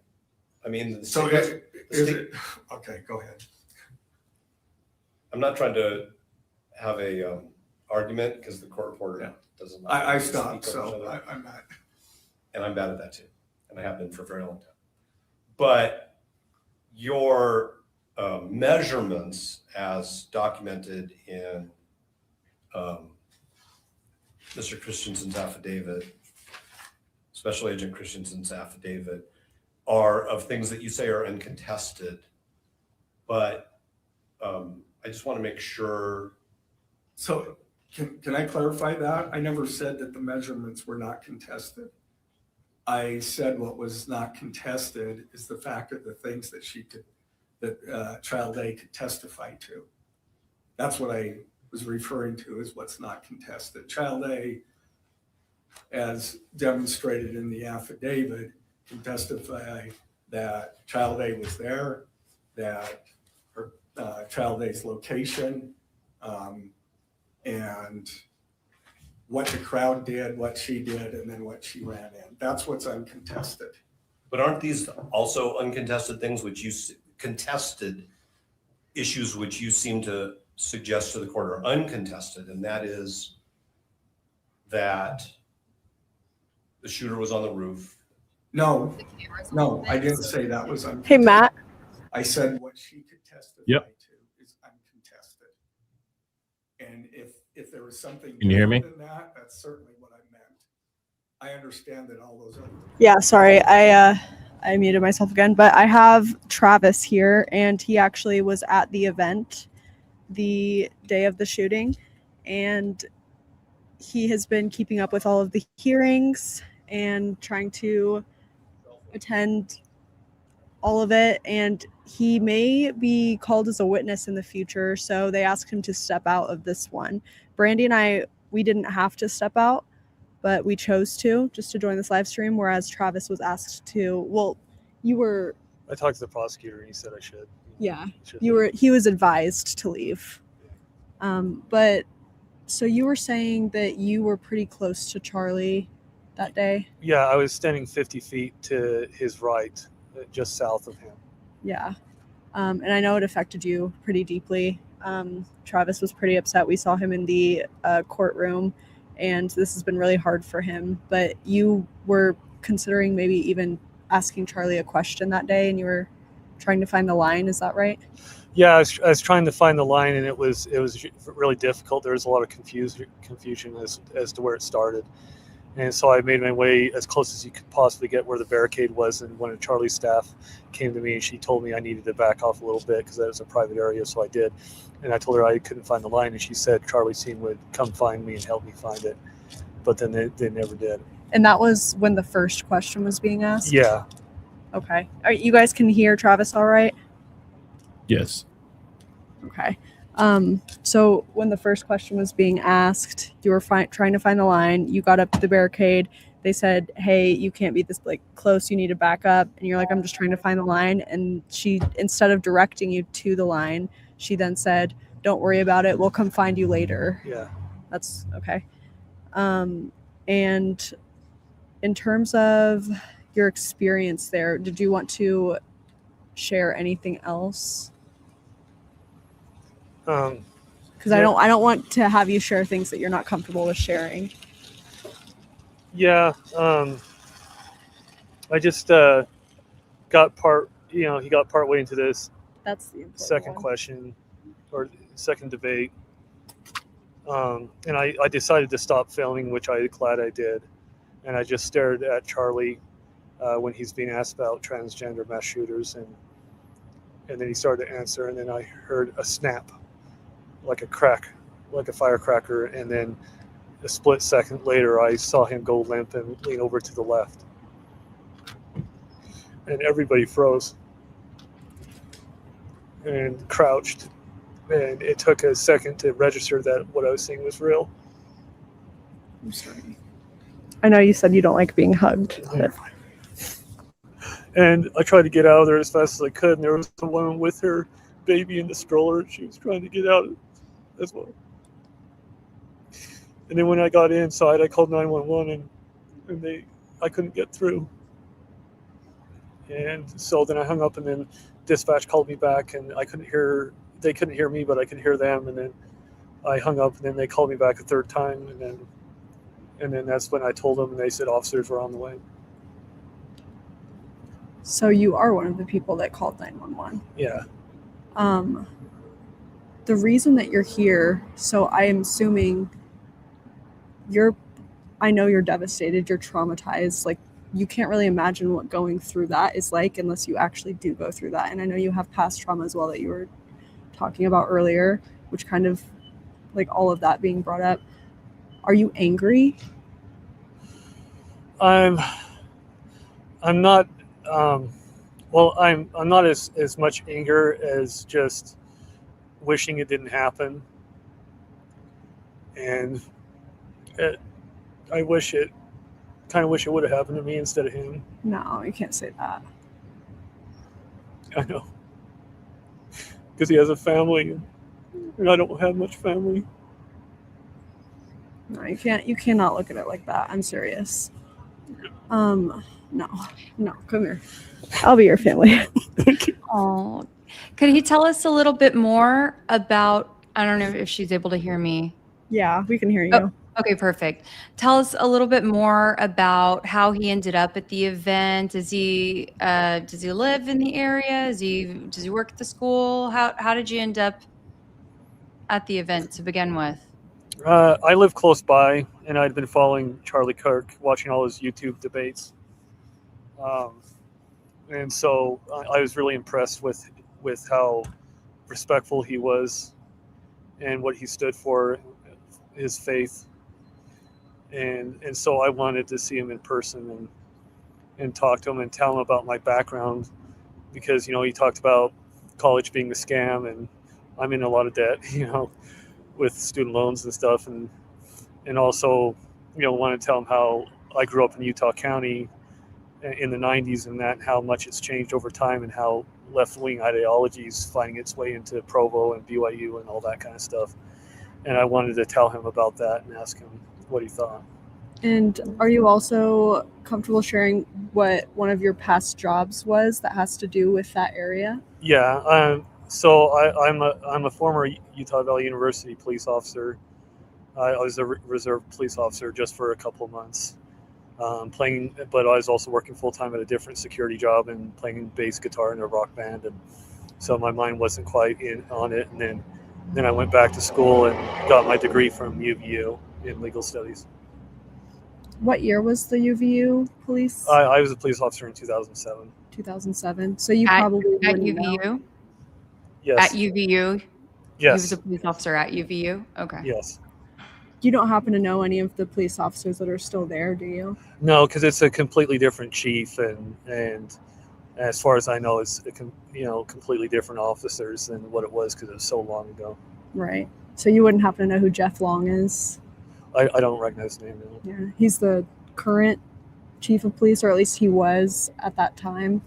Because you had mentioned that you watched the Brian Harple interview on Sean Ryan, where Brian Harple, Charlie Kirk's head of security, he brings up text messages with the UVU chief of police, Jeff Long, but I guess you wouldn't know him.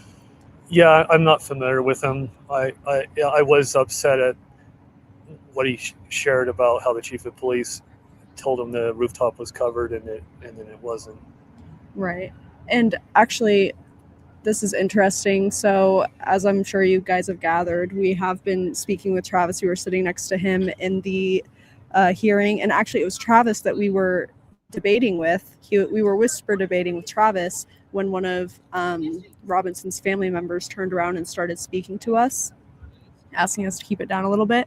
So, you are fully under the impression that you believe everything that's come out in regards to Robinson being the accused shooter, correct? Yeah. I'm believing it, but with an open mind, pretty much. Yeah. And when we were debating with you earlier, I kind of liked what you had said about, we weren't debating as much as just like having a conversation, I'll say. And you said something about how it's hard for the people who were there with like the trauma. It's hard to keep up with like the mainstream media and the not mainstream media, and also dealing with the trauma at the same time. Yeah, because there's a lot of thoughts that go through my mind of like how, in some ways, how unfair it is. A lot of the conspiracies that are being spread around with people that were not there and are not a part of the investigation, and so, and to a degree, it seemed like they're taking advantage of tragedy, and they don't have to deal with the trauma, and that kind of stuff. And it's just hard for me to digest because I only have enough bandwidth mentally and emotionally to absorb what I experienced firsthand and try to heal and get closure from it, let alone take in everything that's happening on the internet and social media. Right. Did he go to the event with anyone that day? No, I went by myself. Mm-hmm. And We have a so super chat here. Hold on one second. We have a super chat here. They're asking, did he notice anything unusual while he was there? Like people or things or drones or anything like that? Well, the main unusual thing was, actually, I just came to my mind. So I signed up by getting a free ticket online with the barcode and I got the email with the barcode that I was under an impression that you'd scan it with security to get into the event. And I walked all the way through campus and opened the door from the inside area to the outside area to the courtyard. And there was no security or employees screening me when I came in. And I thought that was really odd. Yeah, a lot of people have thought that that's pretty odd, the lack of security there. Yeah, and it seemed somewhat disorganized where the line started to debate him. And then one person at the other tent that was north of where Charlie's tent was, she said it was going to be about 4 hours long, and then the staffer told me it was going to just be a couple hours. So it just seemed kind of inconsistent. Like not everybody was on the same page, and they didn't have everything lined up. Right. So what section was he in? And then did he stay in that spot or did he have to relocate? Well, at first I was in front of Charlie's tent on the ledge because there's different levels that went down to his tent, and I was on like the highest level. To his right or left? Well, directly in front of him at first, and then I kept walking around to Charlie's right, and then I went down the different levels closer to where the actual barricade, as close as you could physically get to Charlie to his right. And that's when the staffer came up to me and said, "Hey, you need to move back a little bit." So I moved back, and I was standing 50 feet away from him. Did they give you a reason why? I'm surprised that it seemed like it was just kind of a free-for-all there.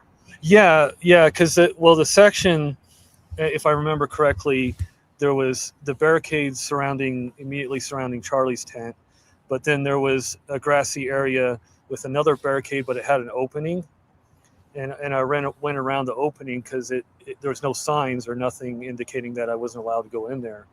And there was nobody screening me or saying, "Hey, don't go there." So I went as close as you physically could get. And then that's when the staffer came up to me and said, "I need to move," that I was in a private area.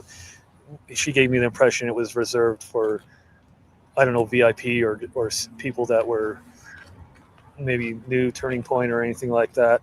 So that's when I moved further back and listened to her. She actually walked with me and where I finally stood 50 feet away, and then that's when she told me Charlie's team was going to get back to me and find me and help me find the line to debate him. So have you been following any of the alternative ideas of what may have happened to Charlie besides the official FBI narrative?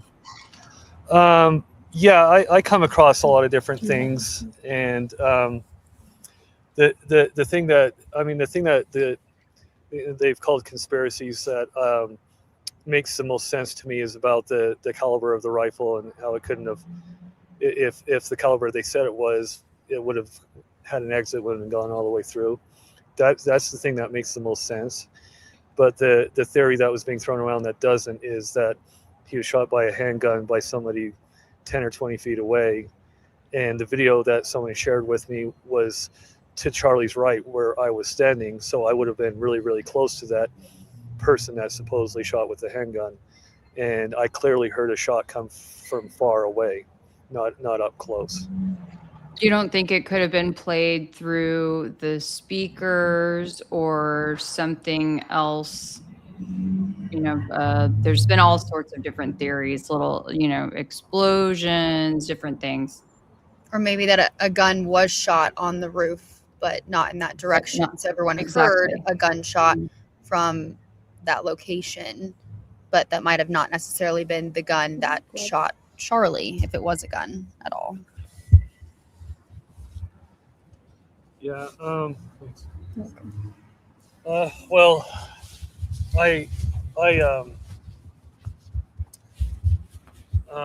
at the very least, I'm positive it was a gunshot from a rifle from far away, and because I was facing Charlie's right, so I was to the south of Charlie, but I was facing north.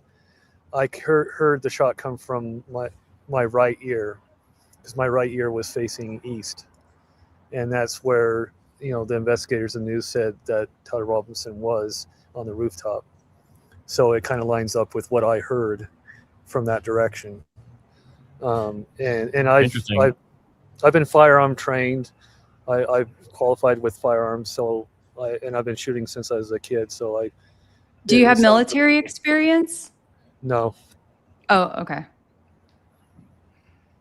I have a question. When we were sitting behind Robinson's family, did you know that was Robinson's family? The person with the white beard kind of looked familiar, that you pointed him out in the hallway of the courthouse, that it was Tyler's father.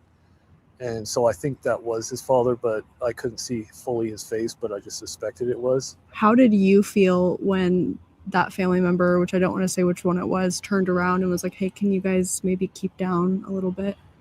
I was very embarrassed. She put her hand on my leg, and she kept touching my leg, and like she was trying to comfort me. Mm-hmm. And I've been to a lot of concerts, so I have some hearing loss, but I didn't hear 100% of everything she said. But she looked me in the eyes, and from what I could hear, said that I'm sorry about what you went through.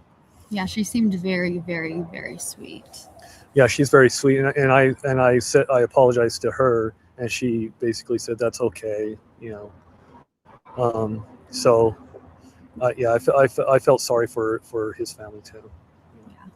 So what are you doing now at this point to whether it's like with other people that were there, because there's a lot of witnesses, obviously. Are you like in any groups for therapy? What are you doing to kind of like work through this? Well, I was telling them that, like, just hours before I witnessed Charlie's murder, I had a falling out with my therapist of 5 years. He basically emailed me that morning, said he doesn't want to see me anymore. And then I witnessed Charlie pass away in front of me. And I had a therapist's office say, we'll give you 4 free sessions if you were at a witness at the event. And I started that, and it just didn't feel right. And I went through 4 different therapists before I find the right one. And I just barely started EMDR, which, I have to bring up traumatic events in the EMDR therapy. And it was so intense that I started hyperventilating, and the therapist kept saying, you're safe, you're safe, you're safe. And I couldn't do it again because it was so intense. And then I was seeing a psychiatrist in Orem, and we were on the main floor, and while I was in his office, someone dropped something heavy on the floor above us. And it triggered my memory of hearing the gunshot, and I was afraid. I'm sorry that you have to go through that. Yeah, that's PTSD, and I'm very sorry as well. Thanks. Yeah, and I'm just, I went a while, a good, I only saw that therapist that had the right fit recently in the last few weeks, so I had to go a good couple months without anybody helping me, guiding me through it as far as a professional therapist. So it's been tough. I've not coped with it the best I could.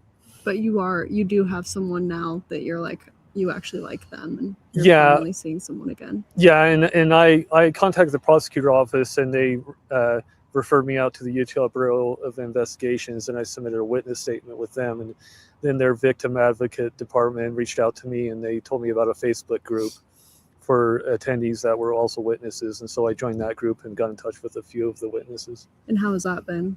It's been strange because even though there's 3,000 people there, the agent did told me that there's only about 30 people that submitted witness statements, and that Facebook group only has about 250 members.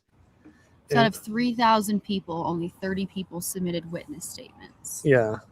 That's What do you make Yeah. of that? Yeah, what do you make of that? I mean, that's Yeah, so it's hard. I guess they were like, it's strange. I don't know why. The agent did tell me that most of those people were the people that were the closest, and maybe a lot of people from talking to other witnesses from the Facebook group, they say, well, I don't know if I would do any good, or they were afraid to come forward. I even saw one of the witnesses that was interviewed by Steven Crowder on his Louder with Crowder show on Rumble that said that I tried to contact him, and he said he didn't want to talk to me because he's afraid for his safety. And there's only one person that's consistently been supportive from that Facebook group that she checks in on me a couple days a week.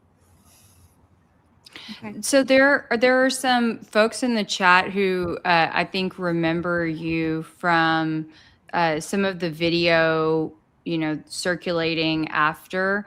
I think maybe they had spotted the tattoo on your hand, and they were asking what that meant. Oh, my left hand or my right hand? I'm not sure.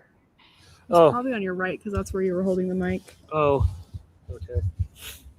I don't know if you can see it, but it's a quote. So I'm a big movie fan, and one of my favorite movies is Blade Runner, the original, with Harrison Ford in the 80s. And there's a scene where the bad guy at the end, he passes away because he's like a humanoid person, and he witnessed a lot of amazing things, but he's been through a lot of hard times. And he says those moments, he talked about all these beautiful moments that are lost like tears in rain, and then he passes away. But I kind of took that and made it personal because my niece was just 18 years old, and she was stabbed to death by a gang member in Taylorsville. And I went to her funeral. And then 6 months later, my dad was diagnosed with multiple myeloma cancer. And I took care of him for 5 years, and then he passed away of a heart attack in front of me. I actually had to make the difficult decision to let him pass. And so it's about those experiences that are like tears and rains. They're lost in the rain, but they're never forgotten. And so that's what that's from. That may have passed, like Charlie's passing. That event is in the past, but I'll never forget. So that's what that's about. Thank you for sharing that story, and I'm sorry that you have experienced such tragedy in your life, but we appreciate you sharing. Do you mind telling us about, maybe it was the tattoo on your other hand? I think some of the people had noticed. Yeah, they probably saw police evacuated everybody, and I couldn't make it through the middle of campus to get back to my car, so I had to walk outside around and go through the parking lot. And that's when KSL interviewed me, and they had the 3.5 hour video that you can find on KSL's website, and I was interviewed on there. And so this is camera's up there. Oh, right here. Yeah. So that's I'm a movie buff, so that's from the movie Hook, when Robin Williams, he gets his happy thought, and then he's able to fly, and then he's flying over the ocean, and below him is the ocean water with the compass in the floor of the ocean, and it's like blue and green. So that's what that's from. I like Peter Pan. Well, they say it's a beautiful way to express yourself, and tattoos tell a story. So thank you for sharing that with us. Yeah, you're welcome. Thank you so much, and Travis. thank you for your time. We really appreciate it. You're welcome, for sure. Yeah. I do believe it's getting a little dark, so we may try to have you guys, is the hearing back up now? Are we off of recess? So they're still at recess right now, and they're really dragging out. They're supposed to be done at 7, supposedly, but Okay. I don't know if they have like a hard stop at 7. I don't know how that works. But I think what we'll probably do here is I'm going to share. Hold on, Kelly. I'm going to share the link. I'm going to share the link to the rest of the court hearing and all that stuff. But I think we're gonna have to call it here probably the next 20 to 30 minutes. Cool. So, Would you like to maybe try to get Brian on? Yeah, if we can get Brian Inton, that would be good. Okay. Also had another question too. Some people in the audience were asking how they could support you, sir. Is there a way they can keep up with you? How they can support you? If you wanted to share any of that. Where do I start? Do you have like a social media handle, like an Instagram or? My Instagram's private, but I do have an Instagram. I can't remember the exact handle. Yeah,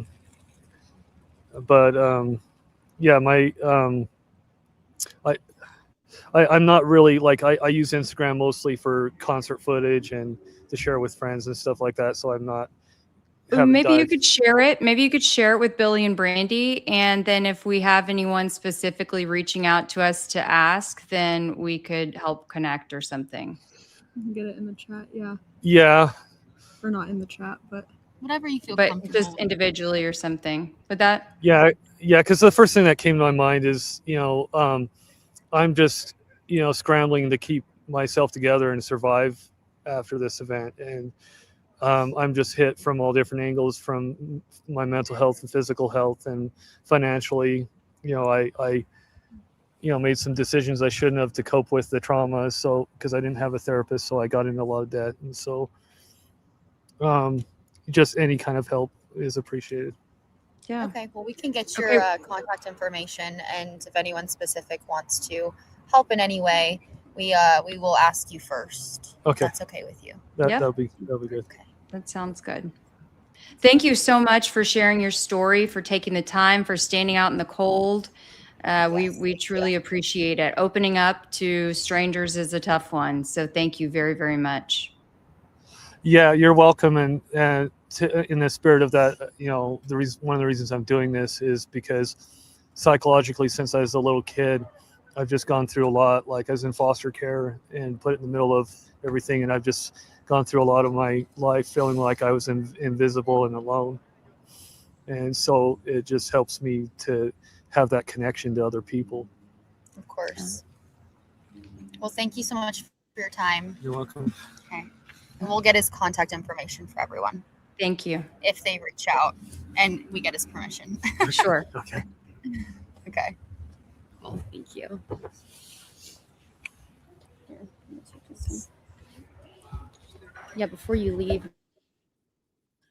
All right, so let me check something here really quick. They're still in recess. It says they're going to until I think it's 7 Mountain Time, which would be 8 p.m. Central. And with everything I've seen so far, I don't see a lot of reason to continue watching at this point. He's already basically said that so far he's not going to disqualify them, and so far he's not going to rule out the cameras and stuff being in court. But he did say that the cameras can no longer film Tyler Robinson when he's talking. So that's interesting. So they want to make sure that no one can read the lips. Let me see if we have any super chats we can get through here.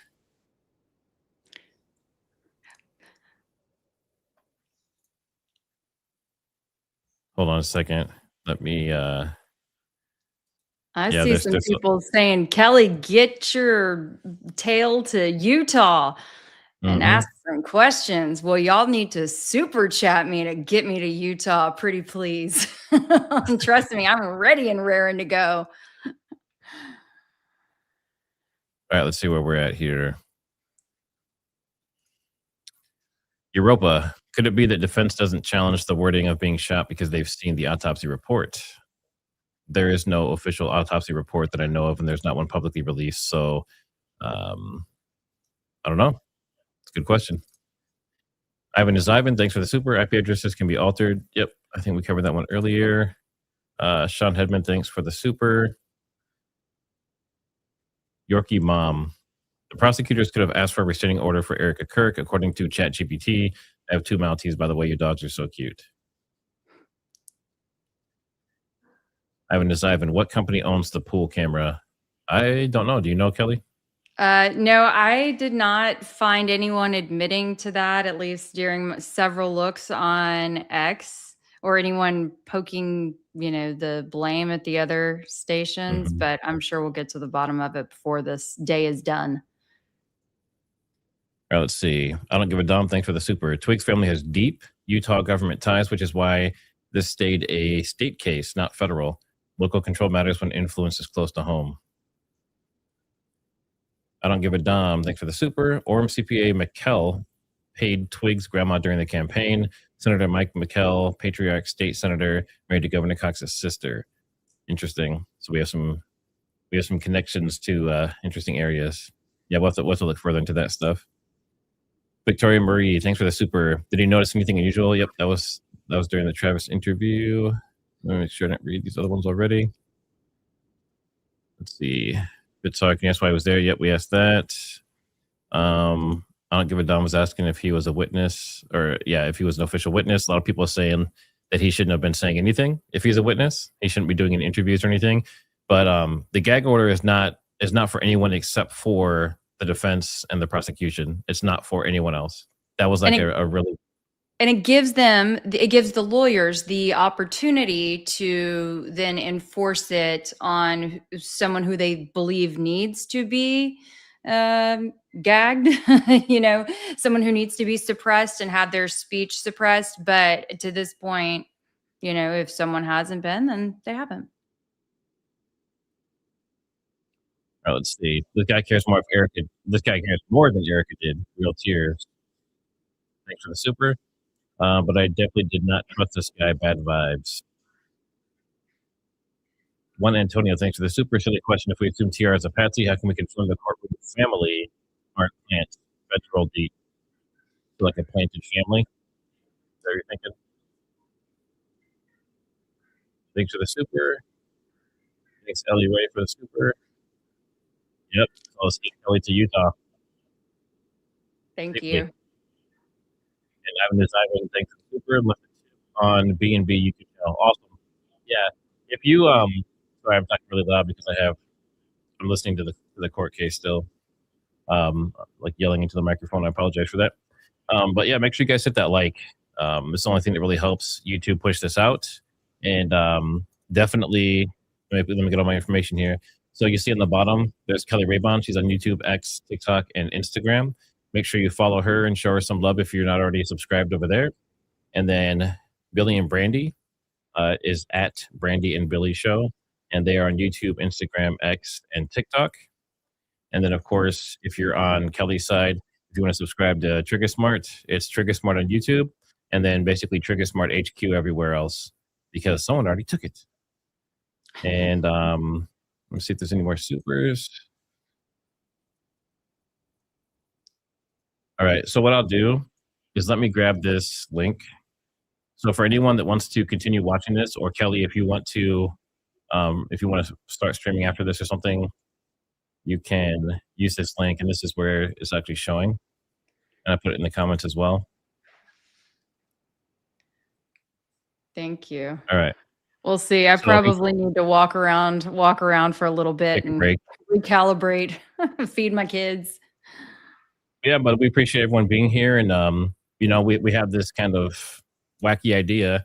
Like, why don't we bring Billie and Brandie on and have them do some interviews and stuff in the field? Why don't we see if Baron will come on and do a little bit of, legal talk and that kind of thing? And I thought it was crazy. It wouldn't work. And they both worked out. So it ended up being a pretty successful stream. And of course, as always, it's nice to have Kelly on. She's always she's always welcome. I see you guys talking about her in chat there. Let's see, is there anything else? Thank you. There was one more super that just came. Oh, there we go. Yep. Let's see, Victoria Marie. Thank you for the coverage today, guys. Does Kelly have a Venmo so I can donate for the boots on the ground coverage? Do you have one? Thank you. Yes, it should be Kelly Raybon. Just Kelly, let's see, I'm checking it right now, but I think it's Venmo, Kelly Raybon. Yep. Just KELIRABON. And then we have Thank you. one That is more so from generous.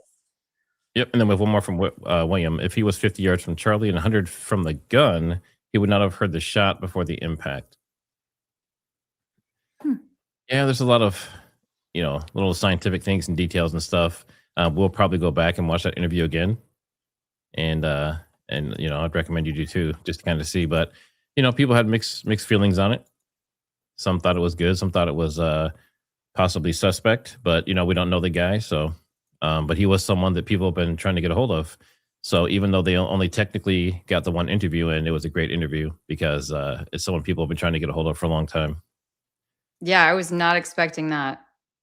So it's good to hear. All right. And then you want to do a few questions, Kelly, on your side, and then I will make sure Brandie and Billy know what's going on as well. Okay, sure thing.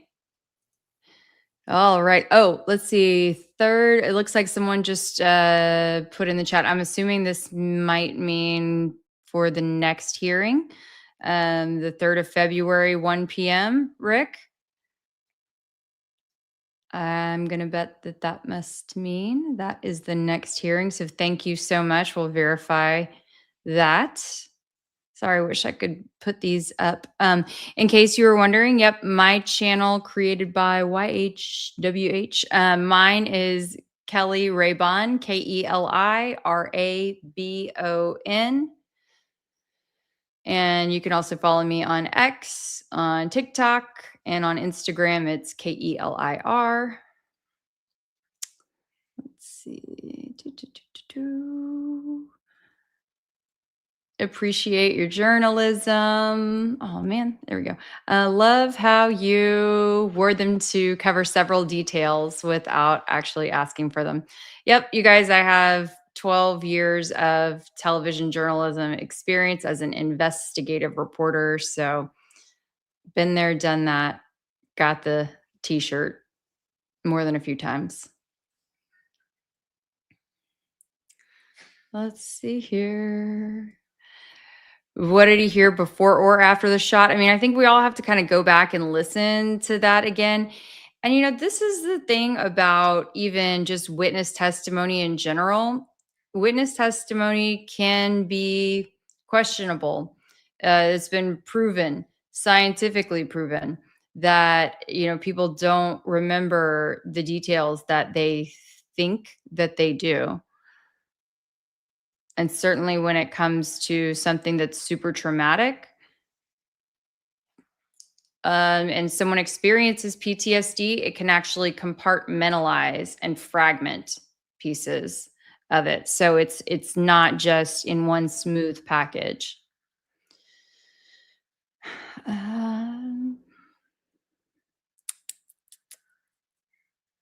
Thank y'all so much for the compliments. Really appreciate it. Sorry, I'm trying to scroll through the chat quickly, and there's so much chatter coming in.